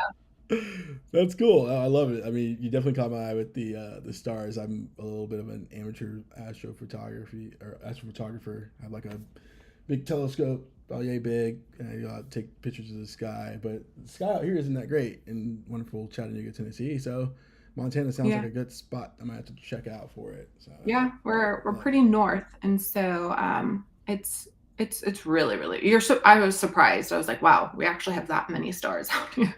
So I'm a little bit more rural, than city. Love it. That's great. Thank you for indulging my question there. No, you're fine. Yeah. So we were talking before, and you mentioned to me the difference between like habits and routines, which so I wanted to start there. Can you tell us what's the difference between habit and routine? Yeah, so I randomly thought about this because I feel like people use those terms synonymously, right? They're like, get in the habit of this, and like, I need to have a routine of this. And so they kind of think they're the same thing. But ultimately, what it is like routines are what you are deliberately doing throughout the day, right? They require intention, they require effort, like planning your meals for the following day, or, developing a workout routine or schedule. So, with that being said, though, over time, your routines do evolve into habits. So, the habit is like the automatic behavior that is often triggered by like a cue that happens with like little thought or effort. For instance, the thing that always pops to mind is like brushing your teeth, or when you after waking up, and then drinking water if you're thirsty. That's something like you don't even really think about. Now I have, like, I could constitute this as a habit, is like carrying around my water all the time, ensuring like I got in the habit of grabbing this every time I walk out the door. So then, this is my cue to drink water. And so there's just kind of like things that the habits turn into things that you don't even think about. So that's the difference between the two. I like that. I like that approach a lot. Yeah, because I definitely have been in probably the folks in the room that's been like, are they the same thing? Routines is that the same thing? So I love that we can distinguish between the two by what you're saying. So that's amazing. But what happens when like you have or let's talk a little bit more. I actually want to follow up on the routine and habit. So like you gave an example, and let's say that again. So you're saying, just want to make sure that we're all on the same page here, that the habit is something that becomes more second nature, something you don't have to think about, right? Correct. And so when we talk about a routine, it would be more like my going to bed routine would include brushing my teeth, which then becomes a habit. Correct. Yeah. So like routines can evolve, right? So they're like, I would say they're more ever evolving. Like if you pick up that you have, let's just say like a bad habit. You want to think about your routine that leads to that habit. Like, is there something that is triggering that habit? Because typically that's what it is. You have a cue, like, a trigger, and then like the reward, the habit. And so like the routine often leads into the habit. So like when you're evaluating, like creating good or bad habits, you always want to think about your routine. And that's how you can help to set up success for like creating healthy habits. Got it. Okay. I just want to make sure I wasn't going to restate it in the wrong way. So absolutely. No. Okay. So then, so what happens when you have a routine and your routine is disrupted? Do you need to form new habits, or like what happens there? No. So let's think about my move. Okay. So my routine at night, specifically having a large family and being a bodybuilder, my kitchen is a very busy place. I'm moving from a house that had a really large kitchen into a house that has a smaller kitchen. So before, I would be able to, maybe let the dishes sit in the sink for a little bit longer. And then at nighttime, we would make sure the dishwasher was loaded. And then in the morning, get up and you empty it, and then kind of like go through that habitual routine, right? Now I can't do that. I have like my counter space is like a third of what it used to be. I still have the same amount of people, same amount of goals and things that we're addressing. So now I'm kind of trying to get my family as well into the new habit of no dishes in the sink, right? So I clocked it. It takes about 22 seconds to wash a dish, dry it, and put it in the cabinet. Or it takes about 9 seconds to put it directly into the dishwasher. You choose your route, but we're doing it that way. Like that's going to be our new routine. And then eventually it's going to be a habit, right? So they're going to have to consciously think about, when I'm putting my dish in the sink, right? That's the routine, is putting the dish in the sink. Oh, nope. Now I have to do this, because the habit is to have an empty dishwasher at the end of the night. So like that kind of the reward is the clean sink, no stress, more pieces of mind type of thing in the busy household. So okay, I like that. I see how you're doing that. Absolutely. So should we be more conscious of our routines or habits? I guess what would make more sense then? Both. Right. So you want to think about like the actions that are leading into whatever you're wanting to change or address or add, whatever your goal is. So just you want to acknowledge, what is actually happening, and then like establish the goal and or what you want to change or what you want to add into your routine to create the habit. Right, right. Because I think about my habits, and I think like a bad habit. So, for example, like I had an issue with like eating candy, right? If it was just available, or like a lot of times it's not a ton available, but when it is, I tend to like go for it. So, like I bought some candy the other day. I had it like in a little bowl. It was really for my guests, really, when I had people over to have something. But I have a bad habit on that, so I'm trying to. I think I kind of know it, but it's so subconscious that I just kind of grab and keep going because I'm doing so many things. So I'm trying to think about like how to overcome that. Like how would you kind of like approach Yes. that? Definitely becoming aware, right? So recognize the triggers. So why Mm, are you eating this candy? Is it because you're bored? Is it because you're stressed? Or is it just mm, because it's there, right? mm, So if it's there, remove it. That's kind mm, of like the easiest spot there, or replace it. mm, So like you can just move it out of sight or replace it with a healthier option. I did have a patient one time that told me like they like to snack on the juju bears, like the little cinnamon bears. I love yeah, those things too. yeah, yeah. But they needed to reduce their sugar intake, and so Mm, they started replacing it with like a cutie or a piece of fruit. And mm, so it had still that sweet thing, but it had more of like a nutritional benefit to it. And then also eating the whole fruit had the fiber in it. So then like the fructose wasn't as bad as eating like the artificial stuff. So it kind of compounded into this. And eventually they didn't gravitate towards candy. They got their taste buds adapted, and they mm, just started reaching for the fruit moreover than wow. the candy. So it's just kind of like replacing Mm, um, one habit with another, stacking it. okay, okay, okay. And then like just kind of like for you, like have you? Because I mean, I love it. You sound like a guru in this space. So it's always kind of fun to know, like, okay, well, what was that one habit you were kind of like having challenges with, and like, and then applied this your approach to it, becoming aware, like making those tiny adjustments. Oh, there's a lot. I'm just trying to think what would be the best application, because I've had a lot of disruptions to my routine specifically Mm-hmm. over the course of the last few years. I've went from working in hospitals to working from home, so I've had to get in the habit of prepping my meals differently, right? Because when I Mm-hmm. worked in the hospitals, it was like I had easy access to actually, let me step back. It was a little bit more opposite. Working in the hospitals, I prepped my meals better. At Mm-hmm. home, I feel like because it was there, like I didn't even really think about it until it was too late, and I ended up ordering in more often, right? So Oh, then like okay. I had to get in the habit of still doing, the meal preps at home, even Mm-hmm. though I am still at home Right. to kind of keep on that healthy path.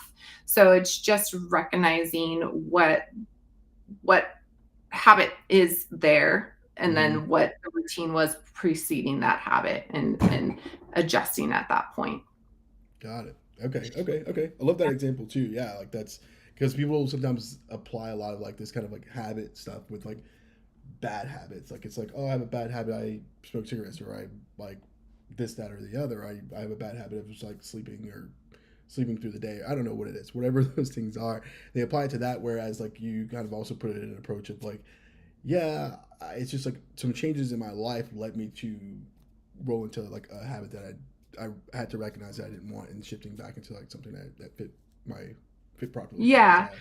I I think it was like you, or it was you, who mentioned about like taking just a bite out of the well versus trying to eat it the whole time. We Yeah. haven't really figured out the exact where that saying Yeah. exactly came from, but I think about that, and it's like, you Mm, just want to do like these little changes, these tiny changes, because otherwise they're not going to be sustainable, right? So like if right. you're trying to say start a workout routine, or like go to the gym more often, just saying I'm going to go every single day of the week with like kind of no plan, you're setting yourself up for failure. You want to do stuff that's realistic and sustainable, and something you can consistently do. So instead of Mm, I'm going to just join the gym, just move your body a little bit more. Maybe start with something small, and I'm going to just go outside and walk for 20 minutes, and then you can compound once that becomes a habit. right. Once you've made time in, or taken time out of your day to do that, then you can compound it with other things. Right. I like that. I like that too. Because I tell you, like, so many times, like, they're like, "What's your goals?" Right? I'm like, "I want to go to the gym this like every week, like 3 times a week." I'm thinking of being more specific, and it's like I still have no plan, and Right. it doesn't translate appropriately. So I love that. I love that example for it too. So when I mess up though, I do kind of like there's a like if I like not on everything, but sometimes when we put a new habit in place, we kind of are going at it, and we kind of like slip up there. That can be a challenge for some. So like, what do you recommend? What's your advice to people on that when that happens? Just start again. Do better the next day. Mm-hmm. Don't just take it at like so I'm going to go to my bodybuilding career on this situation. So like if I think about it holistically, it's like I have 20 weeks. Mm-hmm. That's 140 days that I have to do some very, very extreme. Bodybuilding is an extreme sport, right? So there are pretty extreme things. But if I think about like for 140 days, I got to do this, I got to do this, I got to do this. It could be quite overwhelming, right? Right. So instead, I just have to get in, like for this specific routine and this Mm-hmm. time in my life, because it's going to adjust. I just have to think, at one meal at a time. It's one meal at a time, one step Mm-hmm. at a time, one cardio session at a time, one sleep at a time.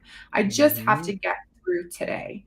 And then once I get through today, I'm going to rinse and repeat and do it tomorrow. And then over Mm-hmm. time, it does get a little better, and then like when I ended my last season and that specific routine and habits were Mm-hmm. gone and I was kind of like free, Mm-hmm. I was kind of lost. So then I had to reevaluate, okay, well, this is my new routine. My routine is I don't have to do 2 hours of cardio a day. I only need to do 20 minutes. So what am I going to do at that Right. time? Like I got to adjust, routines per, my current stages or seasons of life. So it's just, if I were to fall off, I just get back on that very next day or that next moment rather. I wouldn't even say next day. Like I have a bad meal, doesn't mean the whole day is a wash. My next meal I'll do better, right? And don't punish yourself though. Like that's what I see a lot of people do is they're like, I had a bad meal, I got to do extra 20 minutes of cardio. We're human. You slip up, it's fine. Move on. The next meal is going to be better. Like you're going to do better at that time. And then the compound effect will happen. Yeah. Yeah, that makes sense though too, because it definitely can throw people off by just the one kind of slip up. But I love how you're kind of like, it's okay, we're human, just but still focus on that instead of creating a new thing to kind of compensate for it. Like just focus on the Absolutely. next thing that you already have in line there. Yeah, I like that. Yeah. All right, yeah. So what's one habit building tip that you can give to us that we can just start using today? Stacking habits. So like, all right, your habit is the best one I can, again, going back to brushing your teeth.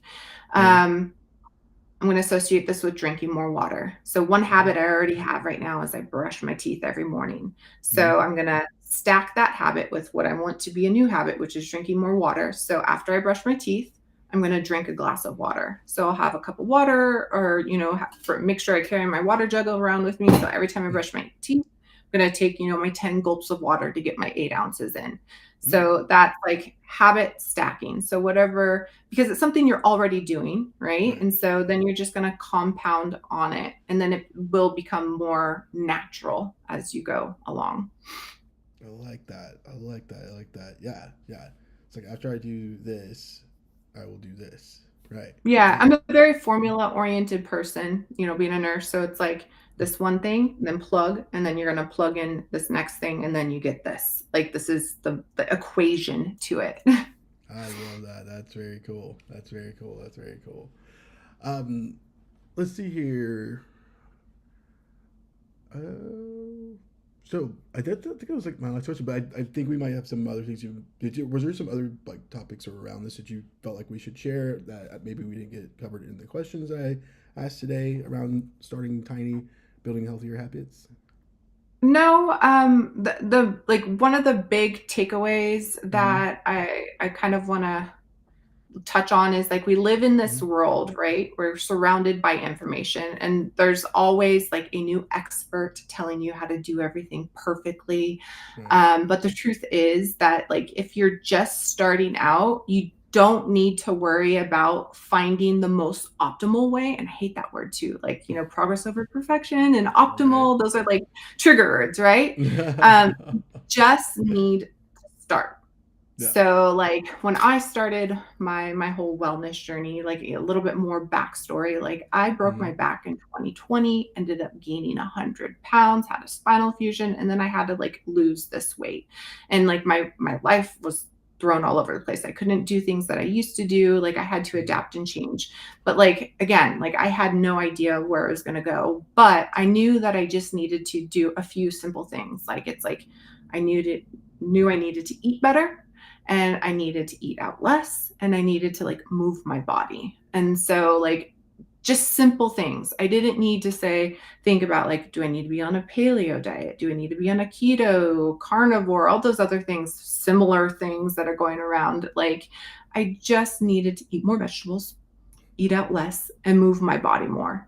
Simple things. And like when you build upon those, that's, the habit stacking, that's where that comes in. Like you just want to start with the basics. And as those become second nature, you add more layers and refine what you're doing. So just stop thinking and start doing. Like don't overanalyze everything. Just go back to the basics. That's pretty much like one of the biggest tips I would say or give. Yeah. I like that. No, I like that a lot too. Yeah. Stop thinking, start doing, right? Yep. All right. So we, before we do rapid fire questions, I want to definitely open up questions for our community and our viewers that are here with us today. So I'm going to toss over really quick just to check our channels. And if our co-host Raja or Adam, do you guys have any questions for Christiana while I'm checking these chats and things? Yeah, I got a question. What is your favorite food when losing weight? What was your go-to meal on your weight loss journey?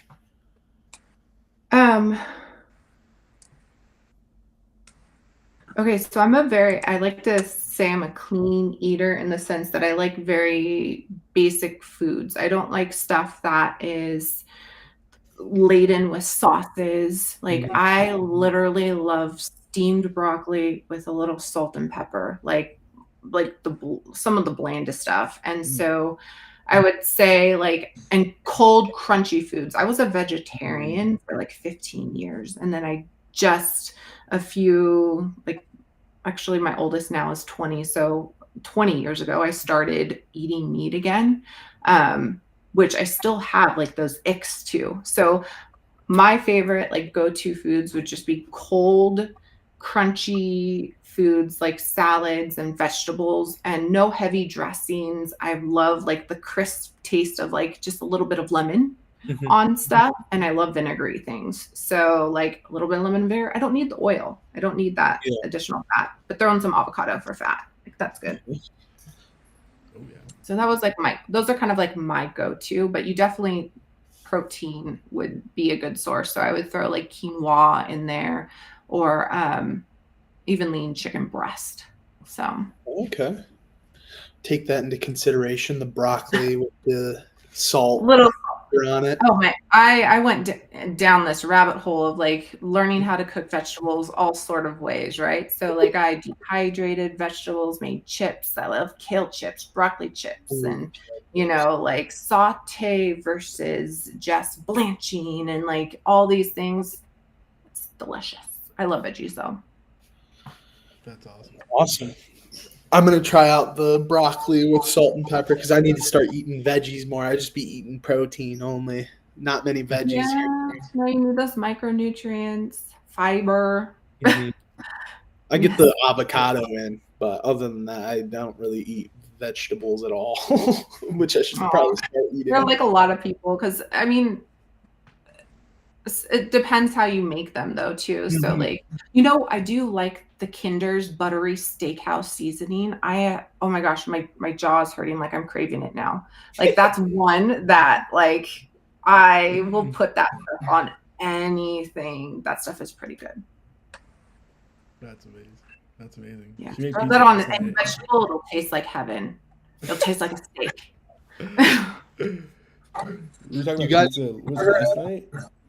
Oh yeah, pizza. Oh, putting lemon on pizza, crisping it up. Oh my gosh. Lemon on I pizza. know. I see that look, Adam. It's What delicious the- though. Yeah. You want to go? You want to go pro next year? Are you like doing? So okay, like this year is and then- yeah, my pro, I had a goal of going on stage in May, but I had to like be realistic, right? And set myself up for success and know that like right now, realistically moving from states was not going to be a opportune time for me to go into this routine, right? And setting up this routine for bodybuilding. So I was pushing to go pro in May. Now I am pushing for November because I'll be able to set myself up for success that way. But yeah, ideally pro status. That's all. Yeah, because you have to like get your pro card and then you can like go pro. Compete right? pro. Yeah. Yep. Interesting. So- Yeah. Good luck. Yeah, good luck on that. You probably will be able to do it. Hopefully. You Fingers will. crossed. You will. I mean, to even say that you're going to try to do it at all, I think you already did it because that's a lot. I mean, I shocked myself, to be honest. I just set the goal. My husband and I just set the goal of getting on stage. And then once we did it, it was like an addiction, right? Because I was told I would never walk again. You know, like when I broke my back, I'm fused from my entire L1 through L5. I have, you know, artificial discs, I have bars, I have screws. I can't tie my own shoes, but like I used that as like a motivating point or thing. And then I just had to like get that goal, set that goal. And it was like, the goal was only to get on stage. I got on stage and I did really well. I surprised myself. Like I did a lot better than I thought I would, placing second in first show. And I was like, I want to go pro now. So it's just like I just had to compound on that goal. Heck yeah. Stop thinking, start doing, right? Yep. Just do it. Just Amazing. adapt. I just had to adapt, you know. And that's how it is normally with this change. You got to adapt to changing.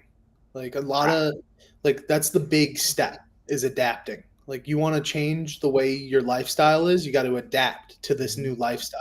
There's not little its and bitsies. No, you got to full blown adapt it and go for it and push towards. But you do it little by little, right? Yeah. Like Yeah, do it little by can't little. just say- Set yourself small goals throughout it, and then by the time you're 3 months in, you've fully adapted to the new lifestyle and change. And so that's for Absolutely. me at least.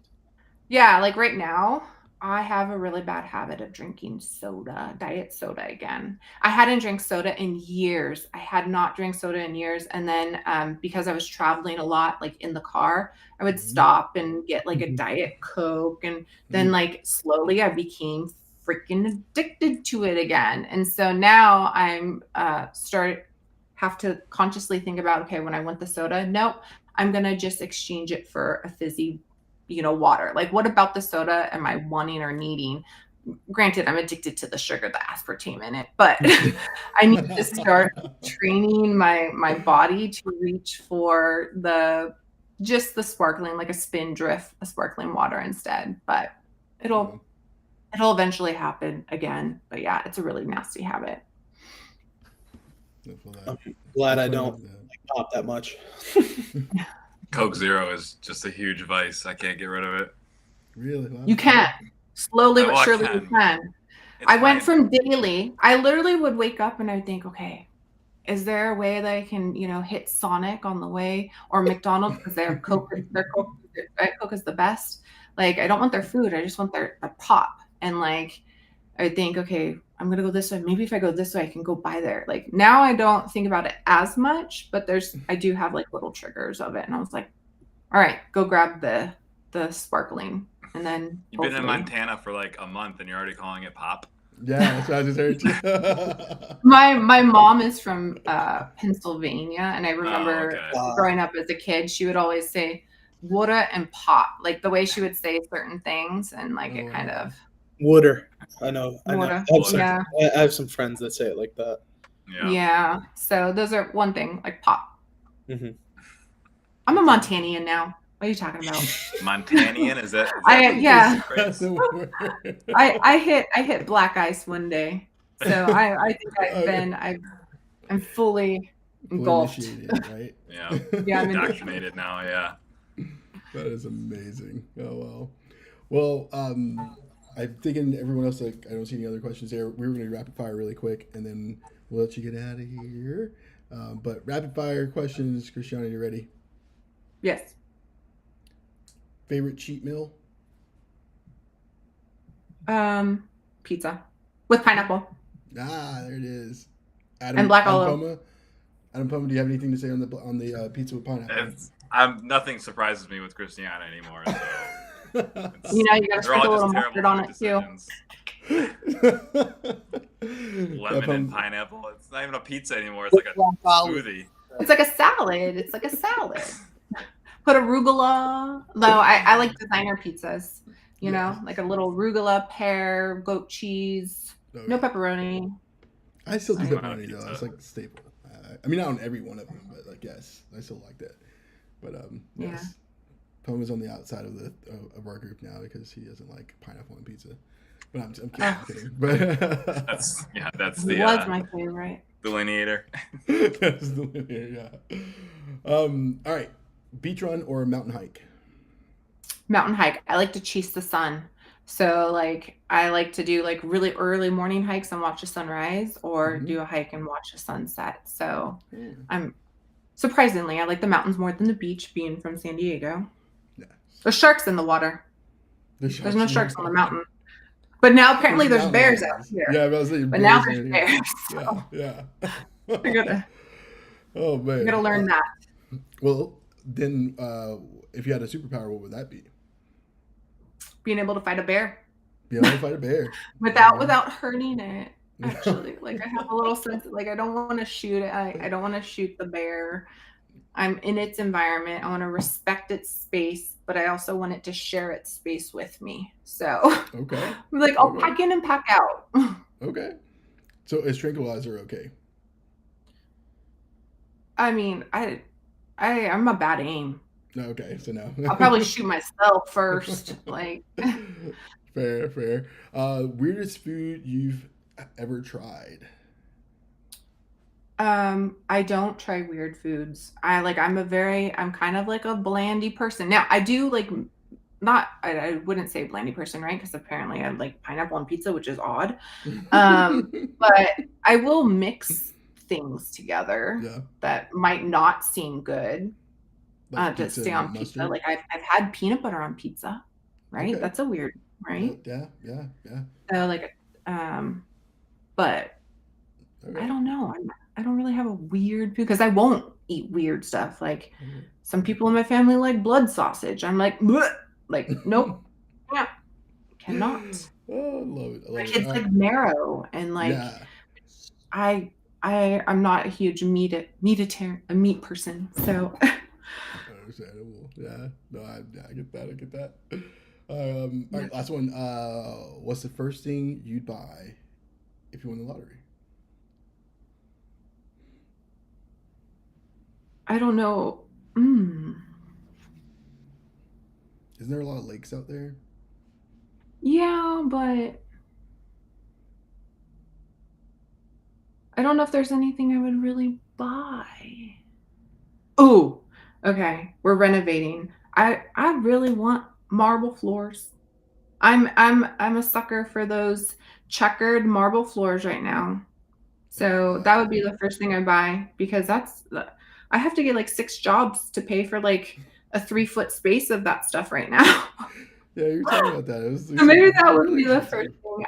But honestly, I don't know. I think what the idea of having the money could buy for me is time, right? So more time with my family, going outside and doing the things I love, maybe figuring out how to, mine my own marble, right? It can give me the time to do that. So I don't know if I would necessarily purchase anything, but the idea of having it so that way I can live, make sure a roof is over our head. I would, yeah, I don't know if I would actually buy anything.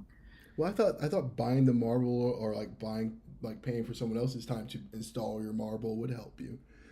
But it'll give you your time back to the kids and family. Yeah, I'm like Bobette the Builder, right? You know, Bob the Builder. I'm like Bobette. Like I like to learn those tasks. Like I want to learn how to tile. I want to learn how to drywall. I want to, Right. do stuff outside. I'm like a very busybody, like movie person. Right. And I think it goes back to being told I'll never be able to do these things. Like, and I'm like, haha, watch me. So like I think that's kind of what it comes down to. It's like I'm very, very movie. So no, I would if I can do it myself, I want to do it. Like if I am handy capable, I'm going to do it. I'm going to try.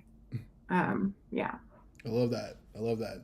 I was talking, if you guys know, I was talking with Christiana about like I moved into a new apartment and was indecisive on furniture, and I was looking at bar stools, and she's like, Damon, you can just get whatever that makes sense. You can always just redo them yourself. And I was like, redo them? Yeah. What are you talking about? I was like, I don't No, have because any of those tools.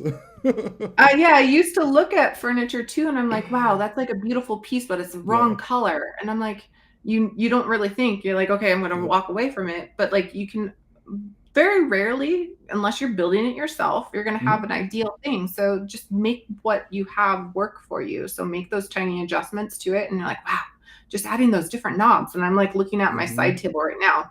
It does not match. But instead of going to buy it, a new side table, I'm gonna sand it down and restain it to match this new oak that's in our home, which I refuse to get rid of, even though it may not be in style. I love it. Beautiful wood. It's a natural wood. It's beautiful. No, I love that about you. I think that's great. I love that you try to you do it yourself, and it's definitely inspiring in a lot of different ways. So I appreciate that a lot. But yeah, well, Christian, I really appreciate you being here. Great conversation, obviously, with the whole group. Bringing Start Tiny with building your successful habits here to our audience, to our member group, to myself.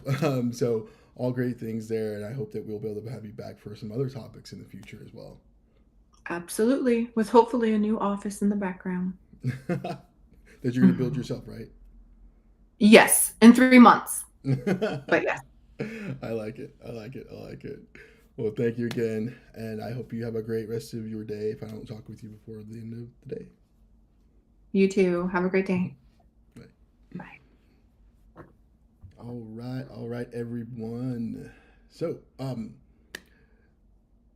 thank you guys again for being here. This is Pathways. This is our all-day live stream event with the Eden community.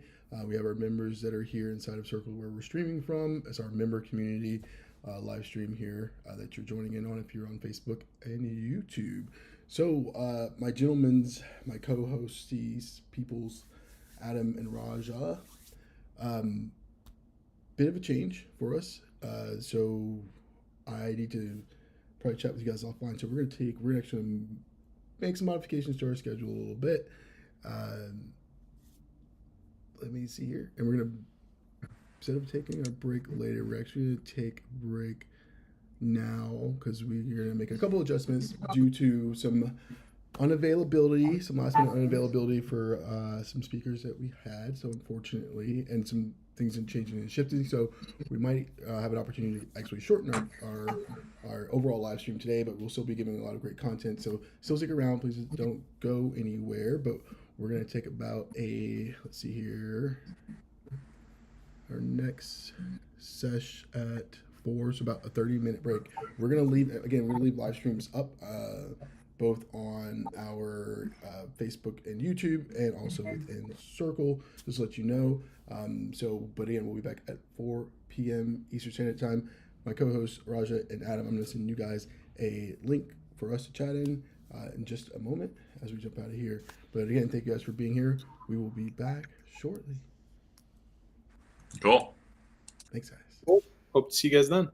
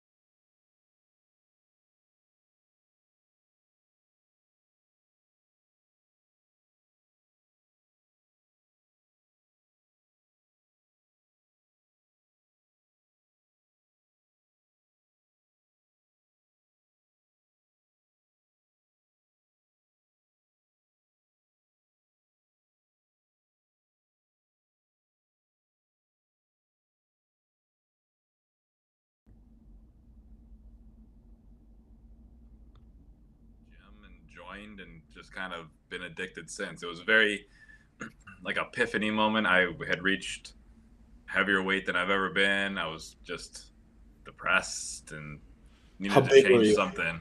225, I think. 225. Okay. Then I just went to the gym and got instantly addicted because of I just love the internal competition and the Yeah. social aspect of everything. And so Yeah. and ever since then, just And then that just set your career off too, wanting to get into being a trainer and everything. Yep. That's Yep. cool. And then once I got laid off from a previous job, I was like, all right, this is the sign. Got my training cert, got my other more auxiliary certs, and started training. Awesome to hear. It's So awesome. yeah, so Adam, did you struggle with weight when you were before this, or were you like okay before? So all my early life or whatever, I was an athlete. So I was, muscular and lean just for the sake of playing sports or whatever. And then in my 20s, got more lazy with it and just kind of ballooned up a bit. But I was never, you know, struggling with it explicitly. I just got bigger. And then one day I woke up and was like, I think I want to go back to being lean again. That's cool. That's cool. Yeah, I just hear that. I'm always curious on like people's kind of like origin, if they like struggle with weight versus not, or was it just kind of like for different reasons and things like that. So Yeah. very nice, very nice, very nice. That's kind of how I was. And then I fell off for 5 years. But when I got into football in high school, I went hard. I weighed like 360 in high school. And then I dropped that all the way down to like 290, I think was the best I was at, from lifting every day, doing 2-a-day football practice for 3 weeks straight when it's only supposed to be 1, but our coach didn't like us. But it was an experience. And then I just fell off. And now we're trying to get back onto that right path. Yeah, if you go from one extreme to nothing, Yeah. I mean, your body just rubber bands. It's just a whiplash effect, So now it's a whole different sort of body dysmorphia. Like I want to be, bigger and leaner, So it's like it's a different type of it's a different type of body image thing, but it's all the same mental stuff. That's right. Awesome. All right, Damon, what do we have coming up next? Yeah, so welcome back, everyone. Thank you for joining us back in. I think we should still be running live on both Facebook and YouTube. Thank you for guys for joining us there. Hope to see even more of you as you come through for the rest of our day. So up next, we have a little bit of a change in schedule there. I know it says be kind to yourself, the power of self-compassion. We're actually going to switch it up just a little bit. Still in the same wheelhouse. But we're going to bring forth some content that we were sharing with our community a couple weeks back around self-care. And so I wanted to bring that to everyone and share with you kind of like some of the content or some of the programming that we do in our community. I thought this would be a nice one to bring to the table after coming off of habits as well. So we're going to share now and go through this. And Roger, you still see us live, good, and hearing well? Perfect, awesome. Just making sure nothing's changed on that. So this is definitely interactive, so feel free to please join in if you're inside of Circle, via the chat or Q&A. Probably the chat probably the easiest. And for those that are on our socials, feel free to continue to communicate there. Raj can features up to the mix as well too. We love to see some interaction as we go through this together. There we go. Self-care showcase. It's not just about pampering, right? So why are we talking about self-care? Because it's probably one of those things that a lot of us tend to feel like that we may not do or may not understand or things like that. We're going to talk about those common misconceptions. We're also going to talk about some of the solutions that can come there as well. So we're going to go through here. So this is just a quick question. I'm going to kind of go through it. I want you to kind of think about it. I know the audience can't audibly respond to me, but we're going to kind of go through this. So would you consider this self-care? So would we consider journaling for 5 minutes self-care? Just ponder on that for a second. We say that.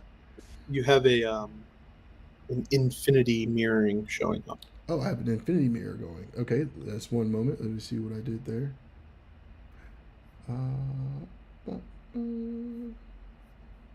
Thank you so much. Should not have that. I think it's still going, isn't it? It might be mirroring. Wait a second. That should not happen. Just one moment, please.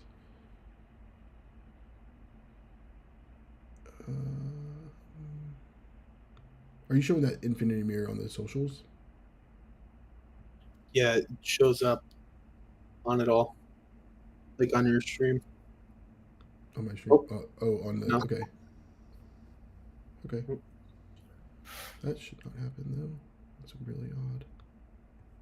Just one moment, please. So I'm not sharing this screen. I am sharing this tab here. Okay, we can see this. We can see this. Yep. We are good. Okay. It's just I went to full screen first. I think that's what you did. I think this is what was going on. Sorry about that. All right, here we go. All right. So what we consider this self-care? Journaling for 5 minutes. We consider that self-care. What we consider taking a 10-minute walk self-care. I think a lot of people probably would. Maybe we'll get one that's a little bit more controversial here. Saying yes to everything.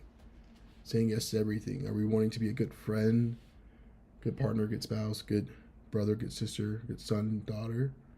By saying yes to everything, is that showing us self-care? It can be a little controversial. It's something we can think about. Working late to meet a deadline. I think some of us have probably done that in our lives in the past, right? Yeah, Working definitely. We consider that self-care or not, right? So think about that. Depends, It depends, because it can be self-care when it comes to relieving stress, knowing that, oh, I just finished this for tomorrow, but it can bring stress because, oh, I need to finish this by tomorrow. I think it probably can be looked at by how and what we do, right? Like how are we doing that? We're doing it all the time because we're not asking for help, or we maybe are taking on more than we should. Maybe something of those natures. So it could be conditional. Yeah, but I agree with you, Ross. Absolutely. Going to therapy. We think that's self-care. I think it's pretty obvious, right? Maybe for some, maybe not. We're going to therapy. Eating fast food for convenience. No. But what about when? What if you're really busy and you're just trying to get to fast food, and you just that's the only thing you can get. Otherwise, you just won't eat at all. Pre-made salads. Some fast foods have salads you can buy from them. Instead of getting the fast food, just buy the salad. It's already ready to go. All right. It doesn't specify which fast food. Some fast food can be low-cal. True. All right. Cleaning your space. We consider that self-care. Yes. But I'm not doing it to myself. I'm not pampering myself or getting a new lotion or something. Is it really cleaning your space self-care?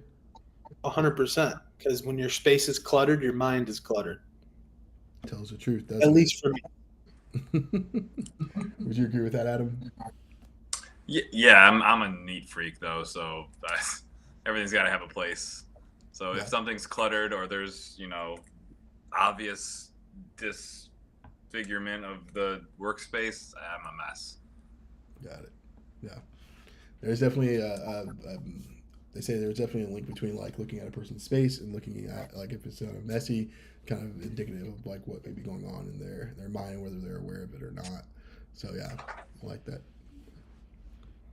All right. So, but now that we've kind of debated on a few different things, what do we call self-care? What is self-care? Self-care is that intentional action you take to care for your mental, physical, and emotional well-being. It's not just taking an action, taking an intentional action an intentional action, right? So we were talking. If you weren't here with us earlier, we had Christiana here with us, and she was talking us about starting tiny, building successful habits. And one of those types of habits that she's the routines are around that form these habits that she talks about. Some of them were kind of rooted in self care. Those kind of intentional actions she was taking for herself, her own mental, physical, and emotional well being. So that's how we kind of define that here. That intentional action you take to take care of your mental, emotional, and physical well-being.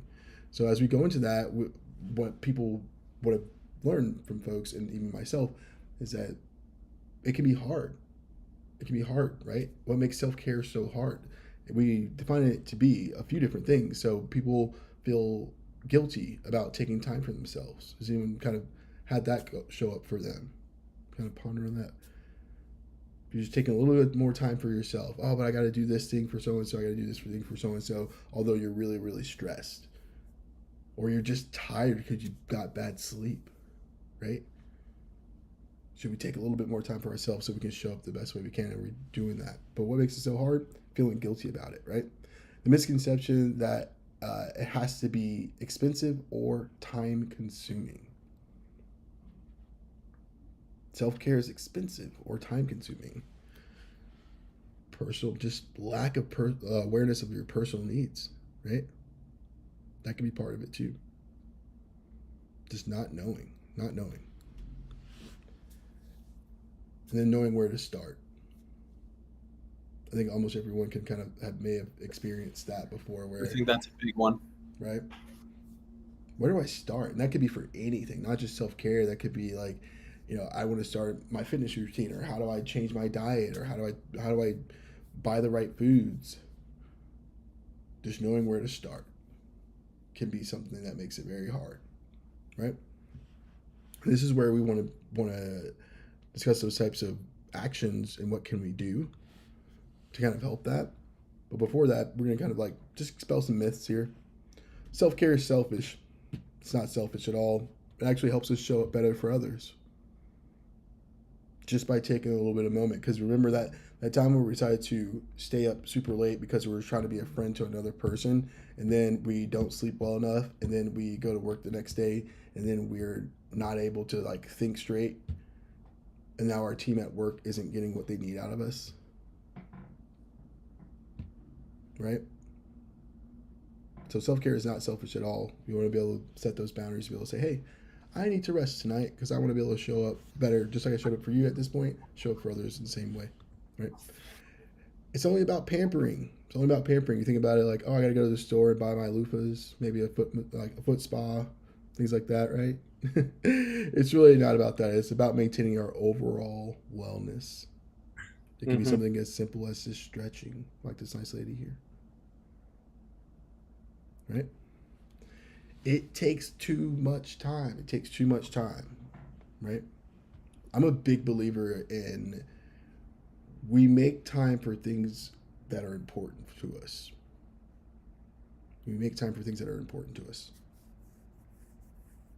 Right? So even small moments make a difference there. Doesn't take too much time, just even small moments can make a difference. Right? So guys, I know like we talking about self-care. I'm not sure if you guys have any kind of self-care routines or self-care actions or things maybe you even recognize that you may already do as self-care, but what's maybe something small, if you do or even maybe want to do, that is that you might consider that's self-care. Something small. Doesn't take a whole lot of time.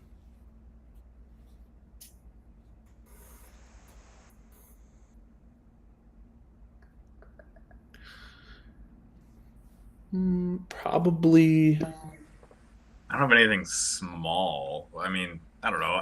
I make breakfast every day very ritualistically because it's a very big like deal to me.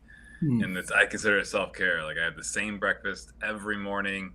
I prep nothing. I do everything that day for breakfast, and it's by like 20 minutes in the morning that I take for myself to make myself breakfast. Small things, yeah. What time do you wake up in the morning, Adam? 4:30. Okay. That makes sense.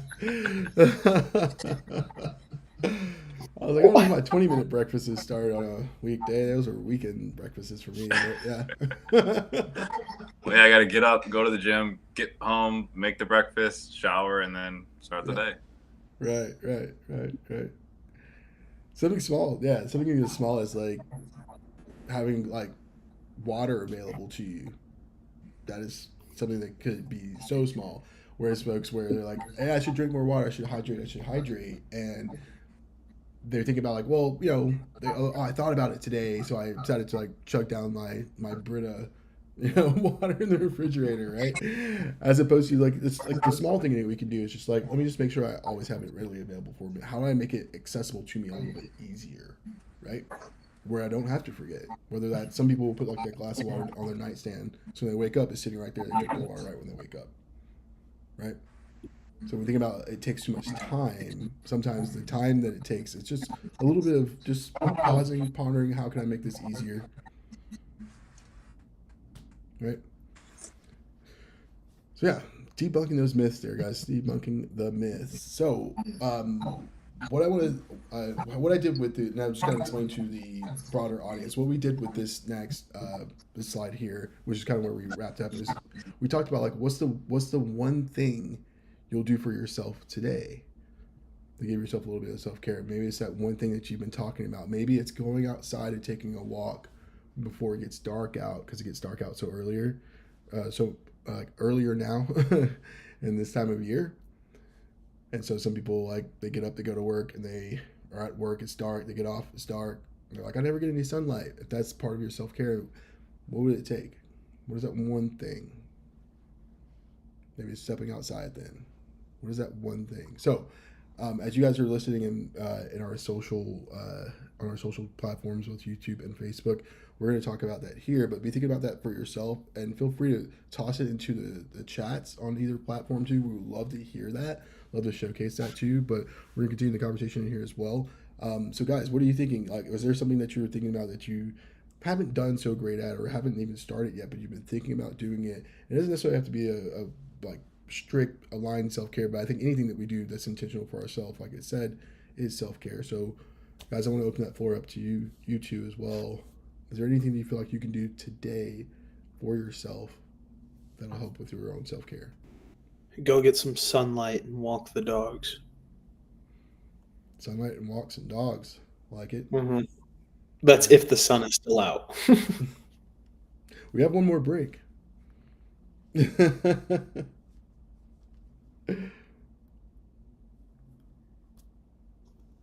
Anything on your end, Mr. Palma? I'm gonna go out and get food today. We've been, in front of here for many hours, so I'm gonna leave the house. That's what I'm gonna do. That's kind of funny. Like I feel that too. Like working at home at time, like now, especially like as we've been kind of prepping for this and doing a lot of things, is the joy of just getting out of the house. I've actually found myself. I rented a car recently because I needed to go do a bunch of things, and I found myself just driving around, not coming back to my apartment, just to be outside of it. But I realized that's something that was actually important for me, and I do, and I know that about myself. I know I love to be outside. I need to like get outside. So maybe it's something that we can do is that even for us guys, as we're working together, maybe it's something that we put on our calendar. I actually did this at another job, my first startup. Actually, we had breaks on our calendar. It was a walking break, and we all were still in the office at the time. So like we would get up, like, hey, anybody wants to go on the break? And it'd be a group of us. We just go take a walk, like out there. But maybe that's something that we can probably do for ourselves today. Is add something like that on our calendars. That's a break in the middle of our days that no one schedules over. We just take it and get out of our house, get out from our desk, make sure those things are happening. So life isn't controlling us, but we're taking care of ourselves in the process. Because then I think in those moments, when we start doing those, again, we can show up better for when we are at work, when we are doing things, right? What do you guys think about that? Definitely. Team, Yeah. Yeah.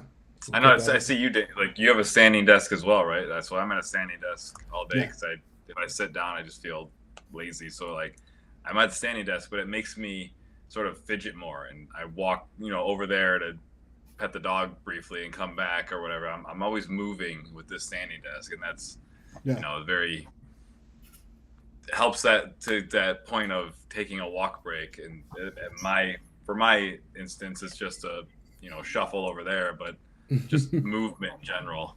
Mm-hmm. I need to get a standing desk. Yeah, dude. Amazon less than $150 easy. Put it together myself. Yeah, it's the best money I've ever spent. But to your point, they're like, Adam, I didn't like. So like, obviously, we're not on camera a lot, like we're working. But like, are you on a stand? You'll have your standing desk raised every day, all day. I don't even have a chair. Yes. That's amazing. That is amazing. I was getting in meetings with Carlos, and he had one at one point, and I was like, I started to do more frequent meetings with Carlos. So I was like, I'm gonna start standing my desk up so I can make sure. So I'm like, I'm gonna just make sure like I'm showing up there. But I do find myself like actually sitting a lot more. I sit a lot more than I stand, and that's part of. I probably need to do that. But part of me with this kind of break kind of thing is really more of like cutting off from the work situation for a moment, because I could stand here and work the whole time too, but like cut off, go outside, like whatever that is, like listen to music, whatever those things are. And I love listening to music. I just bought a Sonos speaker so I can just blare music in my apartment by myself. It's gonna be crazy. But like just getting out of like the space, because when you work at home, your bedroom, your living room, everything becomes your workspace too, because you end up working in different spaces, which you really shouldn't do. You should dedicate only one space in your place for work, and that's it. Don't work everywhere. Taints those spaces. I've heard even a big no-no of having it in your bedroom, like I'm doing right now. But getting out of this space in general and going outside is what I would love to be able to implement for us. Maybe we can go out and take a picture or two, or come back and make something just to get outside of the house. But prove it, yeah. Prove it. Prove your. No, I'm just kidding. We don't have to prove it. But I know it's colder where you guys are at. But maybe it's something we're going to look at doing. Just kind of. I can go look outside. Open the window. Look outside. Just take a peek out there. Yeah. Yeah, it's definitely nice. It's definitely something we should do. But I definitely let's do that. Let's put that on our put that on accounts. Would you guys? We're gonna. Sorry, audience, and our. Hope you can hear what we're gonna do, our little internal talk for a moment. But do we want to put this on our calendars like all at the same time? Should I trust? I mean, I know you can do it on your own, but what are you feeling? Yeah, like a 5-minute collective disconnect. Yeah, I love that. No, not 5 minute, like a 10-minute disconnect. You know how much hours you guys work? Okay, let's go 15, Damon. No. The bosses are listening. You gotta calm down. No, just kidding. I'm kidding. But no, like there's a 10-minute cutoff, and what I'm being serious about is that the fact that one, we don't schedule anything over ourselves, like us. We don't do that. We don't put meetings. We don't bother each other. No one bothers us. We put it on our Slack, like notification says, we are on our 10-minute out of office break, just so we can like work towards that slowing down and being mindful of everything that's around us, and we're not just being pulled along by the calendar of the day. Self-care. I like it. Right there. So you guys have to witness what that looks like, right? What's one thing you can do for yourself today? We did it collectively. We'll add it to our calendar. So what time? I don't know. Should we do like a morning or mid-afternoon? Early afternoon. So like 1:30? Yeah, I like that. All right. What's going on the calendar? We're jumping on our calendars, and I'm going to schedule that for us right now. Monday through Friday. That's a key self-care moment. Just disconnect. I said that's a key self-care moment, where we can just disconnect and recuperate our thoughts for 10 minutes. That is correct. So this is good. We're calling it our we're gonna call it our self-care disconnect. Disconnect. And we're gonna put our team on here. And guys, and everyone that's listening, if you don't have this on your calendars for work, I might recommend it. Like, I think it's a good, cool opportunity. Maybe you are on a team, you might want to suggest it. I'm sure they all would appreciate it. Maybe it's the thing that everyone's thinking that no one's said yet. So definitely recommend that. And honestly, I've done this at another company. And this is a healthy snack company, but they definitely highly encouraged that for us to get out, do some walking. It was just, especially when you're just dealing with all different types of things throughout your day. So I would absolutely recommend it. But that will wrap up, though, our self care. Um, this was like our meet and greet topic, so our self care meet and greet topic for today. So I appreciate you guys being here and learning from us and learning what's going to go well as far as your own self care as you dove into those questions yourself. Let me stop sharing screen there. There we go. So what we have next on our schedule for today is our friend here, Adam Poma. He's going to be talking about common misconceptions and pitfalls when beginning your fitness journey. So if you're just joining us on social, whether that's YouTube or Facebook, this is Pathways. Pathways is the Eden's all-day live stream event. Very excited to have you here with us. And we're going to pass this over to Mr. Adam Poma today, certified personal trainer. Thank you, sir. Excellent. Thank you, Damon. So yeah, as Damon mentioned, let me go ahead and share this out. Oh, there we go.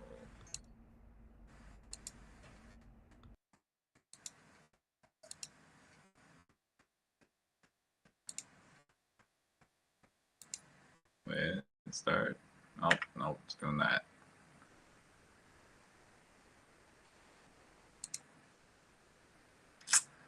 One moment. There we go. All right. So, yes, we are debunking many fitness myths that generally plague newcomers, but it's, it exists within any level of your fitness journey or people you may talk to throughout your fitness journey.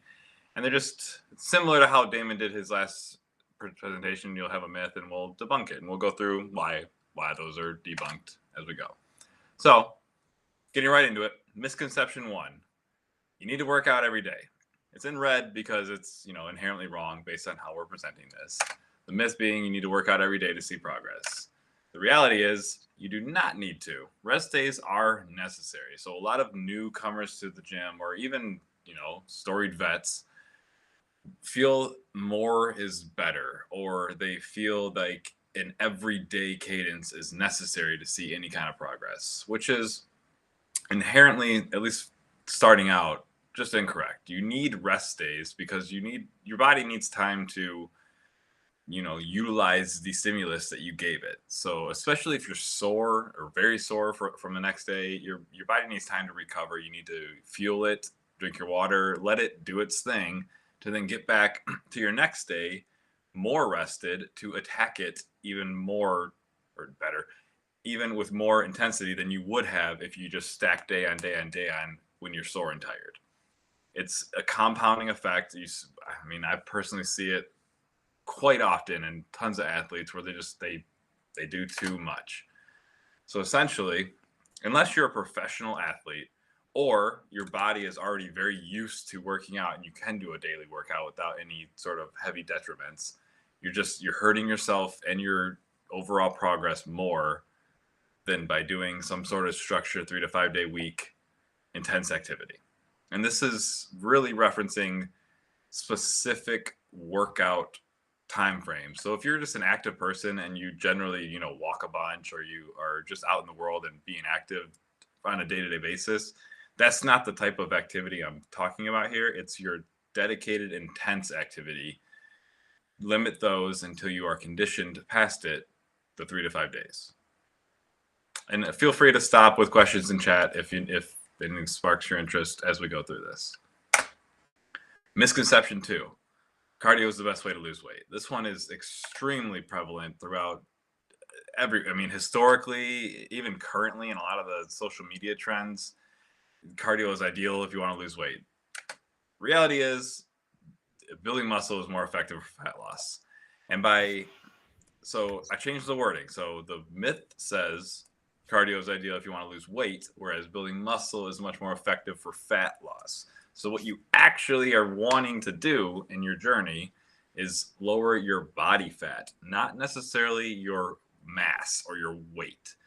Muscle is, a pound of muscle is much smaller than a pound of fat. And so as you put on muscle mass, you generally are losing body fat as well, unless you're, special cases, but your weight may stay the same or go down ever so slightly, but the composition of your body is changing rapidly. You're getting leaner looking, you're building more muscle. That is more beneficial for fat loss because of a few different reasons. But the primary one is that every pound of muscle you add will pay dividends towards passive calorie burning. So a pound of muscle takes an exponentially more energy to maintain than a pound of body fat does. That is why it is such a huge push from most of us in the fitness professional world to focus on strength training or any kind of resistance training, because every bit of muscle you build is just adding to the whole complex of fat loss for your overall goal. Cardio should still be mixed in because it's good for your cardiovascular health, hence the name cardio, but it's not going to immediately make you lose weight. I always joke with clients that cardio is good, but it just makes you hungry. Like your body, you're just draining your body. You're using energy without a whole lot of, hypertrophy return, or, running for an hour burns calories, but you could literally wipe out that deficit with a cheeseburger.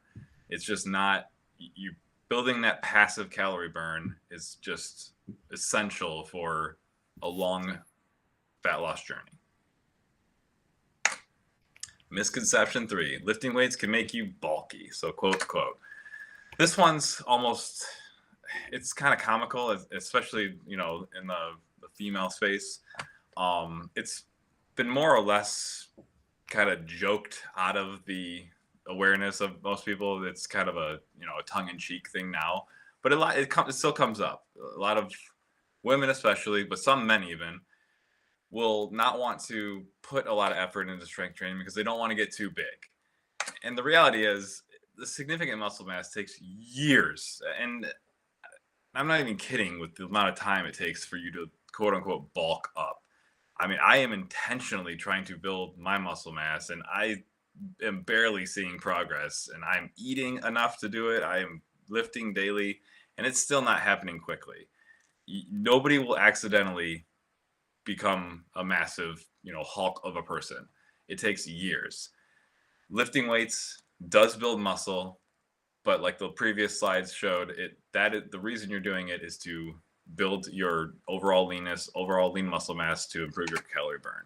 So the thought based on that, strength training will build muscle, but no one accidentally becomes bulky.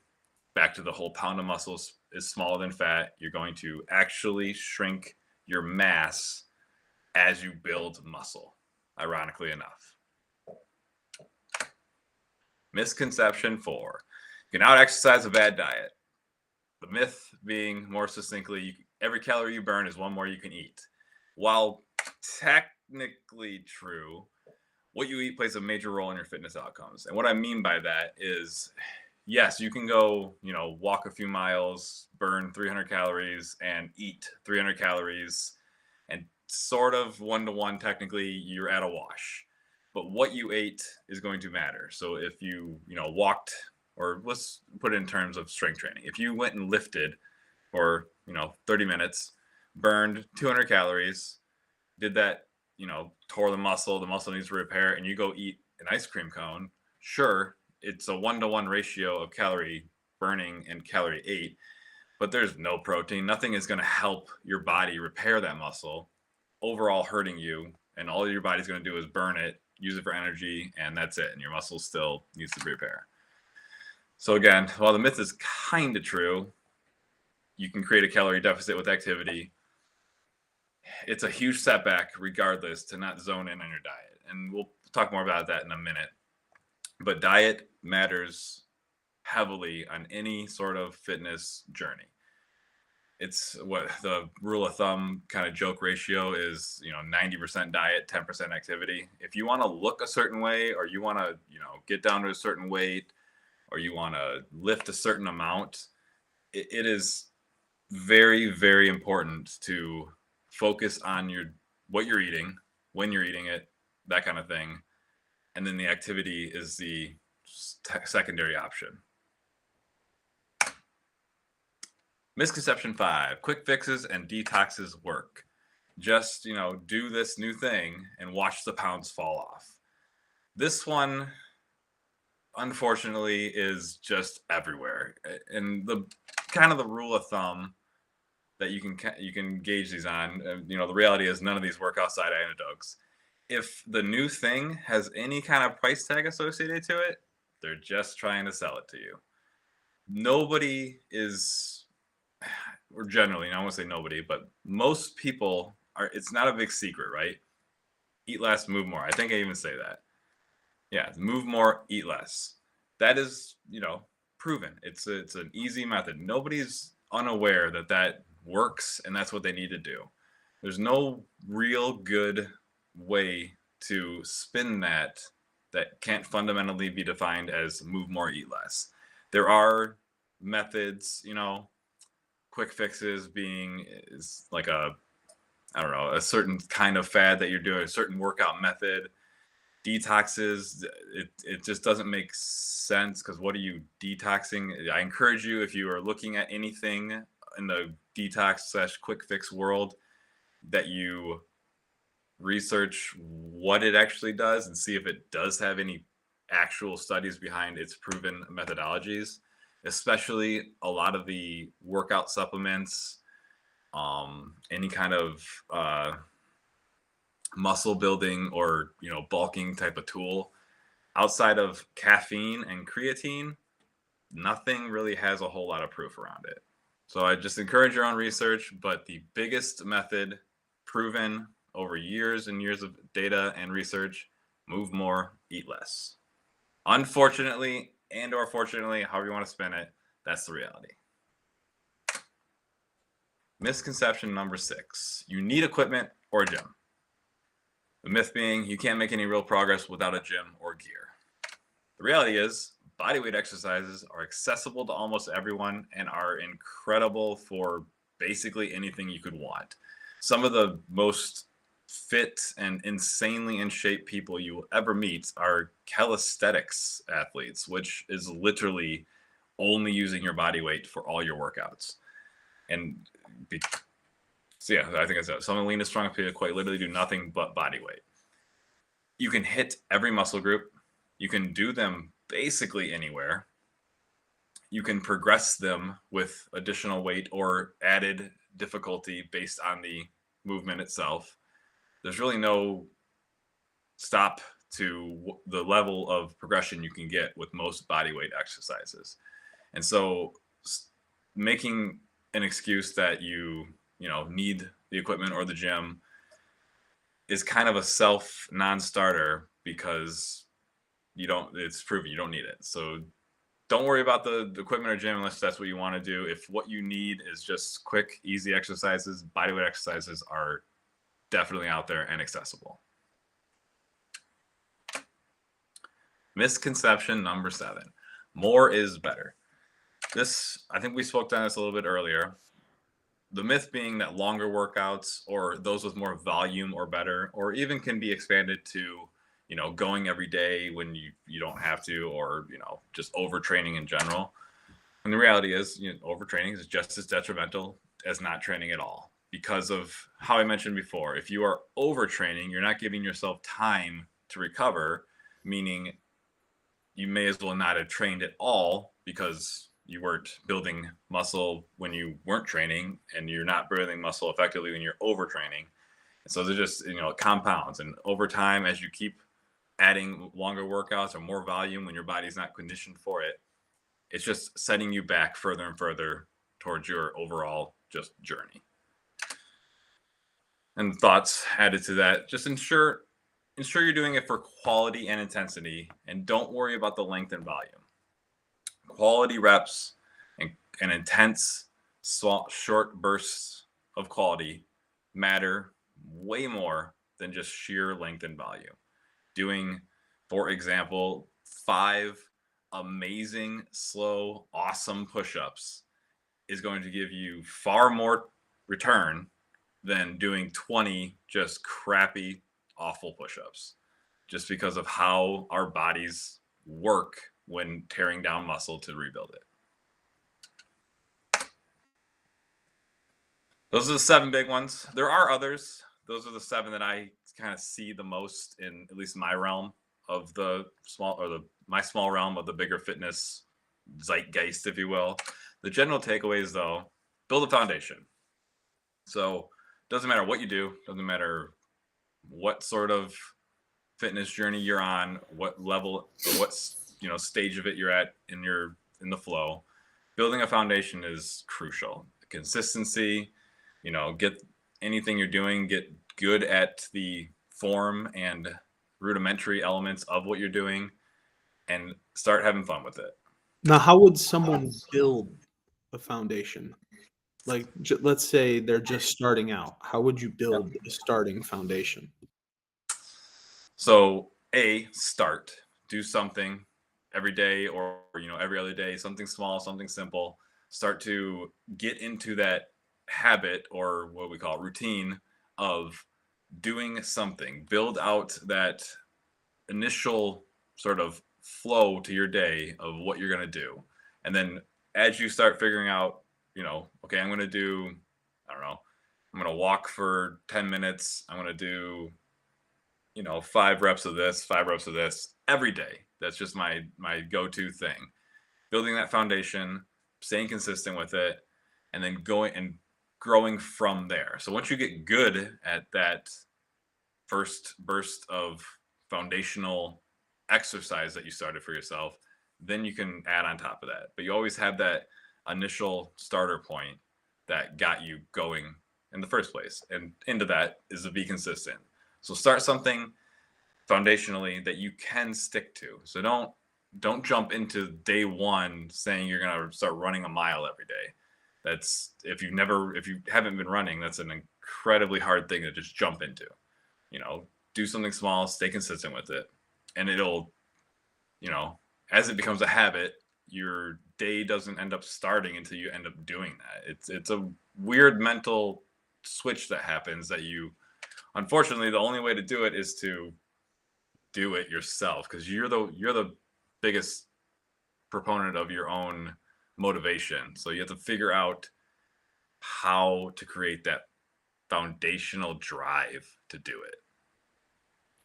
Going down, only compare yourself to yourself. So in the social media world, the influencer world of fitness and any kind of workout or body type things is incredibly fabricated. And if you start comparing yourself to the general population that is presenting themselves on social media, you will be instantly discouraged. What you should essentially do is be better than you were yesterday. And by better, I mean something measurable. So, hey, and especially on a weight loss journey, like measure, keep track. If you're trying to lose weight, be lighter than you were last week. Like something that you're comparing to yourself. It doesn't matter how quick, like if, person A lost 20 pounds in a month, but you're only at 10, you still lost 10 pounds that month. You're better than you were before.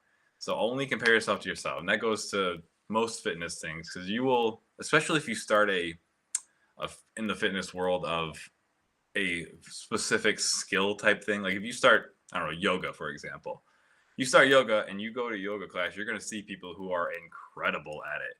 And if you start comparing yourself to them or progress that other people are making, you will get very discouraged very quickly. But if you compare yourself to yourself from day over day, then you see the improvements, and even the small improvements you'll start noticing.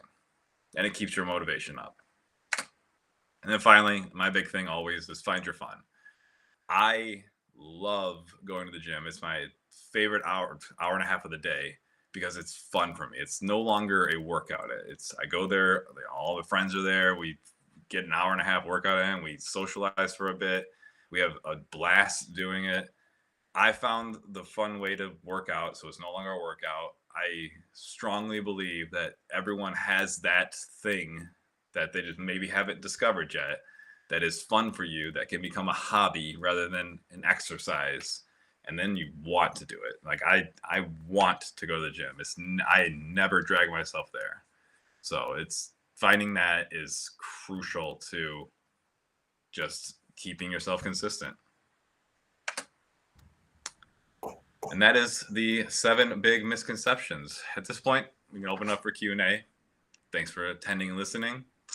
And you can feel free to ask anything clarifying or brand new even. Misconceptions you may have heard. Could you go back to, I think it was misconception 2? This one? Yeah. So, for example, like David Goggins, someone who runs all the time, miles at a time. He advocates that like that's what he did to lose all his weight. Now for that, cardio is good, but you mostly want to focus on building muscle. So is that like what exactly is that? What are those steps? So that's David Goggins is a really interesting example because he also had like the pull-up world record. I mean, he's sort of a freak of nature. Yeah. So it's hard to compare to him, but that in that example, in that case, he was already, muscular. He had a lot of lean muscle mass and he ran off weight, but he also ran off muscle. So, but he had muscle to lose. If you are, especially on so we'll link this back to the GLP-1, especially on GLP-1, muscle mass, how do I want to word this? Okay, so if you're basically sedentary, get on GLP-1, you stop eating because the hunger cues are down. You never were working out. You never had a whole lot of lean muscle mass. You had some body fat. You stopped eating now. Your body is going to burn fat and muscle very quickly. And you're going to start to sort of deflate. Having that muscle mass or building muscle to where if you're on GLP-1 and you start building muscle, you break down the muscle and then start eating protein, your body is going to want to maintain that muscle because you're using it. It needs to repair it because it's, you're going to want to use it again. And it's going to start digging into your fat storage for the actual burning. If you don't resistance train or don't strength train, your body will eat through your muscle and your body fat pretty equally 1 for 1 together. And you don't want that. You do not want that. Because you don't, because you start to, I say you start to deflate. So you can kind of see, if somebody's losing body fat, but maintaining muscle mass or even gaining muscle mass in the meantime, they start looking really good. If somebody is just losing weight really rapidly, they start to kind of be deflated looking, they're not maintaining that, that look, that form. Yeah. Okay. It's surprisingly little that you have to do. So don't think that, you're on GLP-1 and you have to lift weights every day to maintain. Our muscles and bodies are surprisingly effective at maintaining muscle mass if you use it. And so you might not grow, you might not have 32-inch Python biceps, but you'll maintain the muscle mass you have very easily by just 3 to 5 days of basic resistance training. Okay. And then go to misconception, I think it was 5.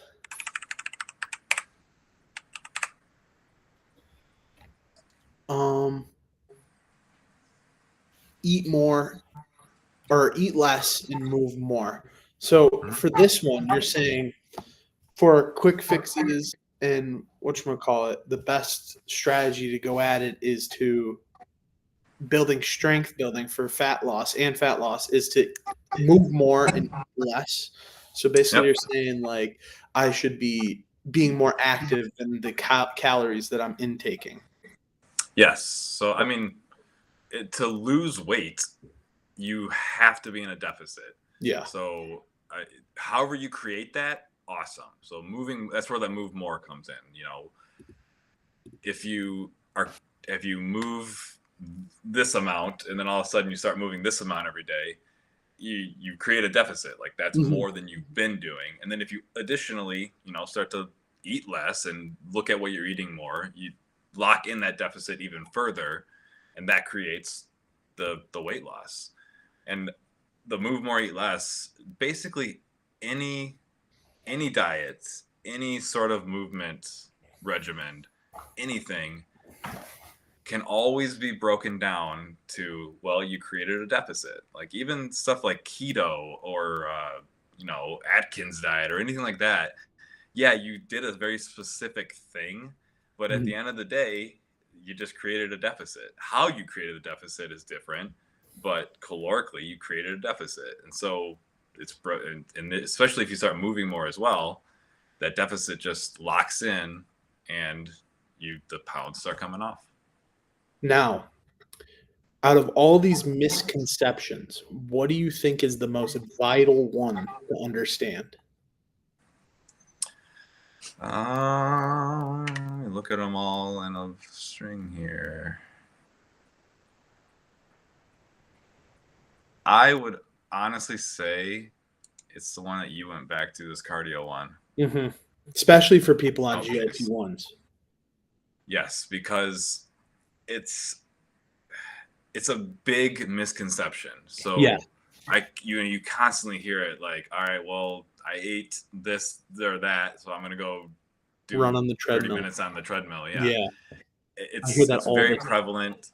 And whereas if you built muscle all week last week, you may have built, half a pound of muscle that is going to burn off the snack you had for you. Right. So I can't stress enough how much you can get away with if you have solid, lean muscle built. Like we were talking earlier, my maintenance calories is like 2,800 a day because I move a lot and I have lean muscle. And so, based on the TDEE calculator, which, irrelevant at this point, but my maintenance calories are roughly 2,800. And I wouldn't have that high of a maintenance calorie if I didn't have the lean muscle mass to support it. Now I have a question for that. Since it's 2,800, what does a normal day of food look like for you? Like, what do you eat for breakfast, lunch, dinner? If you're hitting 2,800, that's a lot. Yeah. So that breakfast I said that I make, for self-care, it's 6 eggs and 4 pieces of toast and 2 pancakes. So that's everyday breakfast. And then for lunch, it's like a protein bar or shake based on how I'm feeling. Lunch, I don't really skip lunch, but I don't plan it or eat it explicitly. And then dinner is always some protein, some carb, and some whatever. Or it's like a cheat meal. Like last night I had pizza. And so I'd eat like, a whole large pizza for myself or whatever. Tonight I'm going to go out and eat. I don't know what I don't know. I'm going to drive in the car and take off, and whatever speaks to me. But generally, yes. Okay. So you're very ritualistic with that breakfast. 2 pancakes, 6 eggs, 4 pieces of toast. No protein, egg is protein. And the pancakes are like the Kodiak brand, so they're the whole breakfast has like 65 grams of protein. Okay. Roughly. Yeah. I know that brand. That's the one with the bear on it, right? Correct? Yep. Okay. Yep. So yeah, it's like 65 grams of protein. The whole breakfast is roughly 1,700 calories or so. And yeah, just pound that every day. Awesome. And then for your workouts, do you work out only like once a day, or do you try to do twice, or how does that look? Every morning, and it's pretty intense, so I don't really need to do the 2 a day. Sometimes I'll go in the evening because I'm either training somebody or I just feel like going, and like it's a specialty class or whatever that I want to go attend or whatnot. But it's usually just once a day in the morning, and then I come home, eat, and start the day. Okay, that's cool. Early morning, get you energized for the rest of the day. Yeah, there's some days where I have to skip it if I have the kids or something and something's going on, and it just ruins the day. Like, I feel like the day never starts. Okay. Yeah. All right. Well, awesome. I think we're moving on to the next section. Is that correct, Damon?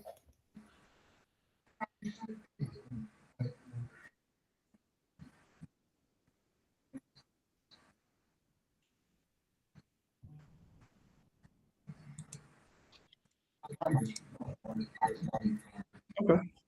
Yeah. So the next section is more on you've reached your goal. What do you do next? And so, since I am on the same journey as everyone, and I have closing near my goal of 245 to 225, I want to be in the middle of there somewhere, probably like 235. I want to be. I'm currently 272. So, since I am moving towards that goal, I have set myself a little plan up for it. So, for my post goal weight plan, this is just things I'm personally looking at and wanting to maybe get into. I spoke with a few people and they directed me towards a switching to a bi-monthly. So for me, I'm on semaglutide every month. I get an injection worth the 4 months, and they're thinking the people I had spoke to that I could do every other month. I'd inject, so it keeps me still maintaining my weight while also pushing in towards my goals, while also being mindful still with what I'm eating. I was also thinking about Everyday Plus. I know Adam Poma has a little more in on Everyday Plus about what exactly it does, but to my understanding, it has a bunch of benefits to it. And now I think Adam Poma, if he's able, if he knows, I think he knows a little bit more than I do on it. He can state a little bit about what exactly it does and what it is. Yeah, definitely. So yeah, Everyday Plus it's a combo of a bunch of. So I think there's 5 different drugs in the one Everyday Plus, and primarily it is going to. So semaglutide, for example, GLP-1 blocks the hunger cue or whatever.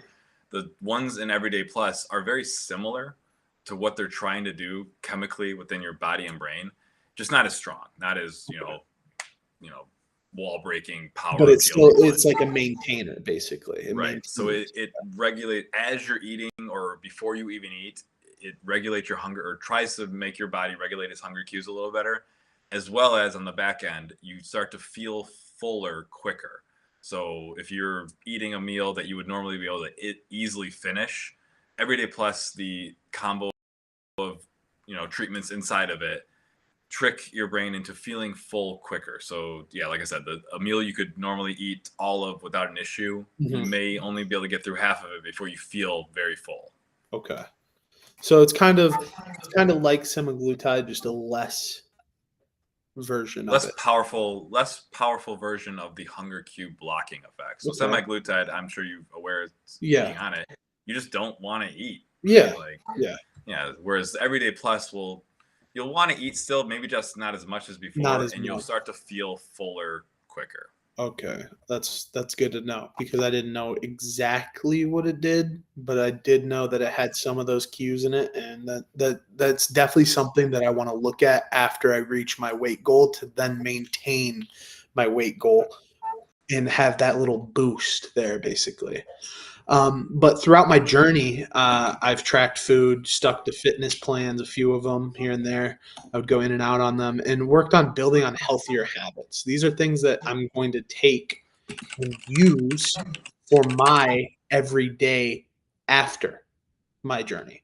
So once I reach my post goal weight, I'm going to be doing what I've learned throughout my journey. So, for example, I've learned how to track food from Joe, how to learn a calorie deficit and how to track calories through that calorie deficit.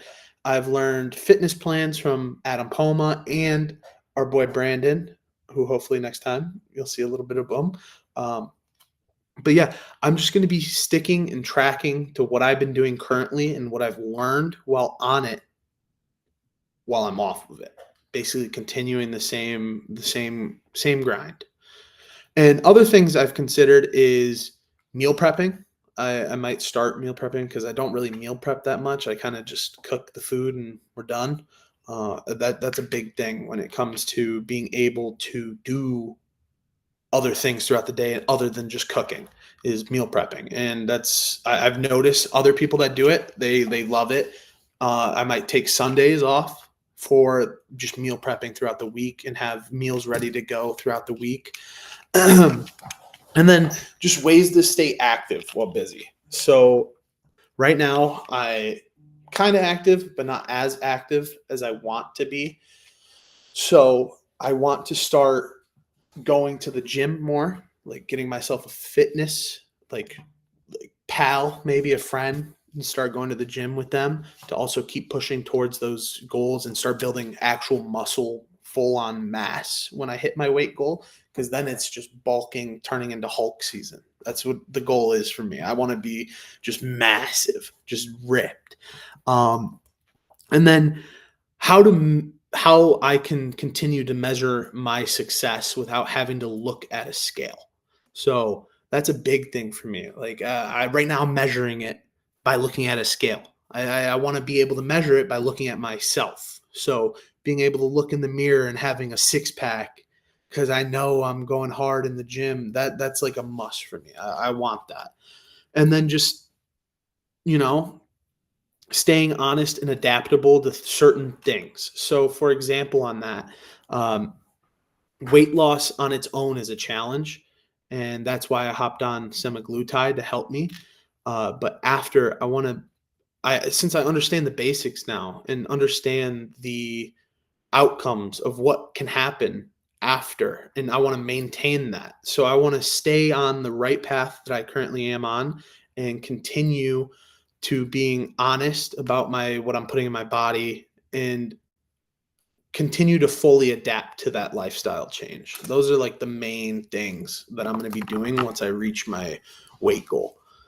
And then for example, the everyday plus, that's something I probably will be hopping onto just for the fact that it will still feel like I'm on semaglutide, but without having to inject myself. So that could be a good thing. I might even try out the gummies a little bit, but we'll have to see for there. Now, for the fitness side of things, I'm going to go full blown in it. You'll see a lot more activity from me with the fitness stuff. You'll see me in the gyms, on live, maybe, who knows, but that's definitely something I want to go into. But yeah, that's basically what I'm going to be doing once I reach my goal. I'm going to just set myself a post goal weight plan and then just stick towards what I've learned regarding food tracking, fitness planning, building healthier habits while not being on semaglutide so I can continue the right path. That's like I said, that's about what I'm gonna do for my weight goal. What did you, Adam? I know that you weren't on semaglutide or anything, but you were a little bit heavier than you were now. What were some things that you did to continue motivating yourself to get towards that goal? Yeah, so for me, I'm motivated by, self competition, that kind of thing. But also I know how to trick my own willpower. So when I first started sort of jumping into health and fitness kind of thing, I eliminated one thing a month. So when I was losing weight or trying to eat less or whatever, I would just stop doing one thing. So for example, the first month I just stopped drinking pop or any kind of sugary beverage. Basically anything with calories in it that was a liquid, I stopped drinking, which was a fairly easy change to make because you can be pretty hyper aware of it. You don't really need it. Like I was missing it from a habit perspective, but it wasn't like I was not eating or something. Like I didn't need it. And it was just a very known sort of thing that I knew that I could do and it would have an effect. And then the next month I didn't even want pop. Like I still drink the 0 calorie stuff because I don't drink my calories, but 0 calories are free. The next month I got rid of butter. So not a single ounce of butter on any food I ate or any kind of like anything. Just butter was gone. Same thing the next month later. I didn't even want as much butter as I had before. So basically that kind of habit building thing is what I did step by step. Slowly deleting, slowly getting rid of bad habits. Did you implement any new habits? For example, instead of butter, what did you start using instead of it? nothing. So like I Nothing. ate the same. That was my kind of like my what am I saying? My bet to myself. Like, Yeah. hey, you can eat the same way you've been eating, but you can't do this one thing anymore. And so I would have like dry toast because why? I don't know. I'm not Sunny it, side it's up eggs, above dip me. it in the eggs. Yeah. So like I would just eliminate the one thing, and then like the next month, sugar. I did a whole month of zero sugar, which was that was the hardest month by Was far. it? Because you'd be surprised what has sugar in it. Like you just, it's Yeah, there's insane. probably Like things I'm eating. most loaves of bread have sugar Oh in yeah. them. Like Yeah. it was hard to do from a logistical standpoint, not even just like a taste standpoint, but just logistically. And then like the next month, nothing fried, and just compounded from there. And by the Yeah, and time it I was all at added the up end of to one big list at the end of it. And these are things you're just not eating anymore. or That's like awesome. eating very rarely or whatever, and my whole Yeah. diet had kind of morphed into what it is now. And I joke as well that I eat like a dog because I eat the same thing every day basically. But I'm also not a foodie. I don't get a huge enjoyment from food. I kind of eat to fuel. Yeah, And to so maintain. that's a benefit for me at least, where I'm not as driven by food as many other people are, and because it's just not my thing, right? So it's probably a bit. I can definitely appreciate that it's a lot harder for people who just love food, right? Like some people just enjoy that taste, and it's probably a lot more difficult. Oh yeah. It definitely it is regarding certain types of food, like mac and cheese for me. Yeah, I know my Oh, kids love mac and cheese. I love mac and cheese with like steak. Now instead of mac and cheese, I just have asparagus with steak, or just steak alone, or just Yeah, maybe a potato, a baked potato with the steak. yeah, But classic. yeah, that's about. That's a good plan. Slowly. And what, like you were saying before, since you're on semaglutide and you're already creating these sort of habits, after so many months, like the habit's gonna Yeah. stick. Even if you drop semaglutide, I bet you a lot of the habits that have just developed because of just how you're doing this probably stick around. Yeah, and I have noticed that a little bit. Like for example, when I missed my injection one day, I was so busy. I missed my injection for about a day, and then I forgot the next day, and so it was 2 days after the inject for me. I messaged the doctor in the care portal to see if it was okay to re-inject, and he was like, "Yeah, cool." But regarding that, those 2 days, I noticed my hunger coming back a little bit, but I stuck to my habits, and it just felt normal. And when I felt hungry, I just drank some water to recover from that until I, you know, re-injected myself. Right. Yeah, and you've seen at least some of the progress, right? And Yeah. there's that pride aspect too. We're like, I don't want to screw this up. Like I'm doing good. Like Yeah. why would I screw it up now? So yeah, you're building those over time, and I bet you a lot of them stick around even after semaglutide. Mm-hmm. Well, Damon, I know we're cutting it a little bit short about what's next after my weight loss goal, but that's basically it. That's my.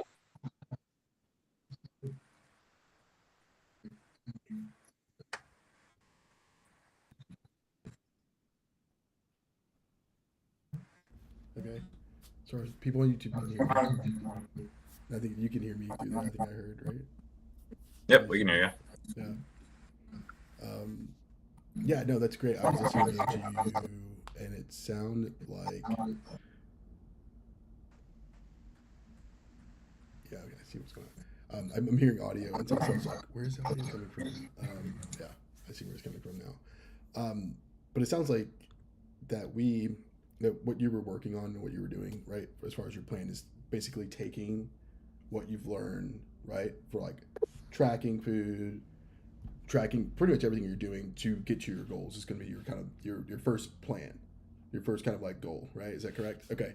So question though for you, what was you did the food tracker challenge? You made the food tracker challenge. You led the food tracker challenge when we first launched the community and everything like that. What did you learn that was most helpful, that's helping you, that you think is going to help you in the long term from the food tracker challenge? That AI is superior when tracking calories. AI I would is take superior? Yeah, so I would Okay. take pictures of my food and then give it exactly what was put in the food, and then it was able to just lay out exactly the carbs, the protein, the sugar in it, all of it in it. And it was like the first day or two of me doing that, I realized, whoa, some of the food I was eating had a lot of sugar or a lot of carbs in it or sodium at like I forgot what I ate, but it had like 700 milligrams of sodium in it. And I was like, whoa, that's a lot for just one meal. Probably like a sauce or a condiment. Yeah, Crazy how much sodium that adds usually. a lot of things have sodium in it. Oh, And yeah. it was crazy to realize like um, some pops even have more sodium than sugar in it. You got More it, sodium than sugar? yeah, more sodium than sugar. And like, I think it's Coke. Coke has more sodium in it than it does sugar. So it makes it so, well, when I was drinking it, it would make me want to drink more because it makes me thirsty. Yep. That's amazing. So okay, so you said AI. So what were you using? I'm just kind of like diving in for these people, for everyone that's here that might know a little bit more about what you did. So were you like taking a picture, putting it on Bing, or what were you using? So what I was using was Chat GPT. Okay. Now you got a bunch of them. Now you got DeepSeek that just got released the other day. You got I think there's another one. I forgot the name of it, but it was mostly Chat GPT. Mm-hmm. And uh, I just went on it, put the picture in, and then put exactly what was in the picture to give the bot a little bit of an idea of how many grams of protein, or like not grams, but how many like ounces of protein were in it, and so on and so forth. And then just hit enter. And then it did its thing and told me all the calories and Mm-hmm. everything like that. And it's not like uh, some of these food tracking apps where you have to pay for it. I think you get like 4 free Chat GPTs a day. And Yeah. so I was able to just go in there and put my meals at the end of the day to then get all of that for that day, and to then Mm. adjust to where I want and understand, okay, maybe I need a little less, for example, noodles in my food to hit this carb goal or something like Right. that. Right. So I'm sorry. And so you were taking pictures of just like the packaged good, right? You weren't like, here's like, a chicken breast, and like taking pictures of that, and it was telling you things from that, or you'd have to tell it. But like, I didn't know if like, are you scanning like So anything? I would plate the food, You right? would plate. This was cooked. This was cooked food. You were taking pictures of. Yeah, yeah, it was all cooked food ready to go and everything. Wow. And then I would say exactly what I put in it. So if I put, let's say, a half a teaspoon of soy sauce in the food, I would Mm-hmm. say, okay, I have a half a teaspoon of soy sauce. I have a tablespoon of cayenne pepper, and so on. Mm-hmm. So I basically ran down exactly what I put into it, Mm-hmm. and then it would just lay out all the macros for me. Okay. Okay. I was just curious because I'm like, how does that thing know that, and how we know that's accurate, right? Like, so just looking at it, but I see. That's why I wanted to So look through kind of what you were doing. what I did to see the accuracy of it is I downloaded one of those food tracking apps that is able to count your calories with what you put in Wow. it. And I noticed the bot was not like off, but Mm-hmm. like not on. It was off by Right. like 5 or 6 calories sometimes. But other than Okay. that, like 5 or 6 calories, I could walk down the stairs, up the stairs, I lose the 5, 6 calories. Is it that easy? Is that easy? No, I don't Oh, know. I That's an thought we were talking attitude. the other day. We were like, yeah, it's kind of hard to get rid of calories. Like, you don't really burn much from doing stuff, so that's why it's about what you take in. It's Adam? like if you want literal, generally 10 push-ups will give you 1 calorie burned. You guys hear that? 10 push-ups, 1 Okay. calorie. It's important what we put in, right? Yep. Yeah. It's funny. I adjusted my diet a little bit, or like what I ate. People are like, "Oh, you don't eat very much." I'm like, "This isn't a good." Now, I'm not saying this is what you should do. This is probably a terrible thing to do. But my excuse was like, "Well, yeah, I don't do enough activity to eat as much as I'm eating." or like what they were eating. They're like, I'm eating all this pasta. I was like, no, I need like the smallest amount because I'm not doing anything right now. This is not Yeah. going to be helpful for me. But again, not prescribing that's what you should do. Be more balanced, be more healthy than that. But very interesting, Raj. So you're going to be able to keep up with this. So you're still tracking every single night, right? Or your chat GPT is helping you out, right? And you want to continue doing this as part of your plan. That's part of the healthy habit. So when you're off semaglutide, you're going to be able to maintain a little better. Right? Yes. Okay. Cool. It just keeps me mindful with what I'm eating daily. Right. Just making that a habit, putting it in at the end of each day. Habit. Right. And you probably notice like trends. So I'm sure you don't eat that many varied things, right, over time. So you Not really. You're probably getting better at eyeballing. This meal is probably this much. Yeah. Right. But then there's sometimes where we'd go out to eat for like a birthday dinner or something, and then there's just a plate in front of me of Alfredo pasta. I'd eat like 5 or 6 bites and then be done because I'm just full. And then I would try to track that, but like that's the thing with when you're going out to eat and trying to use the AI, it doesn't really track that well because you don't know exactly what was put into that food. Absolutely. And that's just going out to eat in general. You don't know exactly what's being put in the food, so you're not able to track it as well. That's why cooking home food meals are like essential when it comes to like actually wanting to be accurate with what you're eating and putting in your body. Okay. Are you considering any other kind of like, because like weight loss and weight management, there's other factors in it besides just like what we eat, and it's also like how we sleep, stress, all these other things. Are you looking to bring some of those, or do you already have some of those in mind and how you manage them? Because I know sometimes like, some people have a hard time eating and sleeping, and that could affect this, right? Yeah, so good question. I do, in fact, have a hard time sleeping. But with what Joe said with the zinc and the magnesium, you can learn more about that stuff inside the Circle community. He talks about he'll help you even if you make a post and ask him, he'll help you. And he's helped me a lot. But I'm going to be starting to try the zinc and magnesium combo that he recommended to help with sleep. And I want to see what that does. I just got it recently, like a day and a half ago, 2 days ago. I just got it. So I'm going to be able to try that out. But that's like one of the main things for me is sleep because I don't sleep that much. I get like 4 hours of sleep a night, and it's not that healthy. Yeah. I don't know how you operate.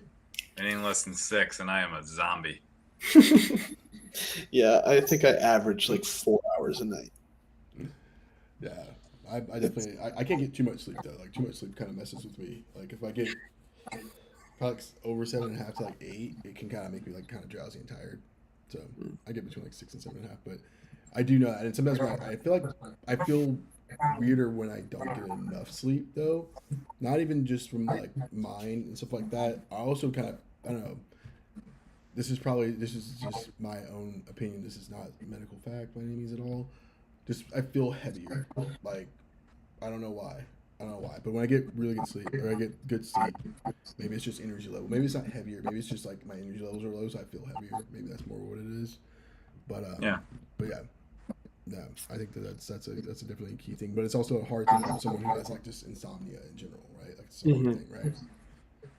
Yeah, on the usually on Friday nights, I go to bed at like 12 and then wake up on Saturday at like 10, 11 in the morning. And that's where I sleep the most on Fridays. That is amazing. Like I can't sleep that long. Yeah, I can't sleep in. Yeah, I can if I could on like that. I don't know. Maybe it's just my body shutting down. Be like, you need to go to bed now. Catching up. Yeah. I just gained back all the hours that I lost from not sleeping throughout the week on that Saturday morning. Yeah, absolutely. And then do you like so? So when you like you sleep, you don't sleep throughout the week or like sometimes, and like you kind of like can't get to sleep till late, and then when you go to bed like midnight, you wake up at like 10 a.m. the next day. Do you feel well rested? Do you feel like you did like the previous days or like? So, for me, when I do go to sleep for like 12 hours and wake up, Mm-hmm. um, I, I don't know, to be honest. I don't know how I feel. I just feel Journal. normal. Yeah, I might have to start journaling it so I can understand exactly what's going on with that because I don't know. I don't know how I feel when it comes to that. I never really looked at it like that. I just wake up and go about the day. Understandable. It's all good. All good. Well, Raj, I really appreciate you sharing your story. You've been sharing a lot. You've been sharing with the community for since it started because you built it, right? And it's been, I'm sure they very much value it, and I think our audience also values it as well. So I appreciate you doing that with us today, with what you're planning to do once you get to your goals. Thank you for having me. Absolutely. All right, so I think we're approaching our last break of the day, and again, I want to say I appreciate everyone for being here, even through our technical challenges that we're having. We're learning; it's all part of our process. But I'm hoping that you have been enjoying the content as you've been seeing it, and we're excited to continue. We have 3 more sessions left, which are they're going to be very relatively short. For the most part, we're going to do a meet and greet style. We're going to finish up what I couldn't do earlier with our Everything Eden, which we're going to go through our patient portal. We already showed off our community platform, but we'll touch on that a couple more times. How to get support through Eden. So even if you're not an Eden customer yet, you might want to consider after seeing what we have available for you, and continue to support our members' growth and get to their metabolic health goals and weight loss goals. So again, thank you guys for being here. We're going to take another quick break. We will be back. This is actually going to be a little bit longer break. We will be back at 6:30 p.m. Eastern Standard Time. Again, your feedback is valuable, so definitely share with us how you feel about what you learned today. Thank you so much. We will see you guys back here very soon.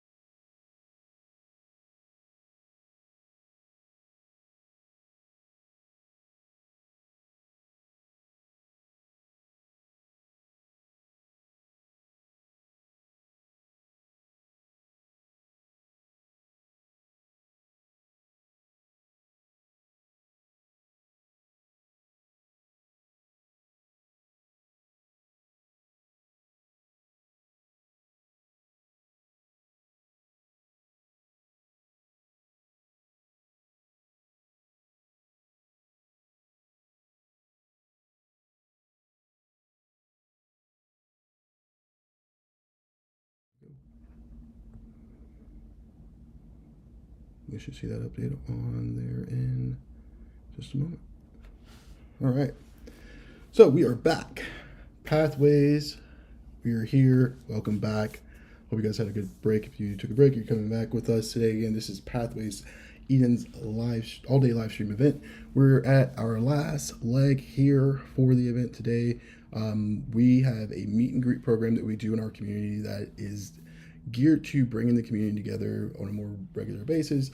This is something that we've recently launched a program for, so I'm going to be going over that with you guys, sharing with you kind of like our Monday, Wednesday, Friday program and what it's geared for, what it's used for, and what we're going to be doing. So that, and then we're going to do one other session where we were talking about everything Eden earlier, but we had some technical difficulties with our audio for our live stream, so we wanted to make sure that we did that right. So we kind of brought that in here, a few areas where we'll talk about our member tools, how the order process works for the folks that have not seen that before, and then what you will look at our patient portal specifically, and also our new, I think it's called our patient portal, and then where you can get support, including our community, which is awesome. So let's get started in just one moment. All right. Hey guys, welcome back, Adam and Raja. Hope you guys are doing well. What up? What up? All right. So we're almost at Very the mark. Sorry about where you're the at. light. The light bulb went out earlier, so That's all right. I haven't had time to change it yet. That's all But- right. Yeah, we're gonna jump in. I'm gonna chat with them about our programs. I'm just pulling up something from that. Just one moment here. Sorry, I got the wrong screen there. Here we go.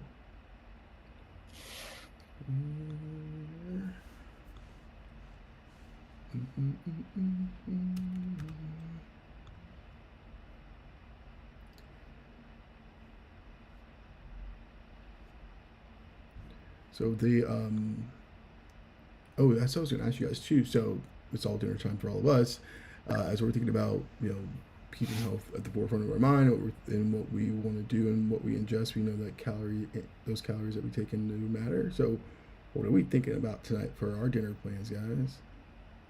I just had dinner. Oh wow. I ate 2 hamburgers. Okay, just straight hamburgers. Just straight burger, no bun, nothing else. Just straight burger meat. Okay. Okay. Is that for and nothing else with no cheese, no nothing? Nothing else, just burger. Wow. Okay. I mean, more power to you. I generally don't do a bun, but I'll do like lettuce and cheese and things like that on it. But yeah, I generally go with no bun. I think there's not many places that I go to that do that will serve that for me, so I tend to do it at home a lot more. Or they may do it. I may not ask because I'm like a little bit nervous on. Yeah, I just went straight protein tonight. Had to get the protein in. That is what it's about. I go for protein in general. I generally try to do protein and vegetables because for a while there I wasn't doing the vegetable part, and that was not feeling good when you didn't have enough fiber to bring it into your body. Yeah, I need more vegetables in my life.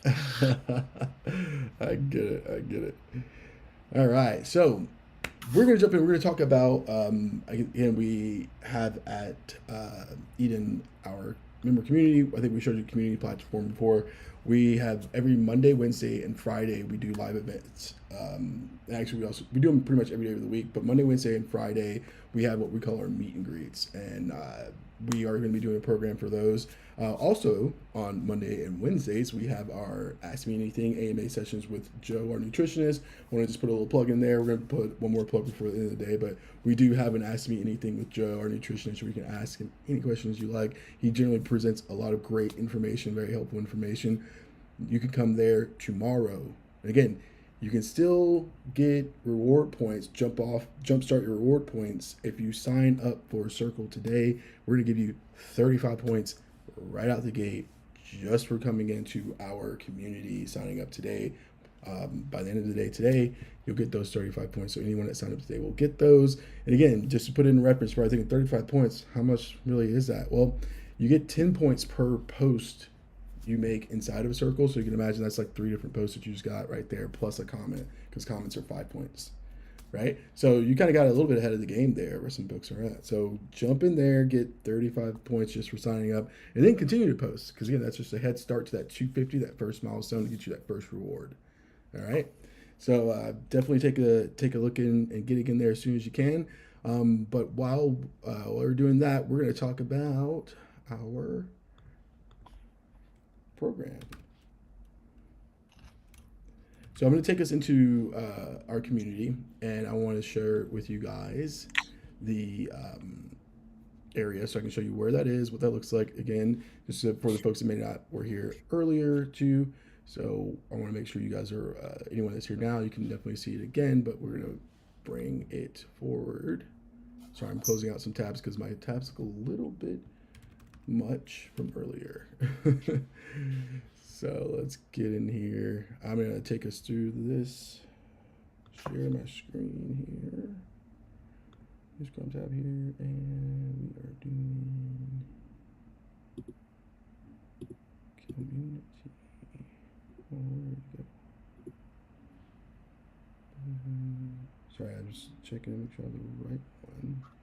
I guess I'll just do the window because I couldn't find the right tab. But anyways, here we go. So this community, this is what it looks like if you're not signed in. Again, if you weren't here earlier, you didn't get to see this, but so I'm going to share with you again now.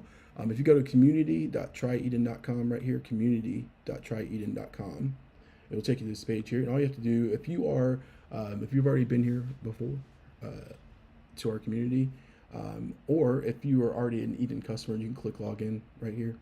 And what you're going to do, you're going to log in with your Eden account. That's your Eden account, the account that you use to log in to Eden for your patient portal. You just log in right here.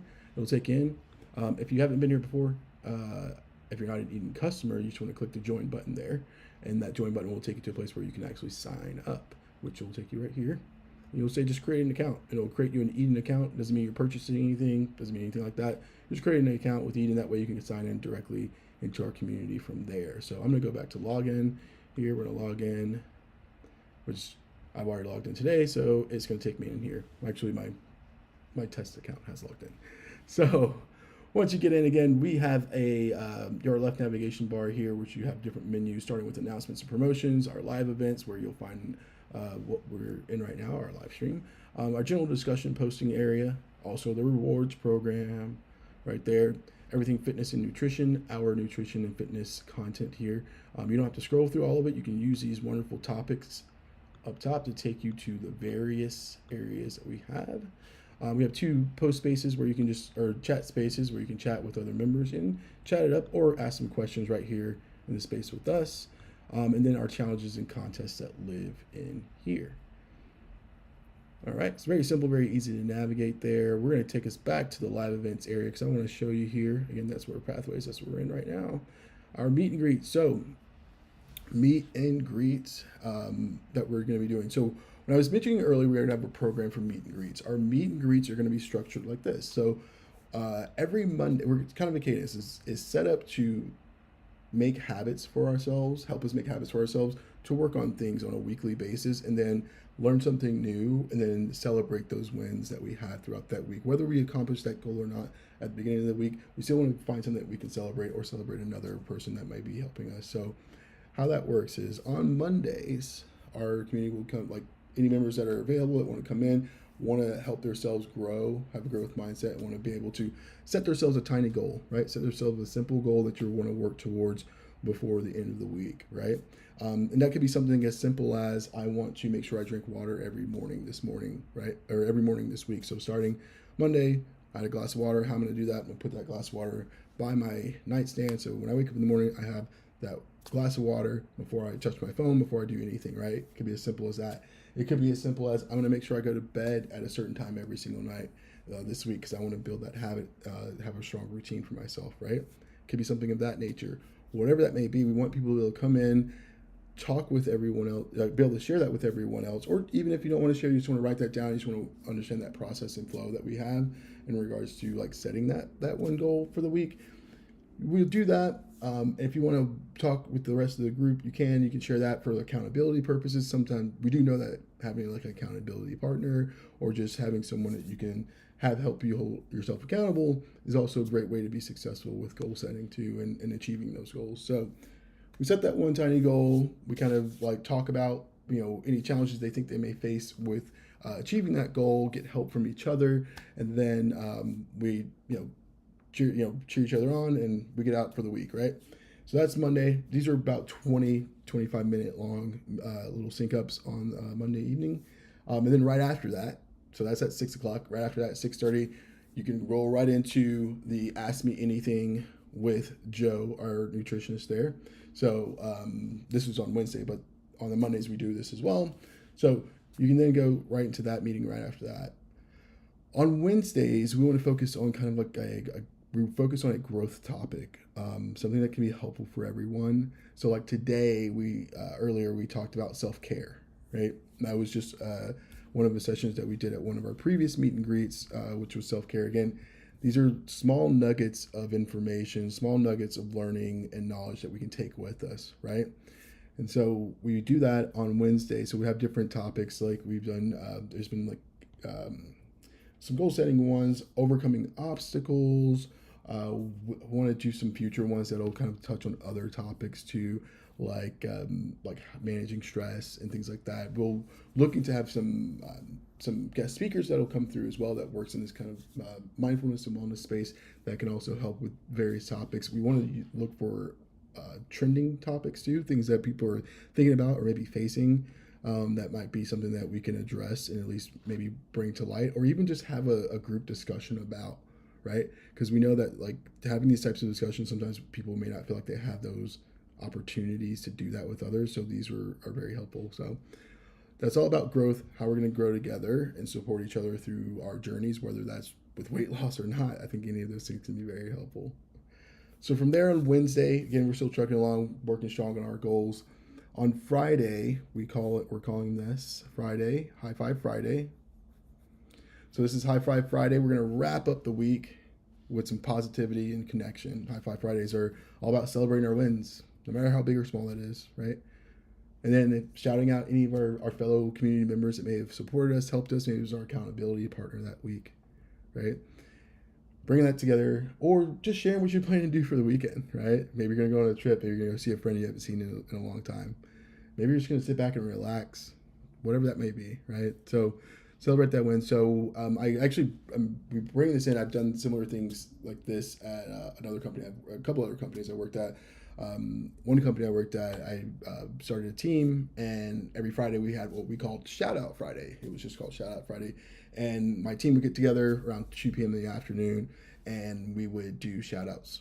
So everyone would shout out not everyone, but like if you felt like you wanted to, or you had someone, you would shout out someone on the team or a team as a different team within our department for something that they may have helped you with, or you admire about what they do, or maybe it was they had a really tough week and we just wanted to give them a little love, things like that. So and it really kind of helps set the tone as every person left for their weekend on that Friday, right?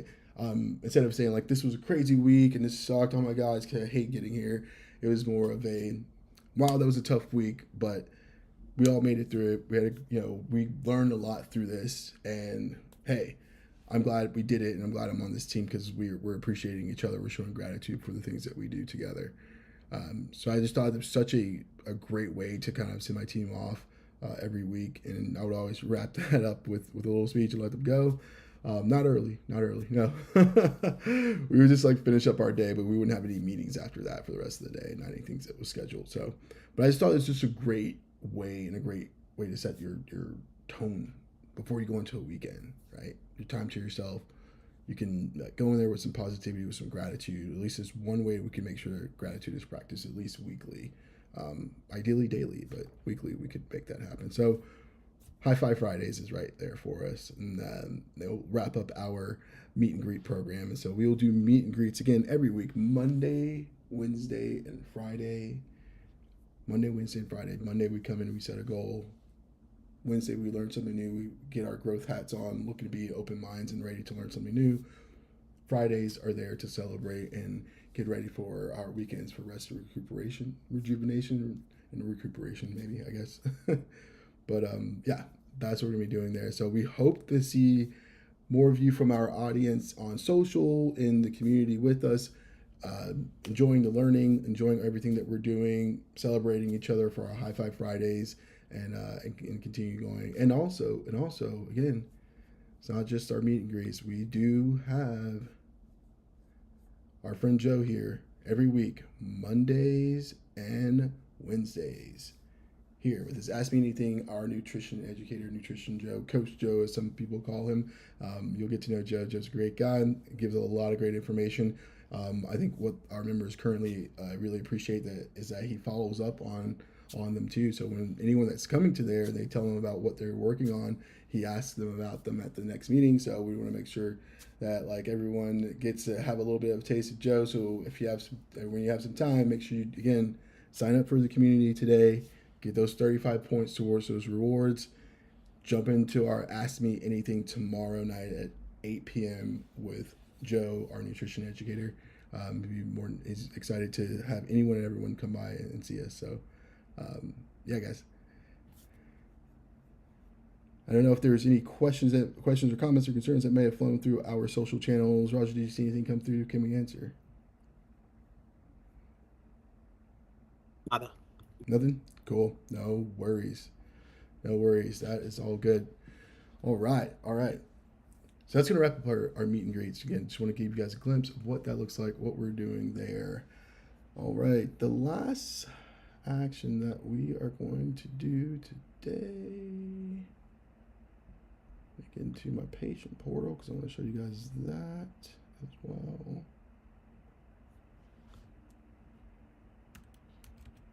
My.try Eden.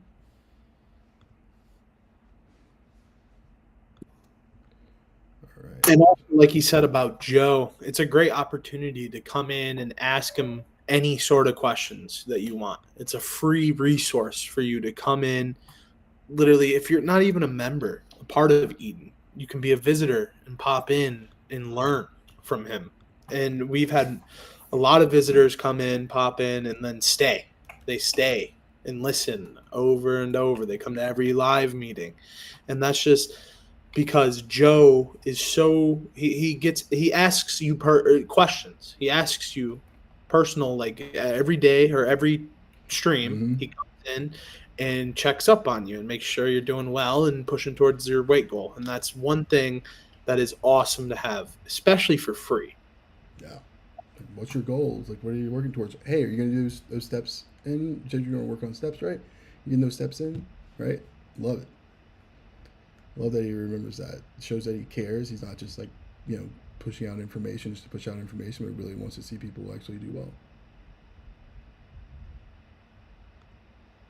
All right, so we are jumping on forward here. We're gonna again go back to what we were talking about earlier. I think we got to the our getting started for semaglutide. So just to back it up, just because you weren't here again, this is Pathways. This is Eden's all-day live event. We're about to wrap up here shortly after this session. This is our session. It's called Everything Eden. This is a session that we would like to have for either people who are considering joining Eden as part of your partnership for your health, right? Or if it's someone who's a brand new member here at Eden too, this is great content for that as well, which kind of explains how our order process works, what your potential journey may look like on semaglutide based on like what we've kind of seen and what we share with our members as a resource, our patient portal, and generally we bring in our community platform too, but we definitely went over that earlier today, but we're going to talk about the patient portal a little bit, and then we're going to tell you where you can seek support if you are with us as an Eden member, because there's multiple places that you can get information, and I think sometimes we may not know that this information or this places exists, so we want to make sure that you know where that is so we can make sure we're serving you the best way we can. All right, so first let's talk about like how this, we're going to go back to like how this order process works, right? I kind of did a little bit of a graphic for us to take a look at, so give me just one moment and I will share this. Present. So we it's a very simple, it's a pretty simple process, but it's a very important process. And I think what I want to make sure that we're sharing out to you is like what you're going to be expecting as you do these orders, as you know place your first order with us, or if you just place your first order there. So let me just share you here. So first, starting with the patient questionnaire, which did not show up properly. I don't know why. Hang on just one moment. Oh, there it is. Yep. Our patient questionnaire right here, more like you might be doing it on your mobile phone, or you can do it on the website as well too. This is after you select the product that you're thinking that would go well for you, whether that is our compounded semaglutide, maybe it's our Somorelin, or maybe it's MIC-B12, whatever that may be. This questionnaire you'll complete first. That'll submit it into our network of physicians, and that's where the medical review will be completed. Now, if you, for whatever reason, are not approved, maybe it gets denied for whatever reason that may be, that's okay, right? What I encourage you to do is you can always reach out to the doctor via the patient portal there. You can also go back and see if there's something else that might be available for you, because it does have some guidelines there to kind of make sure that we're thinking about safety and health, and we want to make sure that no one's getting hurt, and make sure that we're being prescribed things that they actually need, and have a good tailored approach. That's why our questionnaires are super important.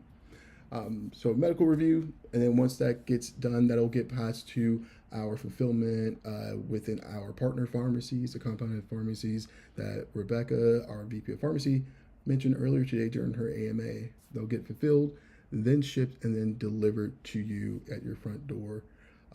Now, that is a very, very simple process, but one of the things we want to make sure that people are aware of is during that medical review process, sometimes the physician may need to reach out to you. So that's why it's super important that if you get a message from us, and that after you order your first order and you see that come through and it says, hey, the doctor is reaching out to you, just jump into your patient portal, because that's when you make your Eden account, it's right there. Just jump right in there, respond back to them as soon as possible, because that's going to get you faster through the process as soon as you get those kind of things done. I know a couple of things that we definitely hear sometimes that come up, where people may have forgotten to submit certain things, whether it's a photograph or their ID. So just make sure that you're getting all those pieces done. We do have mechanisms to reach out to kind of remind, but to get that done as soon as possible is going to help you get to your goals faster, and that's what we want for you. Now, let's say we've gotten your order, you started your process. Hopefully, ideally, what has happened then, you've gotten your order. You come and join to the community, because you're gonna get a lot of great content, again, free, like Raja said, and then you get reward points, all that great stuff. Bring that in, and then you get through your first week, second, third. You're about to approach your third week, and that's when we're starting to remind you of your check-in visit that's going to be coming up, right? So we generally do reminders about 7 days prior to your visit. You get another reminder, whether that's via email or SMS, at 5 days, then 3 days, and then right on the check-in day. Okay. And again, now when you're getting those reminders there, those reminders are letting you know that date is approaching.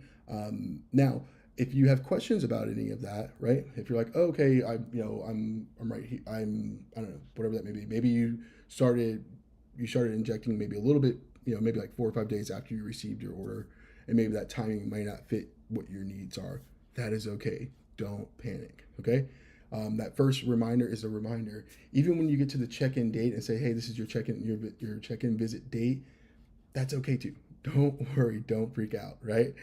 We send this cadence just to make sure that people are getting it, because sometimes it can get really busy, you may miss one, but it doesn't mean that it's an urgency thing. Again, if you feel like, oh, I'm maybe not just ready yet for whatever reason that may be, reach out to us or reach out to the doctor in your patient portal, just to make sure, right? That's what we want to make sure that people are aware of. And then again, if you aren't ready to check in yet, it doesn't mean that this is the last time you'll get a reminder to click that button to get into your patient portal, because you can always go into your patient portal no matter what day it is, whether it's the fourth day, the second day, or even up to 14 days after your check-in. We're going to still send you reminders. I want to say maybe 3 or 4 more reminders after that, up until 14 days after. But again, when you're ready, just jump in there. These are just reminders to make sure you're aware. Okay, so easy process, but great. And I like to share that with our prospective members and our new members. So make sure that everyone is aware of how that goes. So that's what I want to start with first. This is kind of like your order process. All right. So the next thing I kind of want to touch on is the process in which you the kind of our compounded semaglutide member journey, and that shows up. And the reason why I want to show you this in this format is because I want to make sure that everyone's aware that this does exist. This is one of those resources that I feel like some may not be aware of, but some may. But this Getting Started Guide is one of the greatest resources I feel, because of, as a patient, not for this, but like as a patient in general, I like to know what's going on or what could potentially happen or what should I expect on any type of treatment I might be doing. And that's going to help me kind of prepare myself, right? And so what I want to share with you now is the Getting Started Guide that we have on our website. Easily accessible. And also those emails reminders that I was showing you a moment ago, there's a link to this in there as well. So we're also going to be sharing that within the community during our Everything Eden events that we'll be having for orientation. You'll have it there as well. So there's going to be multiple places you can get it, but I want to make sure you just know it exists. If you're a new member, you're already with us, and you may not have seen this yet. Again, those are in those emails that came out, but we can make sure you get that too. Again, in the community, we have these access to these, as well as just online right here. tryeden.com/getting-started at /compounded-semaglutide. That easy, right? So again, we talked about this a little bit earlier, though. Like, gives us a little start here message, gives a little welcome message, let us know what's going to be in this this content here. Welcome to the program, and let's get down to the nitty gritty. What happens next, right? Embarking on this journey of a transformative health requires a structured approach, right? So we want to make sure people are aware of this. So here we have four different phases here. 1, 2, 3, and 4. Now, I'm not sure if many of you were aware of this, though, but it takes 2 stages. Now, this isn't saying that everybody's going to be exactly like what this says, right? We're going to make sure that everyone understands that. We know that every body is different. Every person's experience is a little bit different, right? But this is what we have seen in general sometimes in these areas, and we want to make sure that we share out to you. You got to get some expectations, but at any point you feel like that something doesn't feel right, you're going to reach out to your doctor in your patient portal, make sure, or if it's an emergency, you always call 911. That's just, everyone knows that. Everyone should do that every single time. I'm not prescribing anything to do other than those 2 actions there. But this is great information for you. So looking at the acclimation stage, you're month one,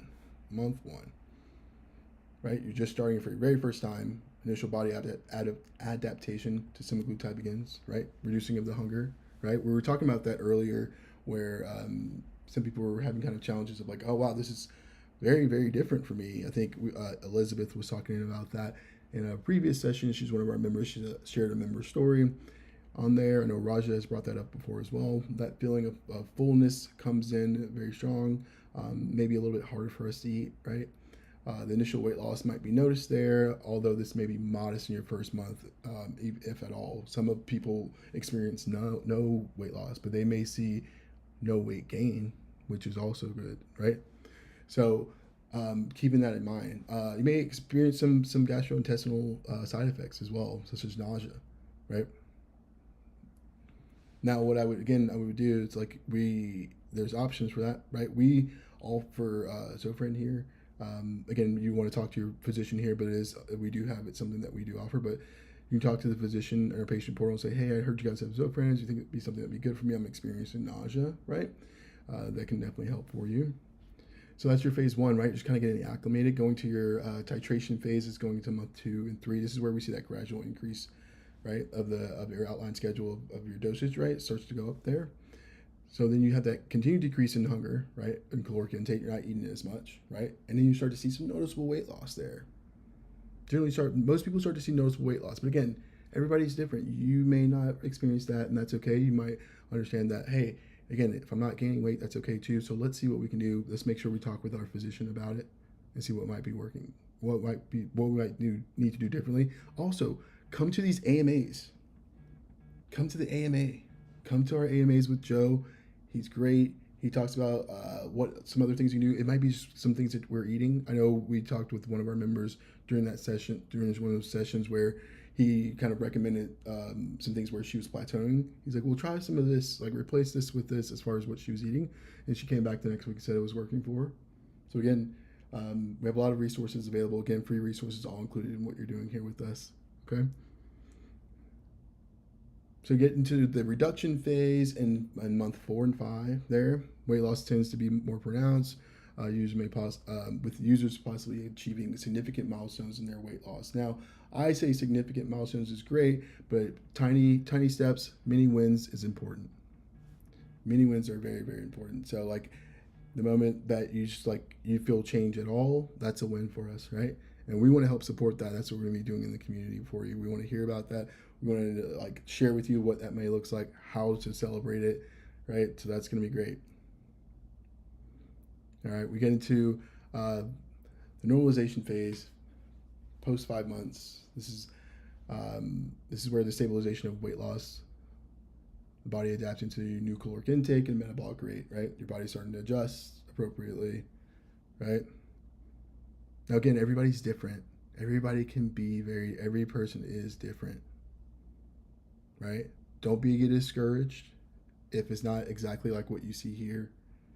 Again, that's what our community is here for. We're here to support you. More information. You may try something different. You may hear from someone in the community about what they did when they experienced it. You can also talk to your physician, right? We're going to continue doing things like pathways where we can start sharing out more information. But the more of you all that come in and share your experience, the more that we can share out, the more you can share your experience to other folks as well. So that's what we want to see. So definitely take a moment when you can. Again, come on into our community and circle. You go to community.tryeating.com. You can sign right up. Again, you get 35 points. Again, that's a good jump start to 250 for that first milestone and the first rewards. All right. So next, all right. So that was just what we share with everyone in regards to our getting started page on that kind of more generalized journey on compounded semaglutide. Now we have a getting started guide for all of our products, so make sure if you're on any of our products outside of that you're welcome to come in and get one of these getting started guides for each one of those, so you make sure that you feel good and confident about what you should be experiencing as well. All right. So we're going to take a look at next our tools, the member tools, which is our patient portal. So give me just 1 second while I pull that up for you.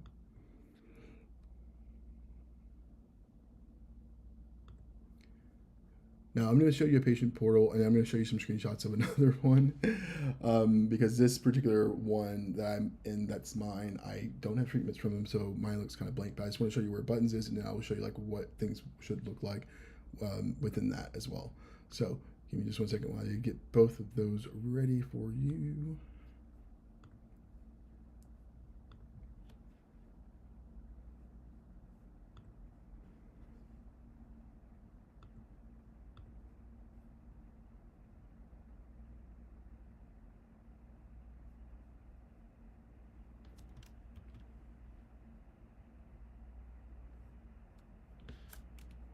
All right, here we go.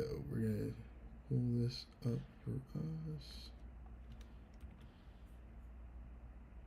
Try to make it the right size so we can see it, because that's important.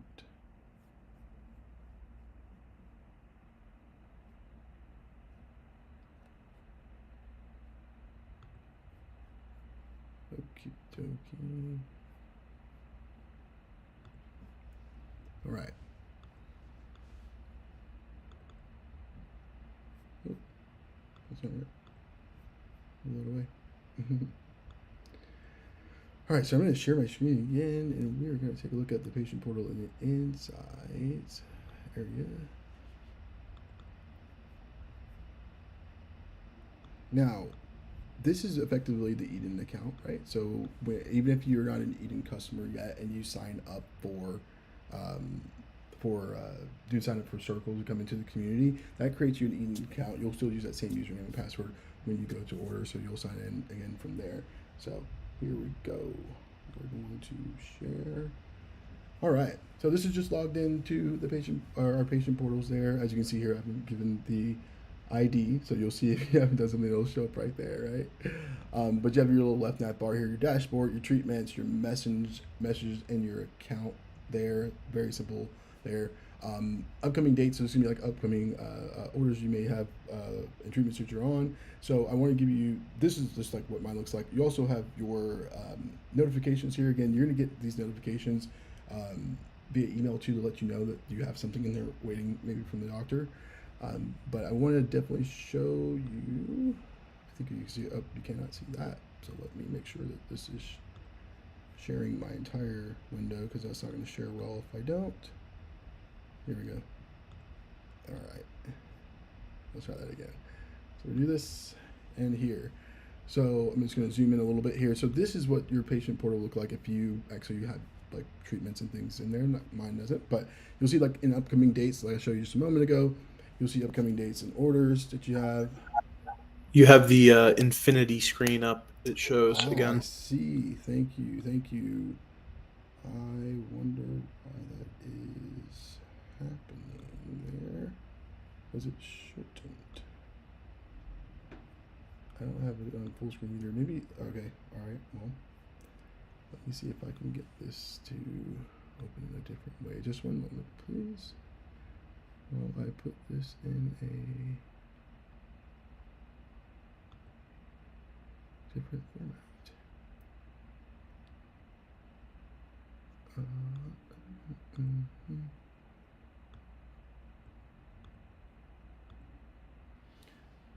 open with Adobe will help. So we're still trying to understand how this, why am I getting an infinity screen, which I shouldn't be, but just a moment while.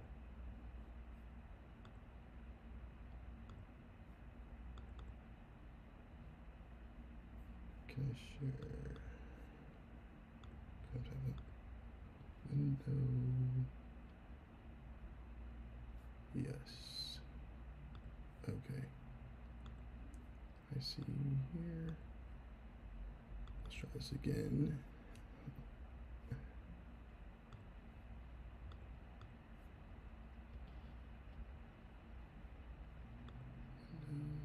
Here.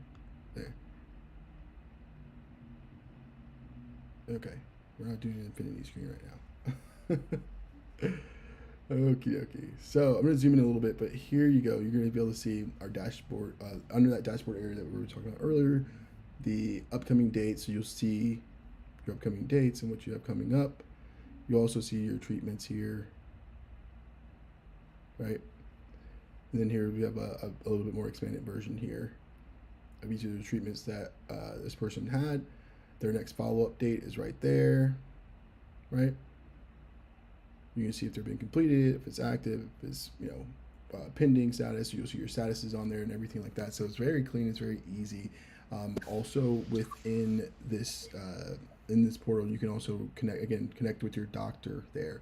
You connect with your doctor. It's very, very easy to do that too. So I'm going to show you in here.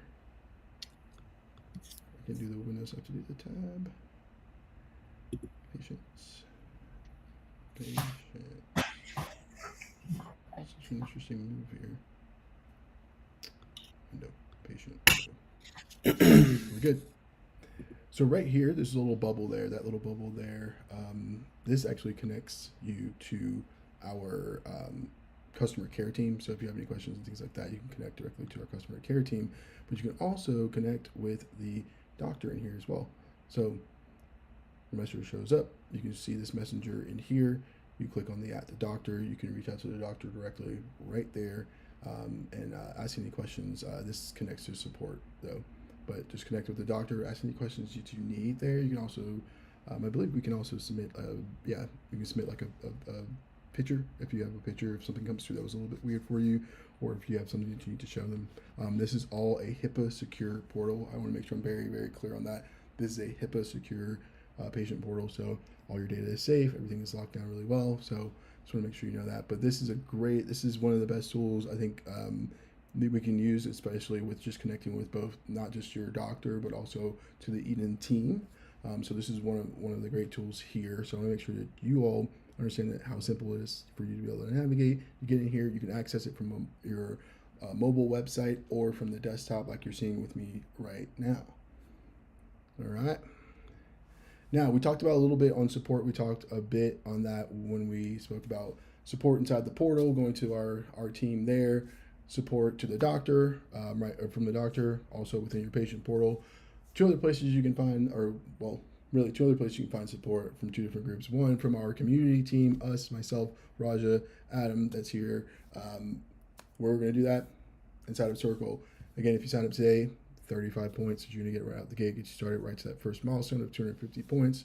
That's what we want for you, right? You can also come in tomorrow and join us with Joe, our nutritionist, get some guidance. Again, that's free nutritionist guidance. That stuff costs a lot of money. We want to make sure that our members are getting the best, right? We want you guys to get the best and the best experience.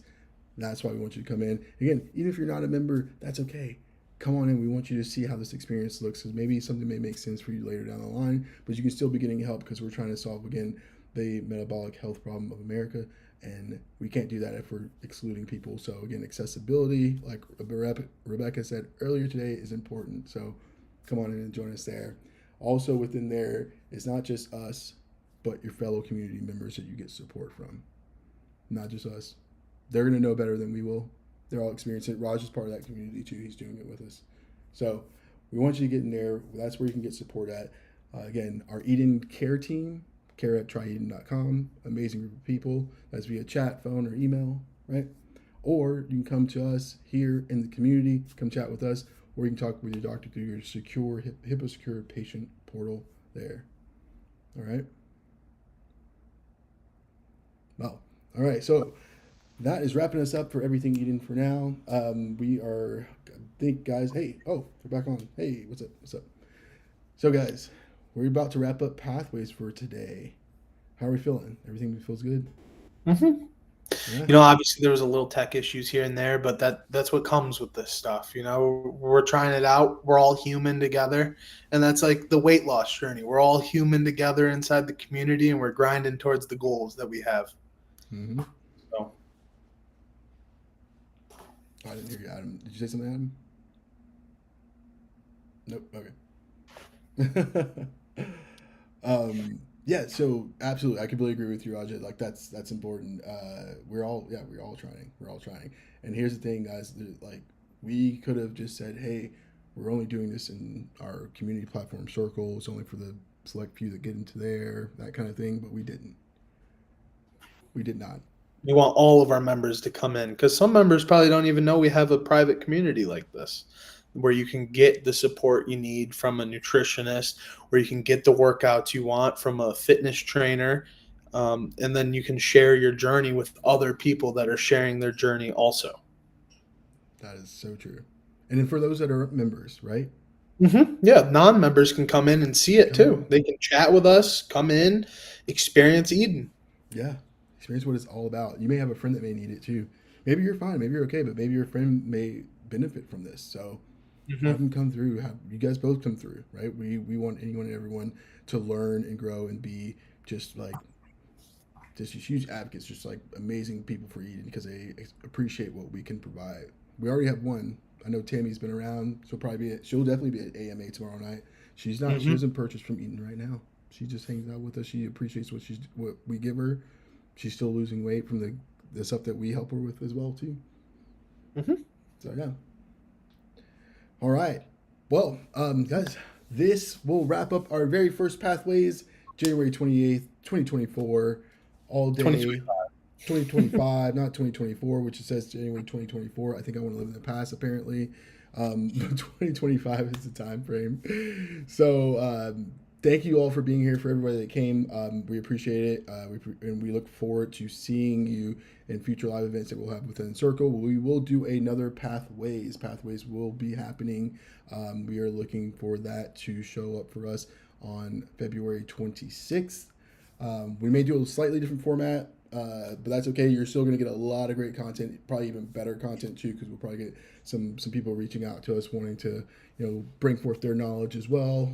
So really excited for that. But if you If you have not even 5 minutes, you have 3 minutes. If you have 3 minutes, okay, if you have 3 minutes, go to community.trident.com, sign up for the community, earn 35 reward points. That's all. Like, each one of those takes less than a minute. Really, it's gonna be less than 3 minutes. It's gonna be amazing. So come in, join. We're really excited for it. And hey, guys, have a great rest of your evening, and thank you for being here with us on our first live stream.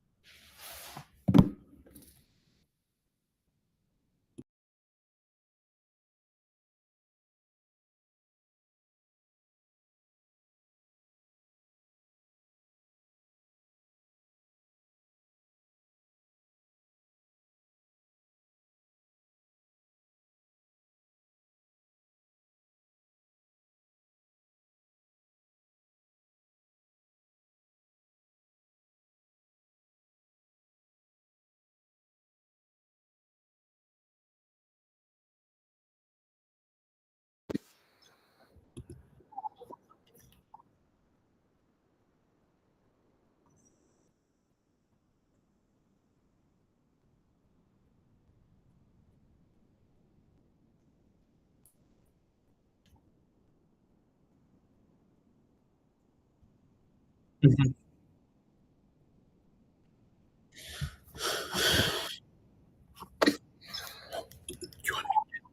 You unmuted.